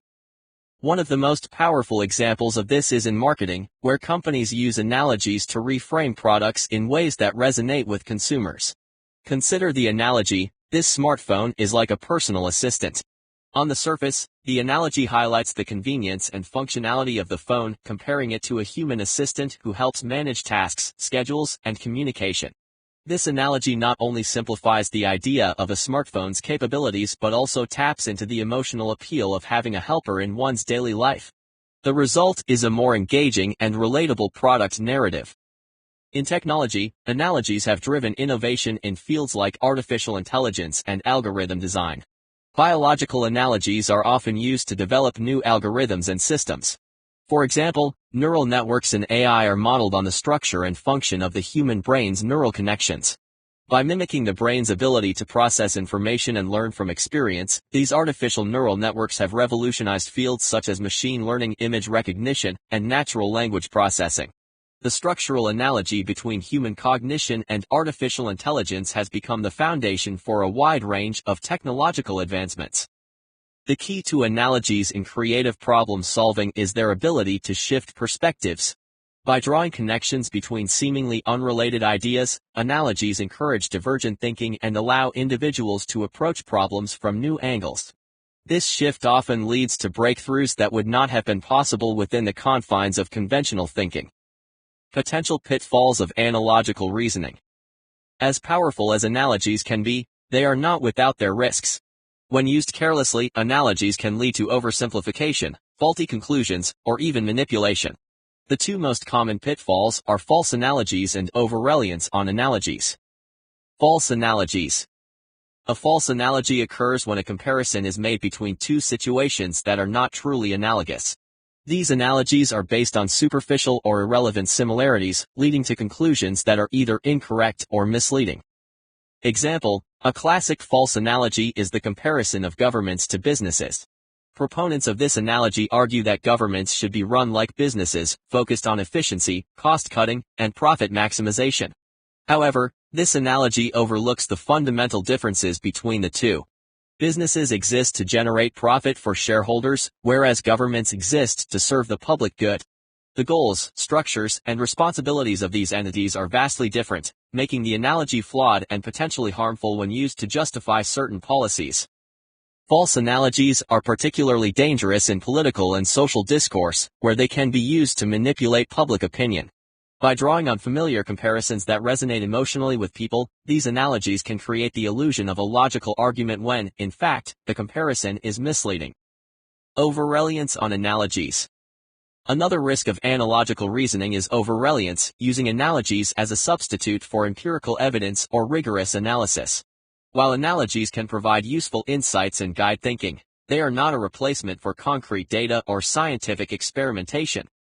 Example: in the early stages of AI development, some researchers over-relied on the brain-computer analogy, believing that creating artificial intelligence simply required replicating the brain structure in a machine. This analogy, while useful in some respects, failed to account for the complexities of human consciousness and cognition, which go beyond mere information processing. As a result, early AI models fell short of their goals because the analogy had been overextended without sufficient empirical support. Over-reliance on analogies can lead to intellectual shortcuts, where decisions are made based on the analogy rather than a thorough investigation of the facts. To avoid this pitfall, it is essential to critically examine the similarities and differences in any analogy before drawing conclusions, and to supplement analogical reasoning with empirical evidence whenever possible. Identifying causal relationships. Causal reasoning is the process of identifying cause and effect relationships between variables or events. It seeks to answer the fundamental question of why something happens, why a patient develops a disease, why a building collapses, why a society crumbles. In all these scenarios, causal reasoning is essential because it allows us to move beyond surface-level observations and into the deeper mechanisms that drive change. Causality is at the heart of nearly every field of inquiry. In medicine, it drives the search for the underlying causes of diseases, from the identification of bacteria in infections to the recognition of genetic mutations in cancers. In engineering, it helps determine why a machine malfunctions or a bridge collapses, allowing engineers to fix the flaw and prevent future accidents. In the social sciences, causality is used to understand human behavior, societal shifts, and economic patterns. Even in our everyday lives, we constantly engage in causal reasoning when we ask why something happened. Why did the car crash? Why did my stock portfolio lose value? Why did my friend stop talking to me? Mastering causal reasoning is not only a practical necessity in many professions but also a means of navigating life with greater clarity. By understanding why things happen, we gain the power to influence the future, to make better decisions, and to avoid the pitfalls that come from acting on flawed assumptions about causality. The nature of causal relationships. Causal relationships are not always straightforward. Some are direct, where one event immediately triggers another, while others are indirect, with intermediary steps and hidden forces at play. Understanding the nature of these relationships is crucial for accurately identifying causation. Direct versus indirect causation. Direct causation occurs when one event directly causes another, with no intermediary factors. This is the simplest form of causation, where the cause and effect are immediately connected. For example, if you push a glass off a table and it shatters on the ground, the act of pushing is the direct cause of the glass breaking. Example, imagine you accidentally spill water onto a live electrical circuit, causing a spark that leads to a fire. In this scenario, the direct cause of the fire is the water coming into contact with the electrical components. There are no intermediary steps. One event leads immediately to the next. Indirect causation, on the other hand, involves a chain of events where the cause is separated from the effect by one or more intermediate steps. Indirect causation can be more difficult to trace because the connections between events are less obvious. For example, if a factory pollutes a river, leading to the death of fish, which then reduces the income of fishermen in a nearby town, the factory's pollution indirectly causes the fishermen's financial hardship.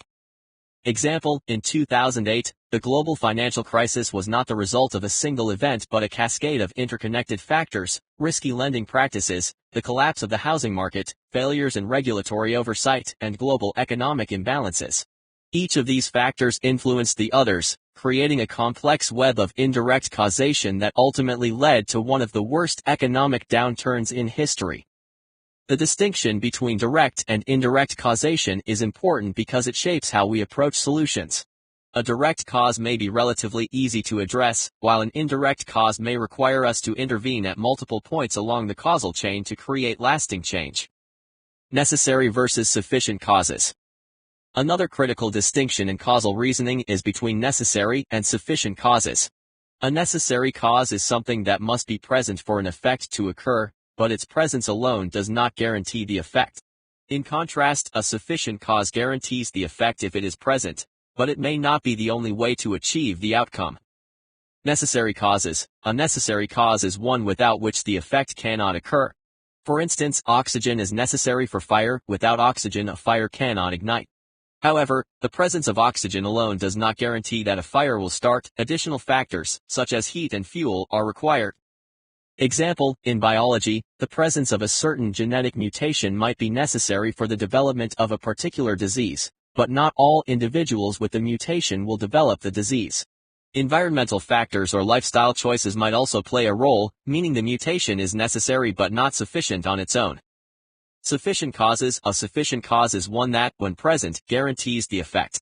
For example, striking a match under the right conditions, with oxygen and a flammable substance present, is sufficient to produce fire. Once all the necessary components are in place, the match strike is enough to cause the fire. Example, in public health, exposure to a highly contagious virus may be a sufficient cause for infection. If an individual comes into contact with the virus, they are likely to contract the illness, provided they do not have immunity. The exposure, in this case, is sufficient to cause the effect, though it may not be the only way to contract the illness. Other routes of exposure might exist. Understanding the distinction between necessary and sufficient causes helps refine our approach to problem solving. When diagnosing the cause of an event or condition, it's crucial to determine whether the factor in question is merely a necessary condition or if it is sufficient on its own to produce the outcome. Methods for identifying causal relationships. Identifying causal relationships requires a range of methods, each with its own strengths and limitations. Whether through controlled experiments, observational studies, or natural experiments, researchers and decision-makers must carefully navigate these methods to establish causality with confidence. Controlled experiments. The gold standard for identifying causal relationships is the controlled experiment, particularly in scientific research. Controlled experiments involve the deliberate manipulation of variables to observe the effects of specific changes. By randomly assigning subjects to different groups and controlling for extraneous variables, researchers can isolate the impact of the cause under investigation. Randomization is critical in controlled experiments because it ensures that any differences between groups are due to chance rather than systematic bias. Control groups serve as baselines, allowing researchers to compare outcomes between the experimental group, which receives the treatment or exposure, and the control group, which does not. By manipulating a single variable and observing the outcome, researchers can establish a clear cause and effect relationship. Example, in drug trials, controlled experiments are used to determine whether a new medication is effective. Participants are randomly assigned to receive either the medication, experimental group, or a placebo, control group. If the experimental group shows significantly better health outcomes than the control group, researchers can infer that the medication is the cause of the improvement. Controlled experiments are highly effective at identifying causality because they minimize confounding factors and allow for precise manipulation of variables. However, they are not always feasible, especially in fields like economics, sociology, or public policy, where ethical or practical constraints make experimentation difficult. Observational studies. When controlled experiments are not feasible, researchers often turn to observational studies. In observational studies, researchers collect data without manipulating variables. Instead, they observe and measure variables as they naturally occur. While observational studies are useful for identifying correlations, establishing causality is more challenging because researchers cannot control for all potential confounding variables. Confounding variables are factors that are related to both the cause and the effect, potentially misleading causal inferences. For example, if a study finds that people who exercise more tend to have lower rates of heart disease, it might be tempting to conclude that exercise directly reduces heart disease risk. However, confounding factors like diet, genetics, or access to healthcare might also play a role in this relationship. Careful statistical analysis is required to control for these confounders and strengthen the causal inference. Example, in public health, observational studies have been used to explore the relationship between smoking and lung cancer. Researchers cannot ethically assign people to smoke, so instead, they track individual smoking habits and health outcomes over time. While observational studies can show a strong correlation between smoking and lung cancer, researchers must account for other factors, such as pollution or occupational hazards, that might influence the outcome. Observational studies are valuable for identifying potential causal relationships in real-world settings, but they require careful analysis to avoid drawing false conclusions from mere correlations. Longitudinal studies. Longitudinal studies are a type of observational study that tracks the same subjects over an extended period. By observing changes over time, longitudinal studies provide insights into how variables interact and evolve, making them useful for establishing causal links, especially when time is a critical factor in the relationship. One of the advantages of longitudinal studies is that they allow researchers to observe the temporal sequence of events, which helps establish whether the cause precedes the effect. This is especially important in fields like developmental psychology, where researchers might track how early childhood experiences influence outcomes in adulthood. Example, in social science, longitudinal studies have been used to study the impact of education on income. By following a cohort of individuals from childhood into adulthood, researchers can track their educational attainment, career paths, and income levels, allowing them to infer how education influences economic success over time. While longitudinal studies provide valuable insights, they also face challenges. Attrition, or the loss of participants over time, can weaken the study's findings. Additionally, maintaining consistency in data collection over long periods can be difficult, as social, economic, and technological changes might affect the relevance of the variables being studied. Natural experiments. In some cases, natural experiments arise when external events or changes, such as policy shifts, natural disasters, or economic crises, create conditions that allow for the study of causal relationships. In natural experiments, researchers do not control the variables, but they take advantage of naturally occurring variations to observe their effects. Natural experiments are particularly valuable in fields like economics and public health, where randomized controlled trials are often impractical or unethical.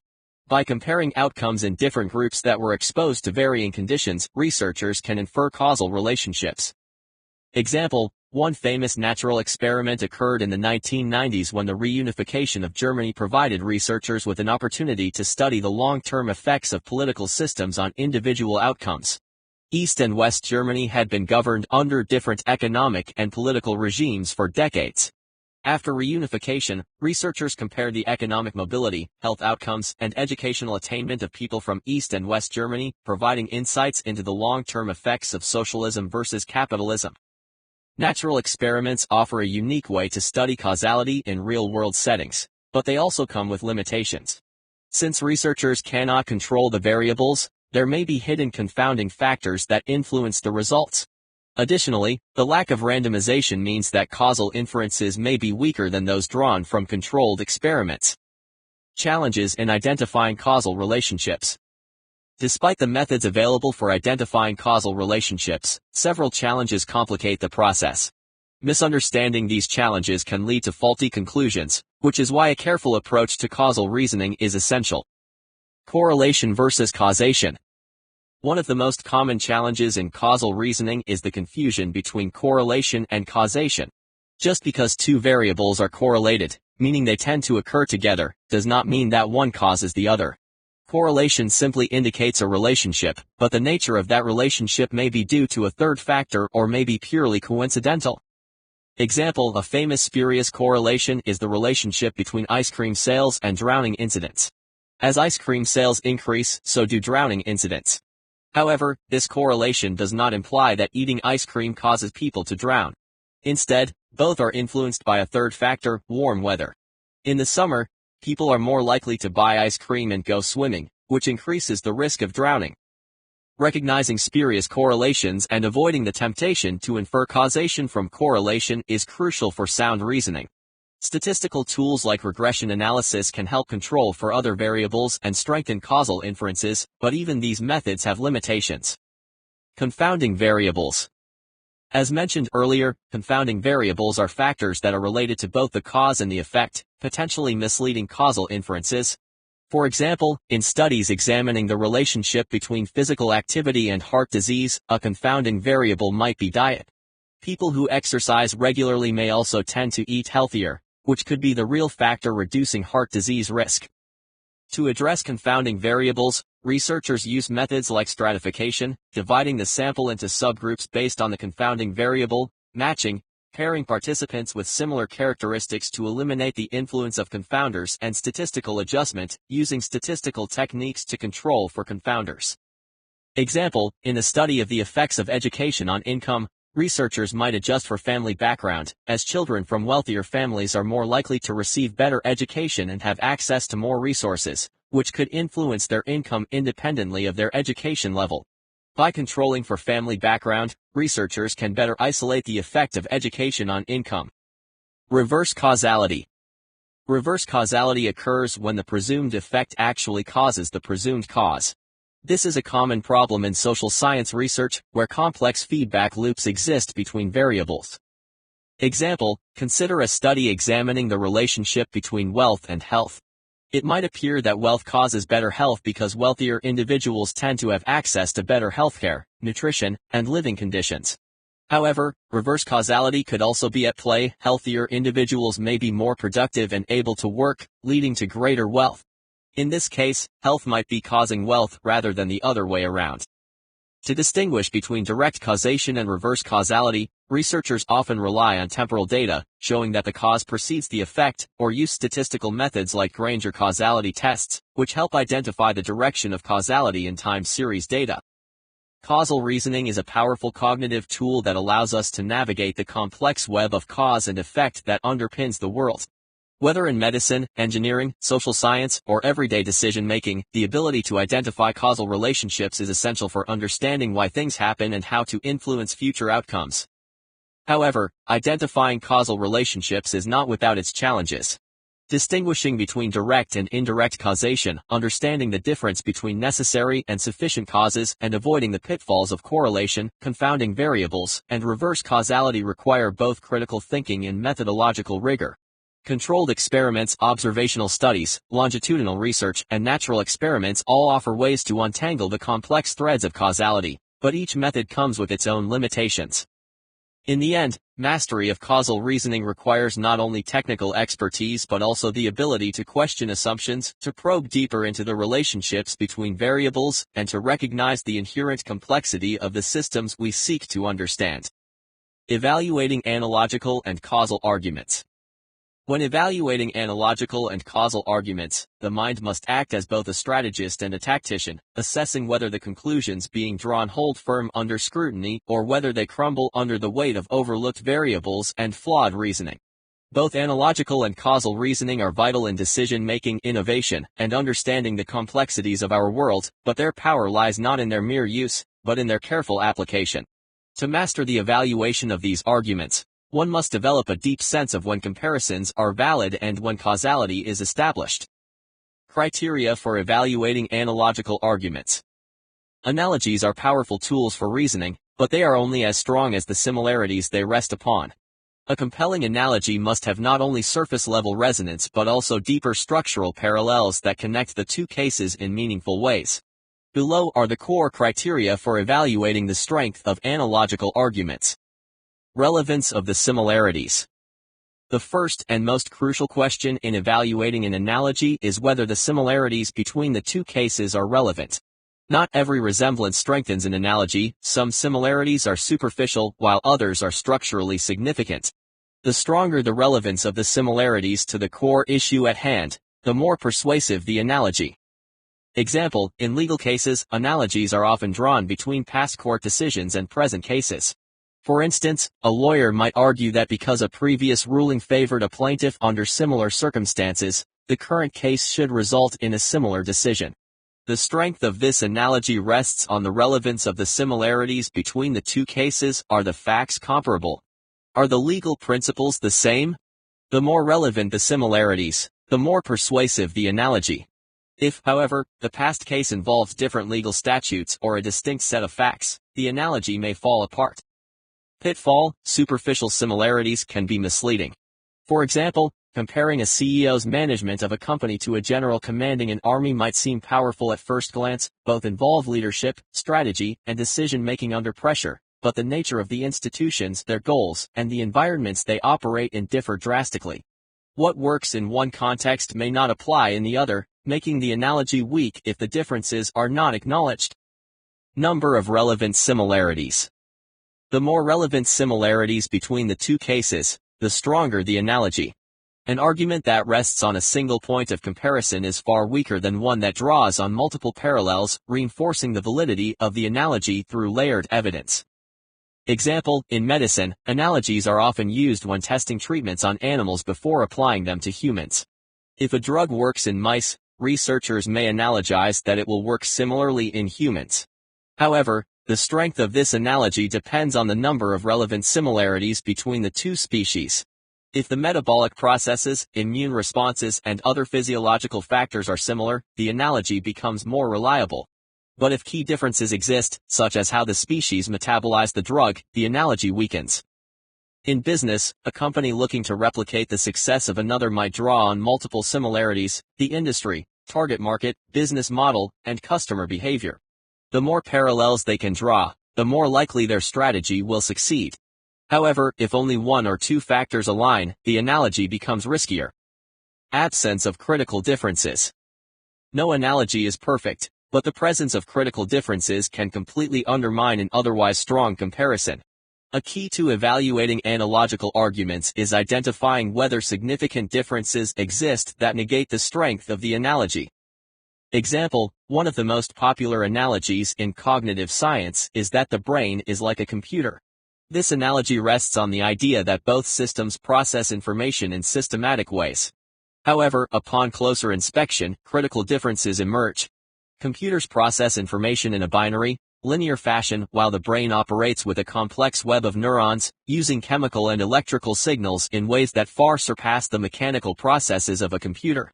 The biological nature of the brain introduces differences that severely limit the applicability of the analogy in some contexts, particularly when discussing the nuances of human consciousness or emotions. Recognizing such critical differences is essential to avoid drawing incorrect conclusions from an analogy. While analogies can simplify and guide thinking, they must be balanced against an understanding of where they fail. Empirical support. The most compelling analogies are those backed by empirical evidence. Analogies may begin as theoretical comparisons, but they gain true strength when real-world data supports the inference being drawn from the analogy. Empirical evidence bridges the gap between theory and reality, turning a speculative analogy into a practical tool for decision-making. Example, in medical research, treatments are often first tested on animals before they are applied to humans. The analogy between the two species is strengthened when empirical data shows that the treatment has similar effects in both. Without this data, the analogy would remain speculative. Similarly, in economic policy, analogies between past and present economic crises are strengthened by empirical data that shows comparable patterns in unemployment, inflation, or consumer behavior. Criteria for evaluating causal arguments. Causal arguments rest on firmer ground than analogies, but they too require careful scrutiny to ensure that the relationship between cause and effect is real and not merely imagined. To establish causality, one must consider the strength of the evidence, consistency across studies, temporal relationships, alternative explanations, and the plausibility of the mechanism. Strength of the evidence. A causal argument is only as strong as the evidence that supports it. The more robust and reliable the data, the more confident we can be in establishing a causal link. In scientific research, well-designed experiments and rigorous observational data are essential in supporting causality.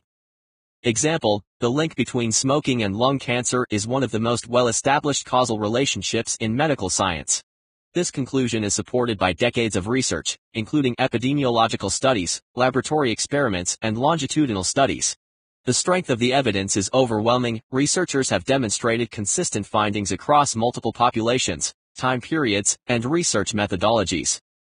Weak evidence, on the other hand, leads to weak causal claims.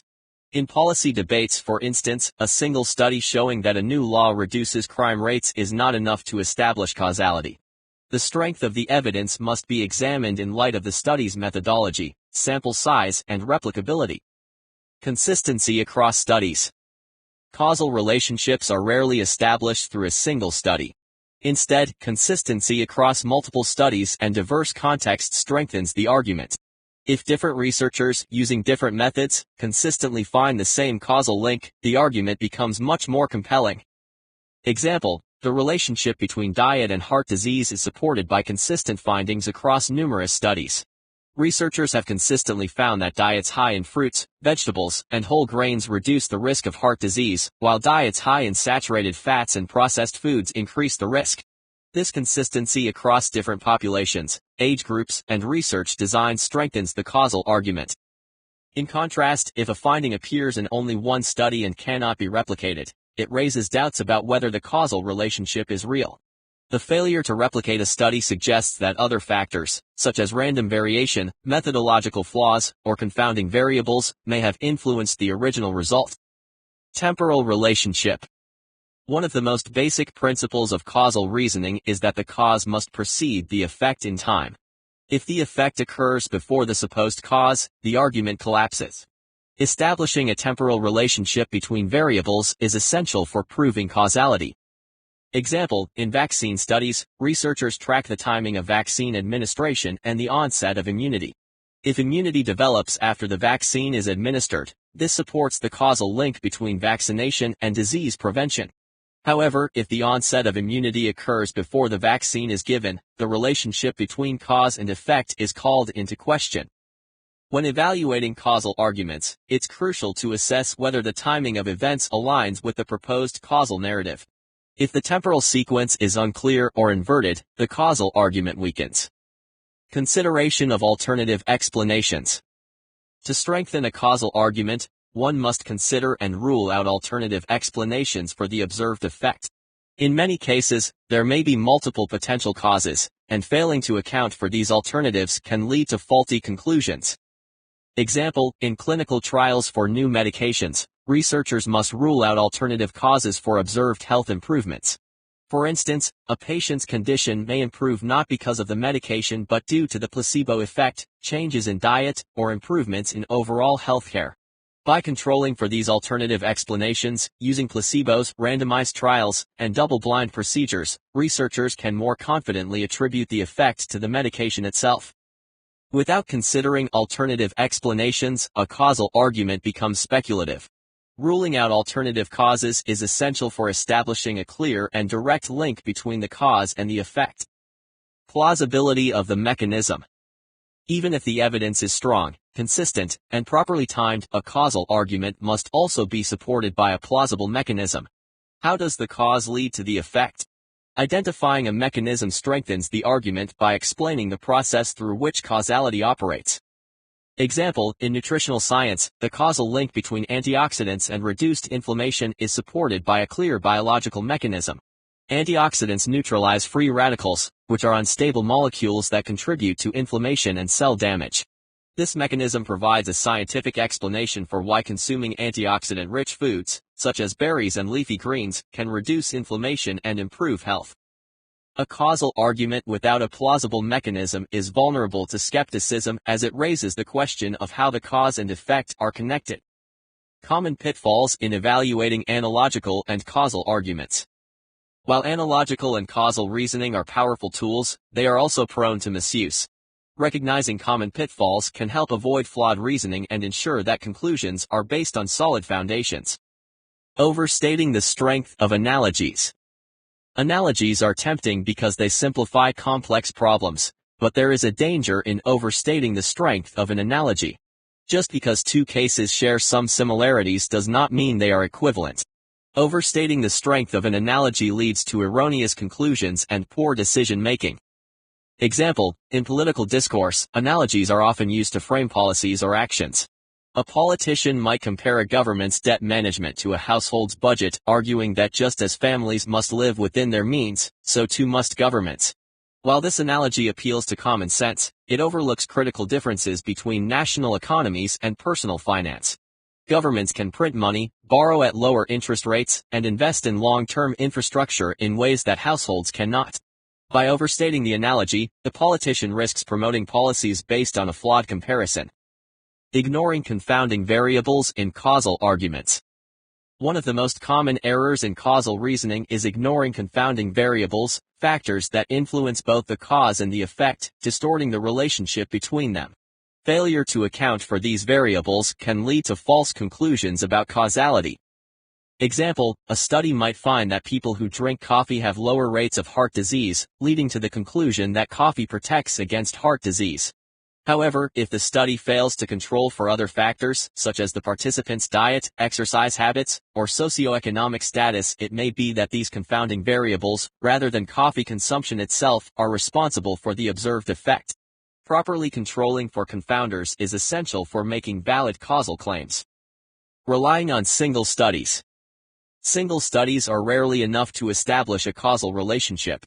Science thrives on replication, multiple studies, conducted in different contexts and with different methods, that consistently find the same result. Relying on a single study can lead to false confidence in a causal relationship that may not exist. Example, early studies on hormone replacement therapy (HRT) in postmenopausal women suggested that it reduced the risk of heart disease. However, later studies found the opposite. HRT was associated with an increased risk of heart disease and stroke. The initial studies had methodological flaws, and only through the accumulation of more rigorous evidence did the true relationship between HRT and heart health become clear. Relying on single studies can lead to misleading conclusions and policy decisions based on incomplete or inaccurate information. The 6 thinking hats technique. When we're faced with a problem or important decision, it's easy to fall into familiar patterns of thinking, whether you're driven by logic, gut feelings, optimism, or caution.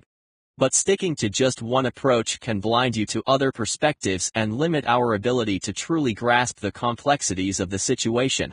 This is where Edward de Bono's 6 thinking hats technique comes in. Instead of relying on just one way of thinking, this method pushes you to adopt different mindsets, each represented by a different hat, to tackle the issue from every possible angle. It helps you break out of your usual mindset, ensuring that your decision is well-rounded and based on a full, balanced understanding. The 6 thinking hats technique consists of 6 different hats, each representing a distinct mode of thinking. During problem-solving or decision-making, participants metaphorically wear each hat to explore different perspectives on the issue. Each hat focuses on a specific way of processing information, ensuring that the group or individual considers all angles before reaching a conclusion. The white hat, information and facts. The white hat is the hat of neutrality and objectivity. When wearing the white hat, the focus is entirely on facts, data, and information, what is known, what needs to be known, and how that information can be acquired. This thinking mode avoids any emotional influence or subjective interpretation. It is about gathering and assessing all available evidence before making a decision. Example, imagine you're trying to decide whether to move to a new city for a job opportunity. The white hat forces you to look strictly at the objective facts: salary, cost of living, job growth in the region, proximity to family, and other concrete data. You might gather statistics about housing prices, healthcare options, and job market trends in the new location. No emotional considerations or biases are allowed, only data. The white hat thinking is essential because it ensures that decisions are based on reliable information rather than hunches or assumptions. It provides a clear picture of reality as it is, not as we wish it to be. The red hat, emotions and intuition. The red hat represents emotions, feelings, and intuition. When wearing the red hat, you are encouraged to express your gut feelings, emotional reactions, and instincts without having to justify or explain them logically. This is important because emotions often play a significant role in decision-making, whether we acknowledge them or not. The red hat allows these emotions to be surfaced and considered openly rather than hidden. Example, let's say you are deciding whether to leave a stable job for a riskier but potentially more rewarding entrepreneurial opportunity. Wearing the red hat allows you to acknowledge your fear of failure, excitement about the new challenge, or anxiety about financial instability. You don't need to back up these emotions with logic, just express them openly. While logical reasoning is critical, emotions should not be ignored. Often, intuition based on past experiences can provide insights that cold, hard facts cannot. The red hat thinking allows you to validate your feelings and ensure they are part of the decision-making process. The black hat, critical judgment and risk. The black hat is the hat of caution, risk assessment, and critical judgment. It is perhaps the most important thinking style when it comes to evaluating potential pitfalls and avoiding mistakes. Black hat thinking is about identifying weaknesses in a plan, recognizing risks, and considering negative outcomes. It is the hat that protects you from reckless decisions by forcing you to think critically about all the possible ways things could go wrong. Example, suppose you are considering investing in a friend's startup. When wearing the black hat, you focus on what could go wrong. What if the business model isn't sustainable? What if market conditions change? What if your friend lacks the necessary experience to lead the business? You actively look for flaws in the plan, potential challenges, and hidden risks. While black hat thinking can be seen as negative, it is crucial for realistic planning. It helps to prevent overconfidence, blind spots, and uncalculated risks that could lead to failure. However, it should not dominate the discussion. Too much black hat thinking can lead to paralysis and an inability to act. The yellow hat, optimism and opportunity. The yellow hat is the opposite of the black hat. It represents optimism, positivity, and looking for benefits. When wearing the yellow hat, you focus on the potential advantages, benefits, and opportunities that a particular course of action could bring. It is about finding solutions rather than focusing on problems. Example, imagine you are facing a challenge at work, such as needing to implement a new technology system. When wearing the yellow hat, you think about all the benefits of this new system, increased efficiency, cost savings in the long term, and the ability to outperform competitors. You also explore potential positive scenarios, how adopting this new system might open the door to future innovations. The yellow hat encourages creative optimism and solution-oriented thinking, reminding you to focus on the upside and possibilities. This thinking style is essential for counterbalancing the cautious nature of black hat thinking, ensuring that you don't miss out on potential gains by being too risk-averse. The green hat, creativity and new ideas. The green hat represents creativity, innovation, and thinking outside the box. When wearing the green hat, the focus is on generating new ideas, exploring alternative approaches, and thinking creatively about problems. It is about breaking free from conventional thinking and considering possibilities that may not have been obvious at first. Example, suppose you are tasked with coming up with a new marketing campaign for a product. Under the green hat, you would brainstorm creative ideas without worrying about practicality or constraints. You might suggest using augmented reality, creating a viral social media challenge, or collaborating with unexpected partners. Nothing is too wild or unconventional. This is the time to explore the creative possibilities without judgment.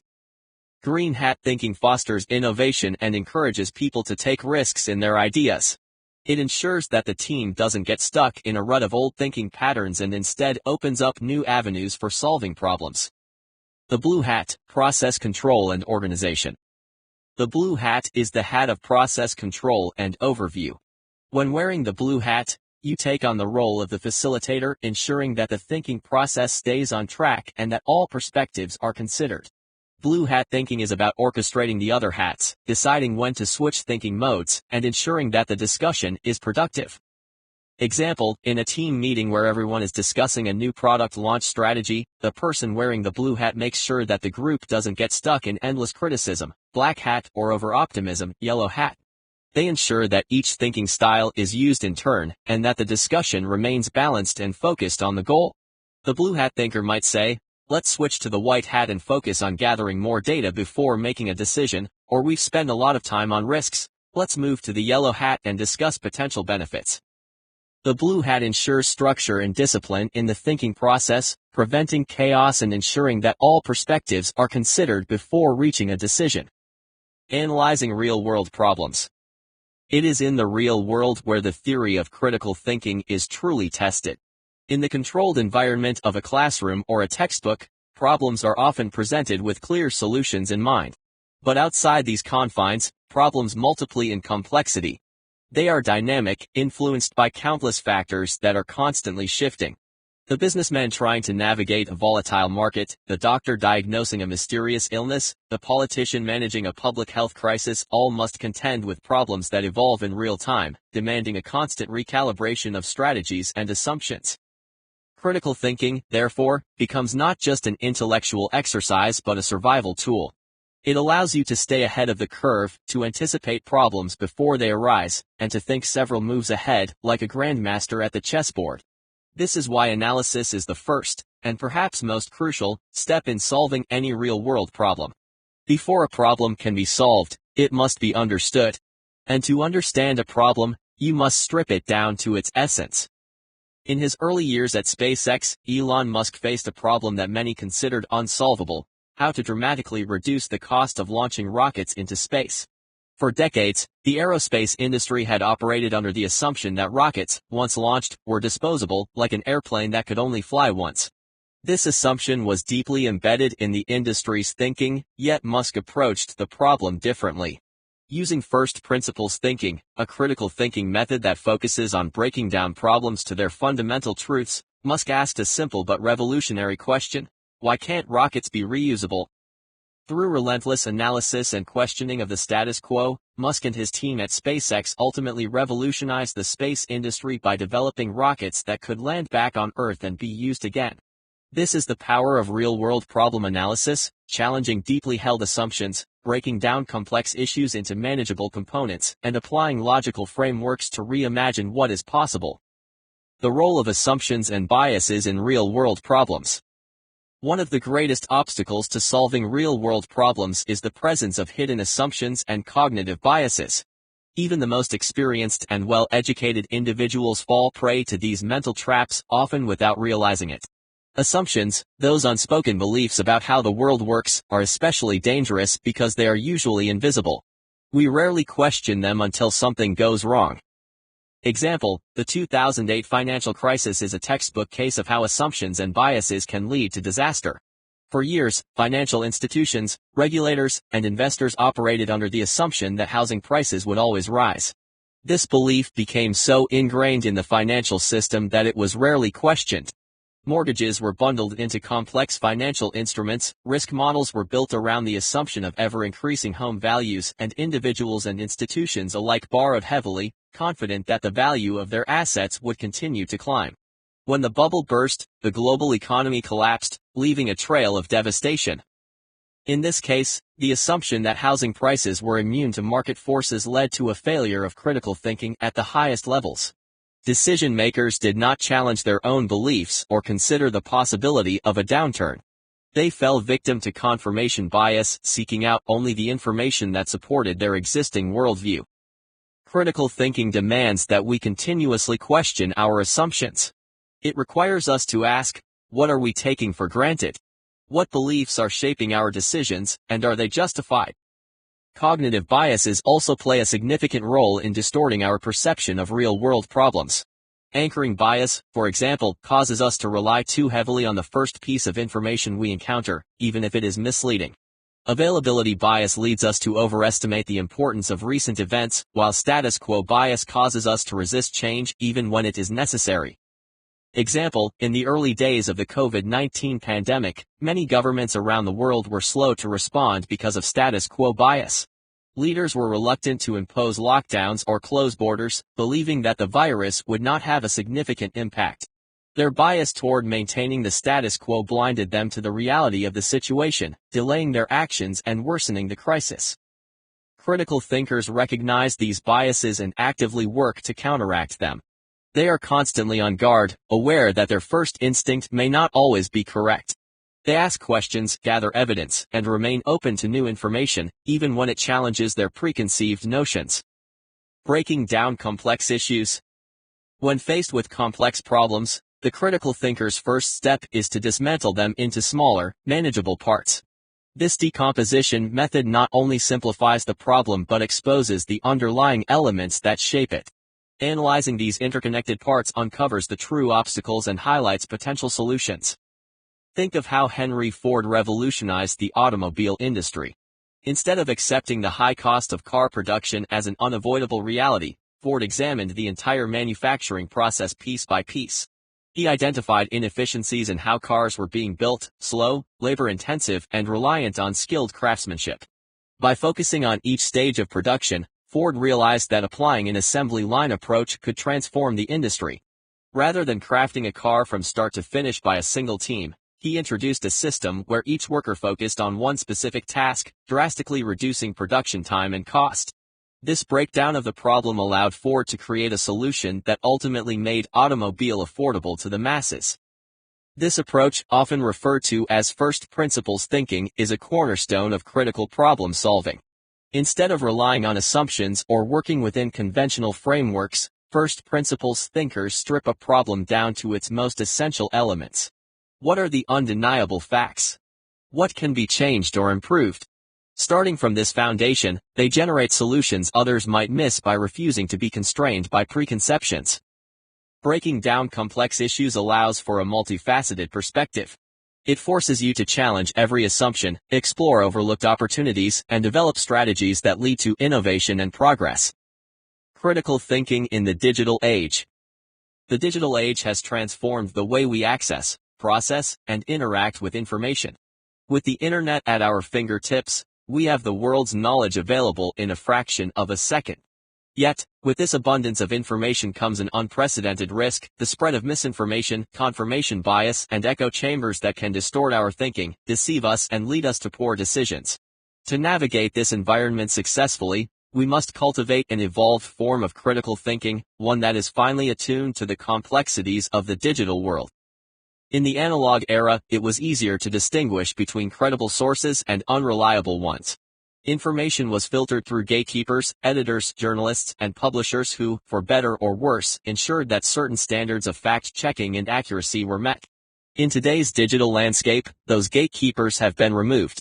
Anyone with an internet connection can publish information, making it harder to distinguish fact from fiction, truth from lies. The ability to critically assess information, particularly in a world where algorithms feed us content based on our preferences, is not just an intellectual exercise, it is a survival skill. Whether it's recognizing fake news, spotting a misleading social media post, or analyzing a source's credibility, the modern critical thinker must be more vigilant than ever. This chapter will explore the essential tools and techniques for developing critical thinking in the digital age, focusing on information literacy, fact-checking, and the crucial task of navigating social media and echo chambers. Information literacy, the foundation of digital critical thinking. Before diving into the specific challenges of fact-checking or combating misinformation, we must begin with information literacy. In a world where information is abundant but often misleading, the ability to interpret, analyze, and understand information is the cornerstone of critical thinking. Information literacy is not just about reading or consuming content, it's about knowing how to seek out accurate information, evaluate its credibility, and use it to form reasoned judgments. The overload of information. The digital age has made information both a blessing and a curse. On one hand, we have access to more knowledge than any generation before us. But on the other hand, the sheer volume of data we encounter every day can be overwhelming. From news articles and academic papers to social media posts and YouTube videos, we are bombarded with content that competes for our attention. Information overload can paralyze decision-making, making it harder to distinguish what is essential from what is irrelevant. Imagine standing in front of a massive library with every book ever written, but no catalog system. Without a way to organize and sift through the information, the library becomes useless. The same is true of the internet. Without the ability to navigate the sea of information, we become lost, vulnerable to misleading claims and manipulative content. Assessing the credibility of information. The first skill in information literacy is the ability to assess the credibility of information sources. In the digital world, not all sources are created equal. Many websites, blogs, and social media accounts publish content that looks authoritative but is filled with inaccuracies or outright lies. To assess credibility, the modern critical thinker must develop a set of standards. Author, who wrote or created the content. What are their qualifications? Are they an expert in their field, or is their expertise dubious? If the author is unknown or unqualified, the content's credibility diminishes. Publication source, where was the information published? Credible news organizations, academic journals, and government websites are generally reliable. In contrast, personal blogs, social media posts, and unknown websites may lack fact-checking or editorial oversight. Bias, does the source have an obvious agenda or bias? Are they presenting facts objectively, or is the content skewed toward a particular ideology, political belief, or corporate interest? Biased sources often present selective information to fit their narrative. Date. When was the content created? In the fast-moving digital world, information becomes outdated quickly. Relying on old data or studies can lead to faulty conclusions. Citations, does the source cite its claims? Credible sources often back up their information with references to studies, statistics, and expert opinions. If a source makes bold claims without citing evidence, it should be approached with skepticism. By rigorously applying these standards, critical thinkers can filter out unreliable sources and focus on those that provide accurate, evidence-based information. This doesn't mean we should automatically trust all mainstream sources, but it does mean we should demand transparency and accountability from the information we consume.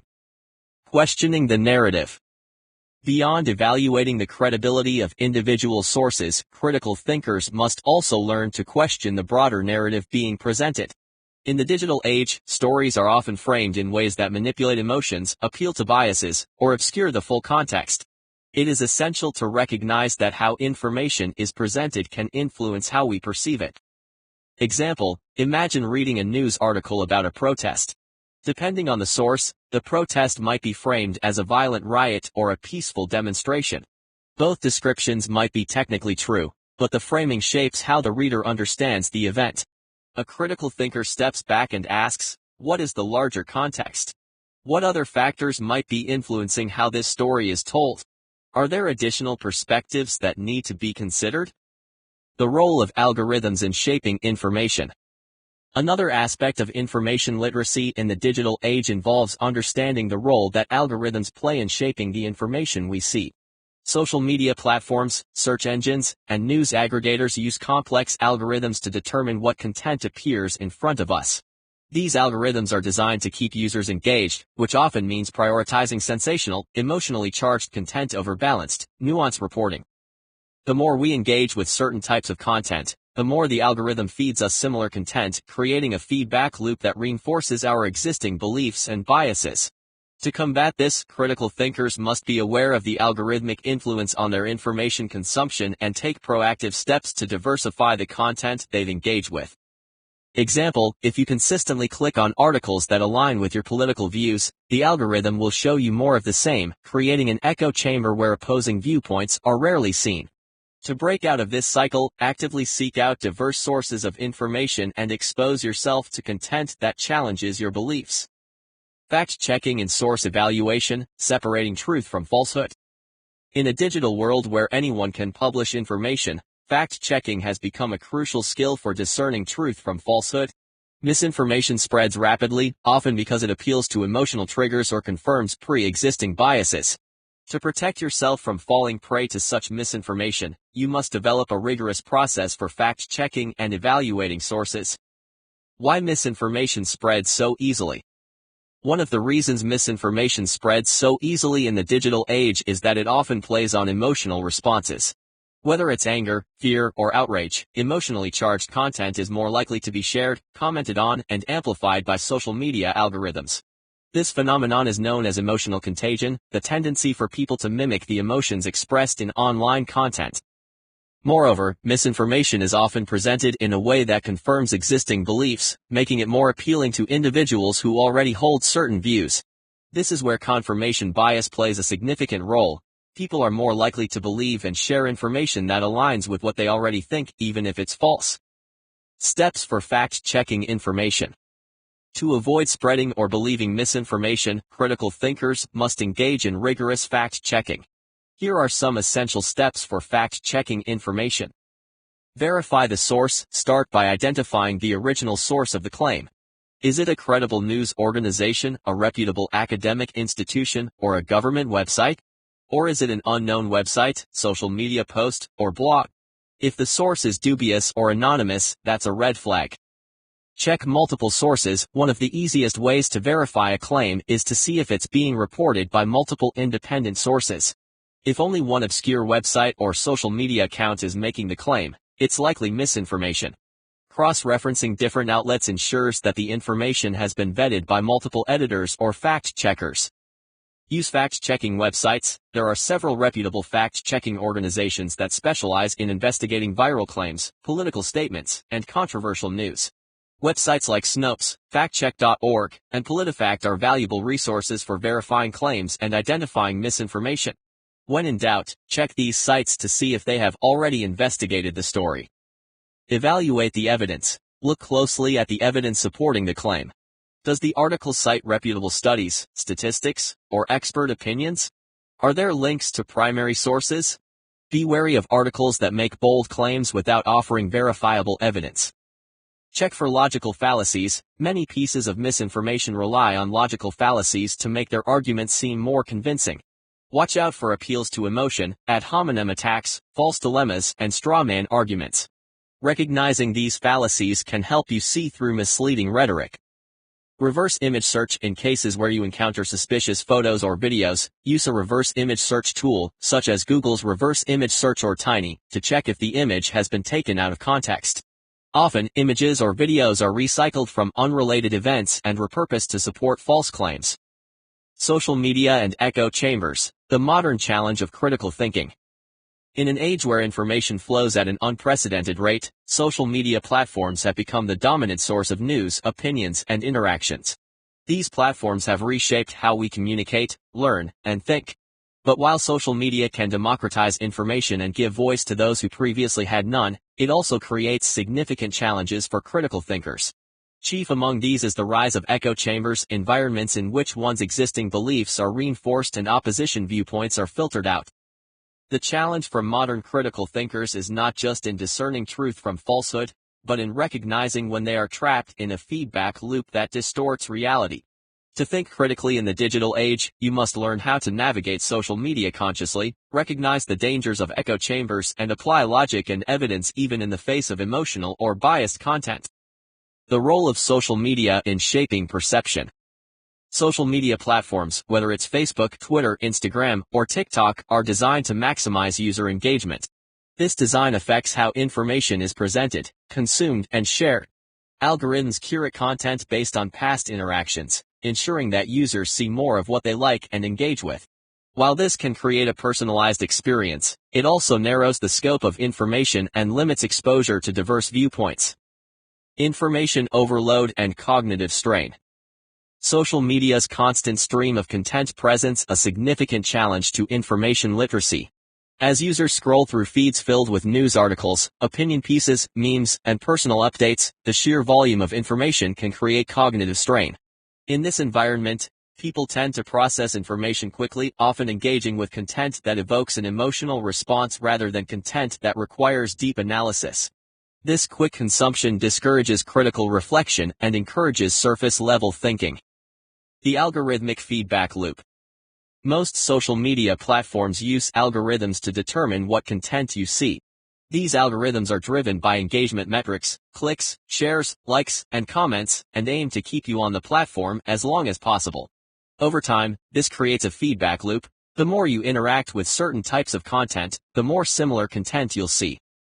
Example, if you frequently engage with political content that aligns with a particular ideology, the algorithm will prioritize similar posts, reinforcing your existing beliefs. This creates a self-reinforcing cycle in which alternative viewpoints are gradually filtered out. Over time, you may come to believe that your perspective is not just correct but widely shared, since you rarely encounter opposing views. While algorithms enhance the user experience by personalizing content, they also limit your exposure to a broader spectrum of information. In this way, social media narrows your worldview without you even realizing it. Echo chambers, the silent killers of critical thinking. An echo chamber occurs when individuals are surrounded only by like-minded people, ideas, and content, effectively amplifying their existing beliefs and filtering out dissenting opinions. Echo chambers are particularly dangerous because they create the illusion of consensus, making it seem as if the majority of people share your views, even when this is not the case. The illusion of consensus. In an echo chamber, you are not exposed to conflicting information, which can lead to an illusion of consensus. This illusion reinforces the belief that your perspective is common sense and that alternative viewpoints are not only wrong but fringe or extreme. Example, in a political context, someone in a left-leaning echo chamber may believe that most people support progressive policies because their social media feed is filled with content from like-minded individuals. Similarly, someone in a right-leaning echo chamber may believe that most people support conservative policies for the same reason. This creates a distorted perception of reality, where individuals are insulated from the complexity of public opinion. This phenomenon can also occur around non-political issues, such as health, science, and lifestyle choices. Whether it's dietary preferences, fitness trends, or opinions about technology, people who engage primarily with content that confirms their views are less likely to encounter alternative perspectives. This can limit growth, learning, and self-awareness. Confirmation bias and echo chambers. Echo chambers feed into one of the most powerful cognitive biases, confirmation bias. This is the tendency to seek out, interpret, and remember information that confirms your existing beliefs while ignoring or dismissing information that contradicts them. When you are surrounded by people and content that echo your views, confirmation bias is not only unchecked, it becomes amplified. Example, a person skeptical of climate change might join social media groups that promote misinformation or conspiracy theories about climate science. As they engage with this content, they become more entrenched in their beliefs, ignoring credible scientific evidence. In an echo chamber, this person is unlikely to encounter factual rebuttals to their views, further deepening their belief in misinformation. This self-reinforcing loop of confirmation bias is toxic to critical thinking, which requires the ability to weigh evidence, consider opposing viewpoints, and challenge one's own assumptions. Strategies for navigating social media critically. To navigate social media critically, you must be conscious of how the platform shapes your perception of the world. This involves actively seeking out diverse perspectives, questioning content, and resisting the temptation to remain within the comfort zone of your echo chamber. 1. Diversify your feed. One of the simplest and most effective ways to avoid being trapped in an echo chamber is to diversify your social media feed. This means following accounts, pages, or groups that represent a range of perspectives, especially those that challenge your current views. Example, if you find yourself predominantly interacting with politically conservative content, make a point of following progressive pages or journalists. Similarly, if your feed is filled with liberal content, actively seek out conservative voices.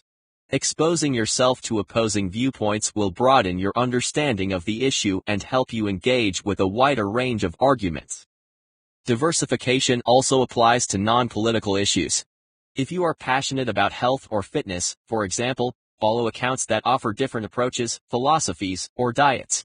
The goal is to ensure that your feed reflects the complexity and variety of the world, rather than a narrow slice of it. 2. Question the source and motivation. Every piece of content on social media is created by someone with a particular agenda or motivation. Whether it's an article, a tweet, or a video, ask yourself, who created this content? What is their goal? What evidence do they provide? Evaluate the credibility of the source. Is the content coming from a reputable news organization or an anonymous account? Does the source have a track record of accuracy and transparency, or are they known for spreading misinformation? Are there links to primary sources or citations to back up the claims being made? By critically evaluating the source and motivation behind content, you can guard against being misled by clickbait, disinformation, or emotionally manipulative posts. 3. Engage with opposing viewpoints. Rather than simply following diverse accounts, engage with the content that challenges your beliefs. Read the articles, watch the videos, and participate in discussions. Listen to the arguments being made, and try to understand the reasoning behind them, even if you ultimately disagree. Example, if you strongly support a particular policy or political figure, read articles that criticize them. Instead of dismissing the criticism out of hand, ask, what evidence supports this viewpoint? Are there valid concerns being raised that I haven't considered? This kind of engagement strengthens critical thinking by forcing you to confront uncomfortable truths and wrestle with complexity.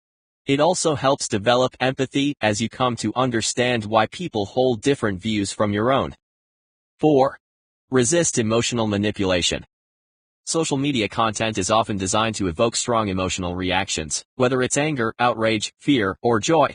These emotional triggers can cloud judgment and lead you to share or believe content without fully evaluating it. When you encounter emotionally charged content, take a step back and ask, is this content trying to manipulate my emotions? Is it using facts and logic, or is it appealing primarily to fear, anger, or tribalism? Example, imagine encountering a viral post about a controversial topic that makes you angry. Instead of immediately sharing the post or reacting, pause and consider, what is the source? What evidence supports this claim? Is it possible that the post is misleading or incomplete? Pausing and reflecting allows you to avoid becoming part of the emotional amplification cycle that drives misinformation. Conclusion. In this book, we've stripped away illusions and laid bare the mechanics of critical thinking, logic, and problem solving. Each chapter has been a step deeper into the heart of the human mind's most powerful weapon, reason.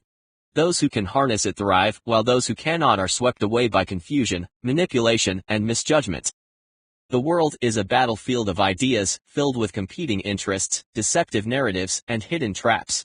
Many fall prey to the illusion of certainty, clinging to unchallenged beliefs or comfortable assumptions.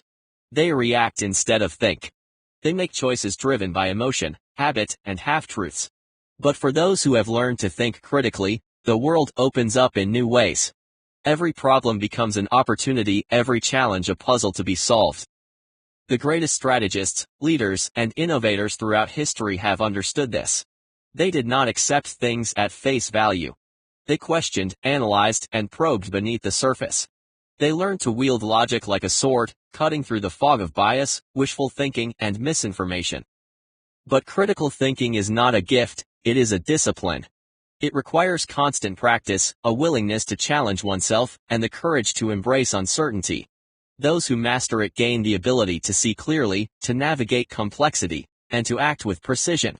They become the masters of their own fate. As you close this book, remember that the real work begins now. Every day presents an opportunity to refine your thinking, to apply these strategies to the problems you face, and to test your own assumptions. The path to mastery is never ending, but the rewards are limitless.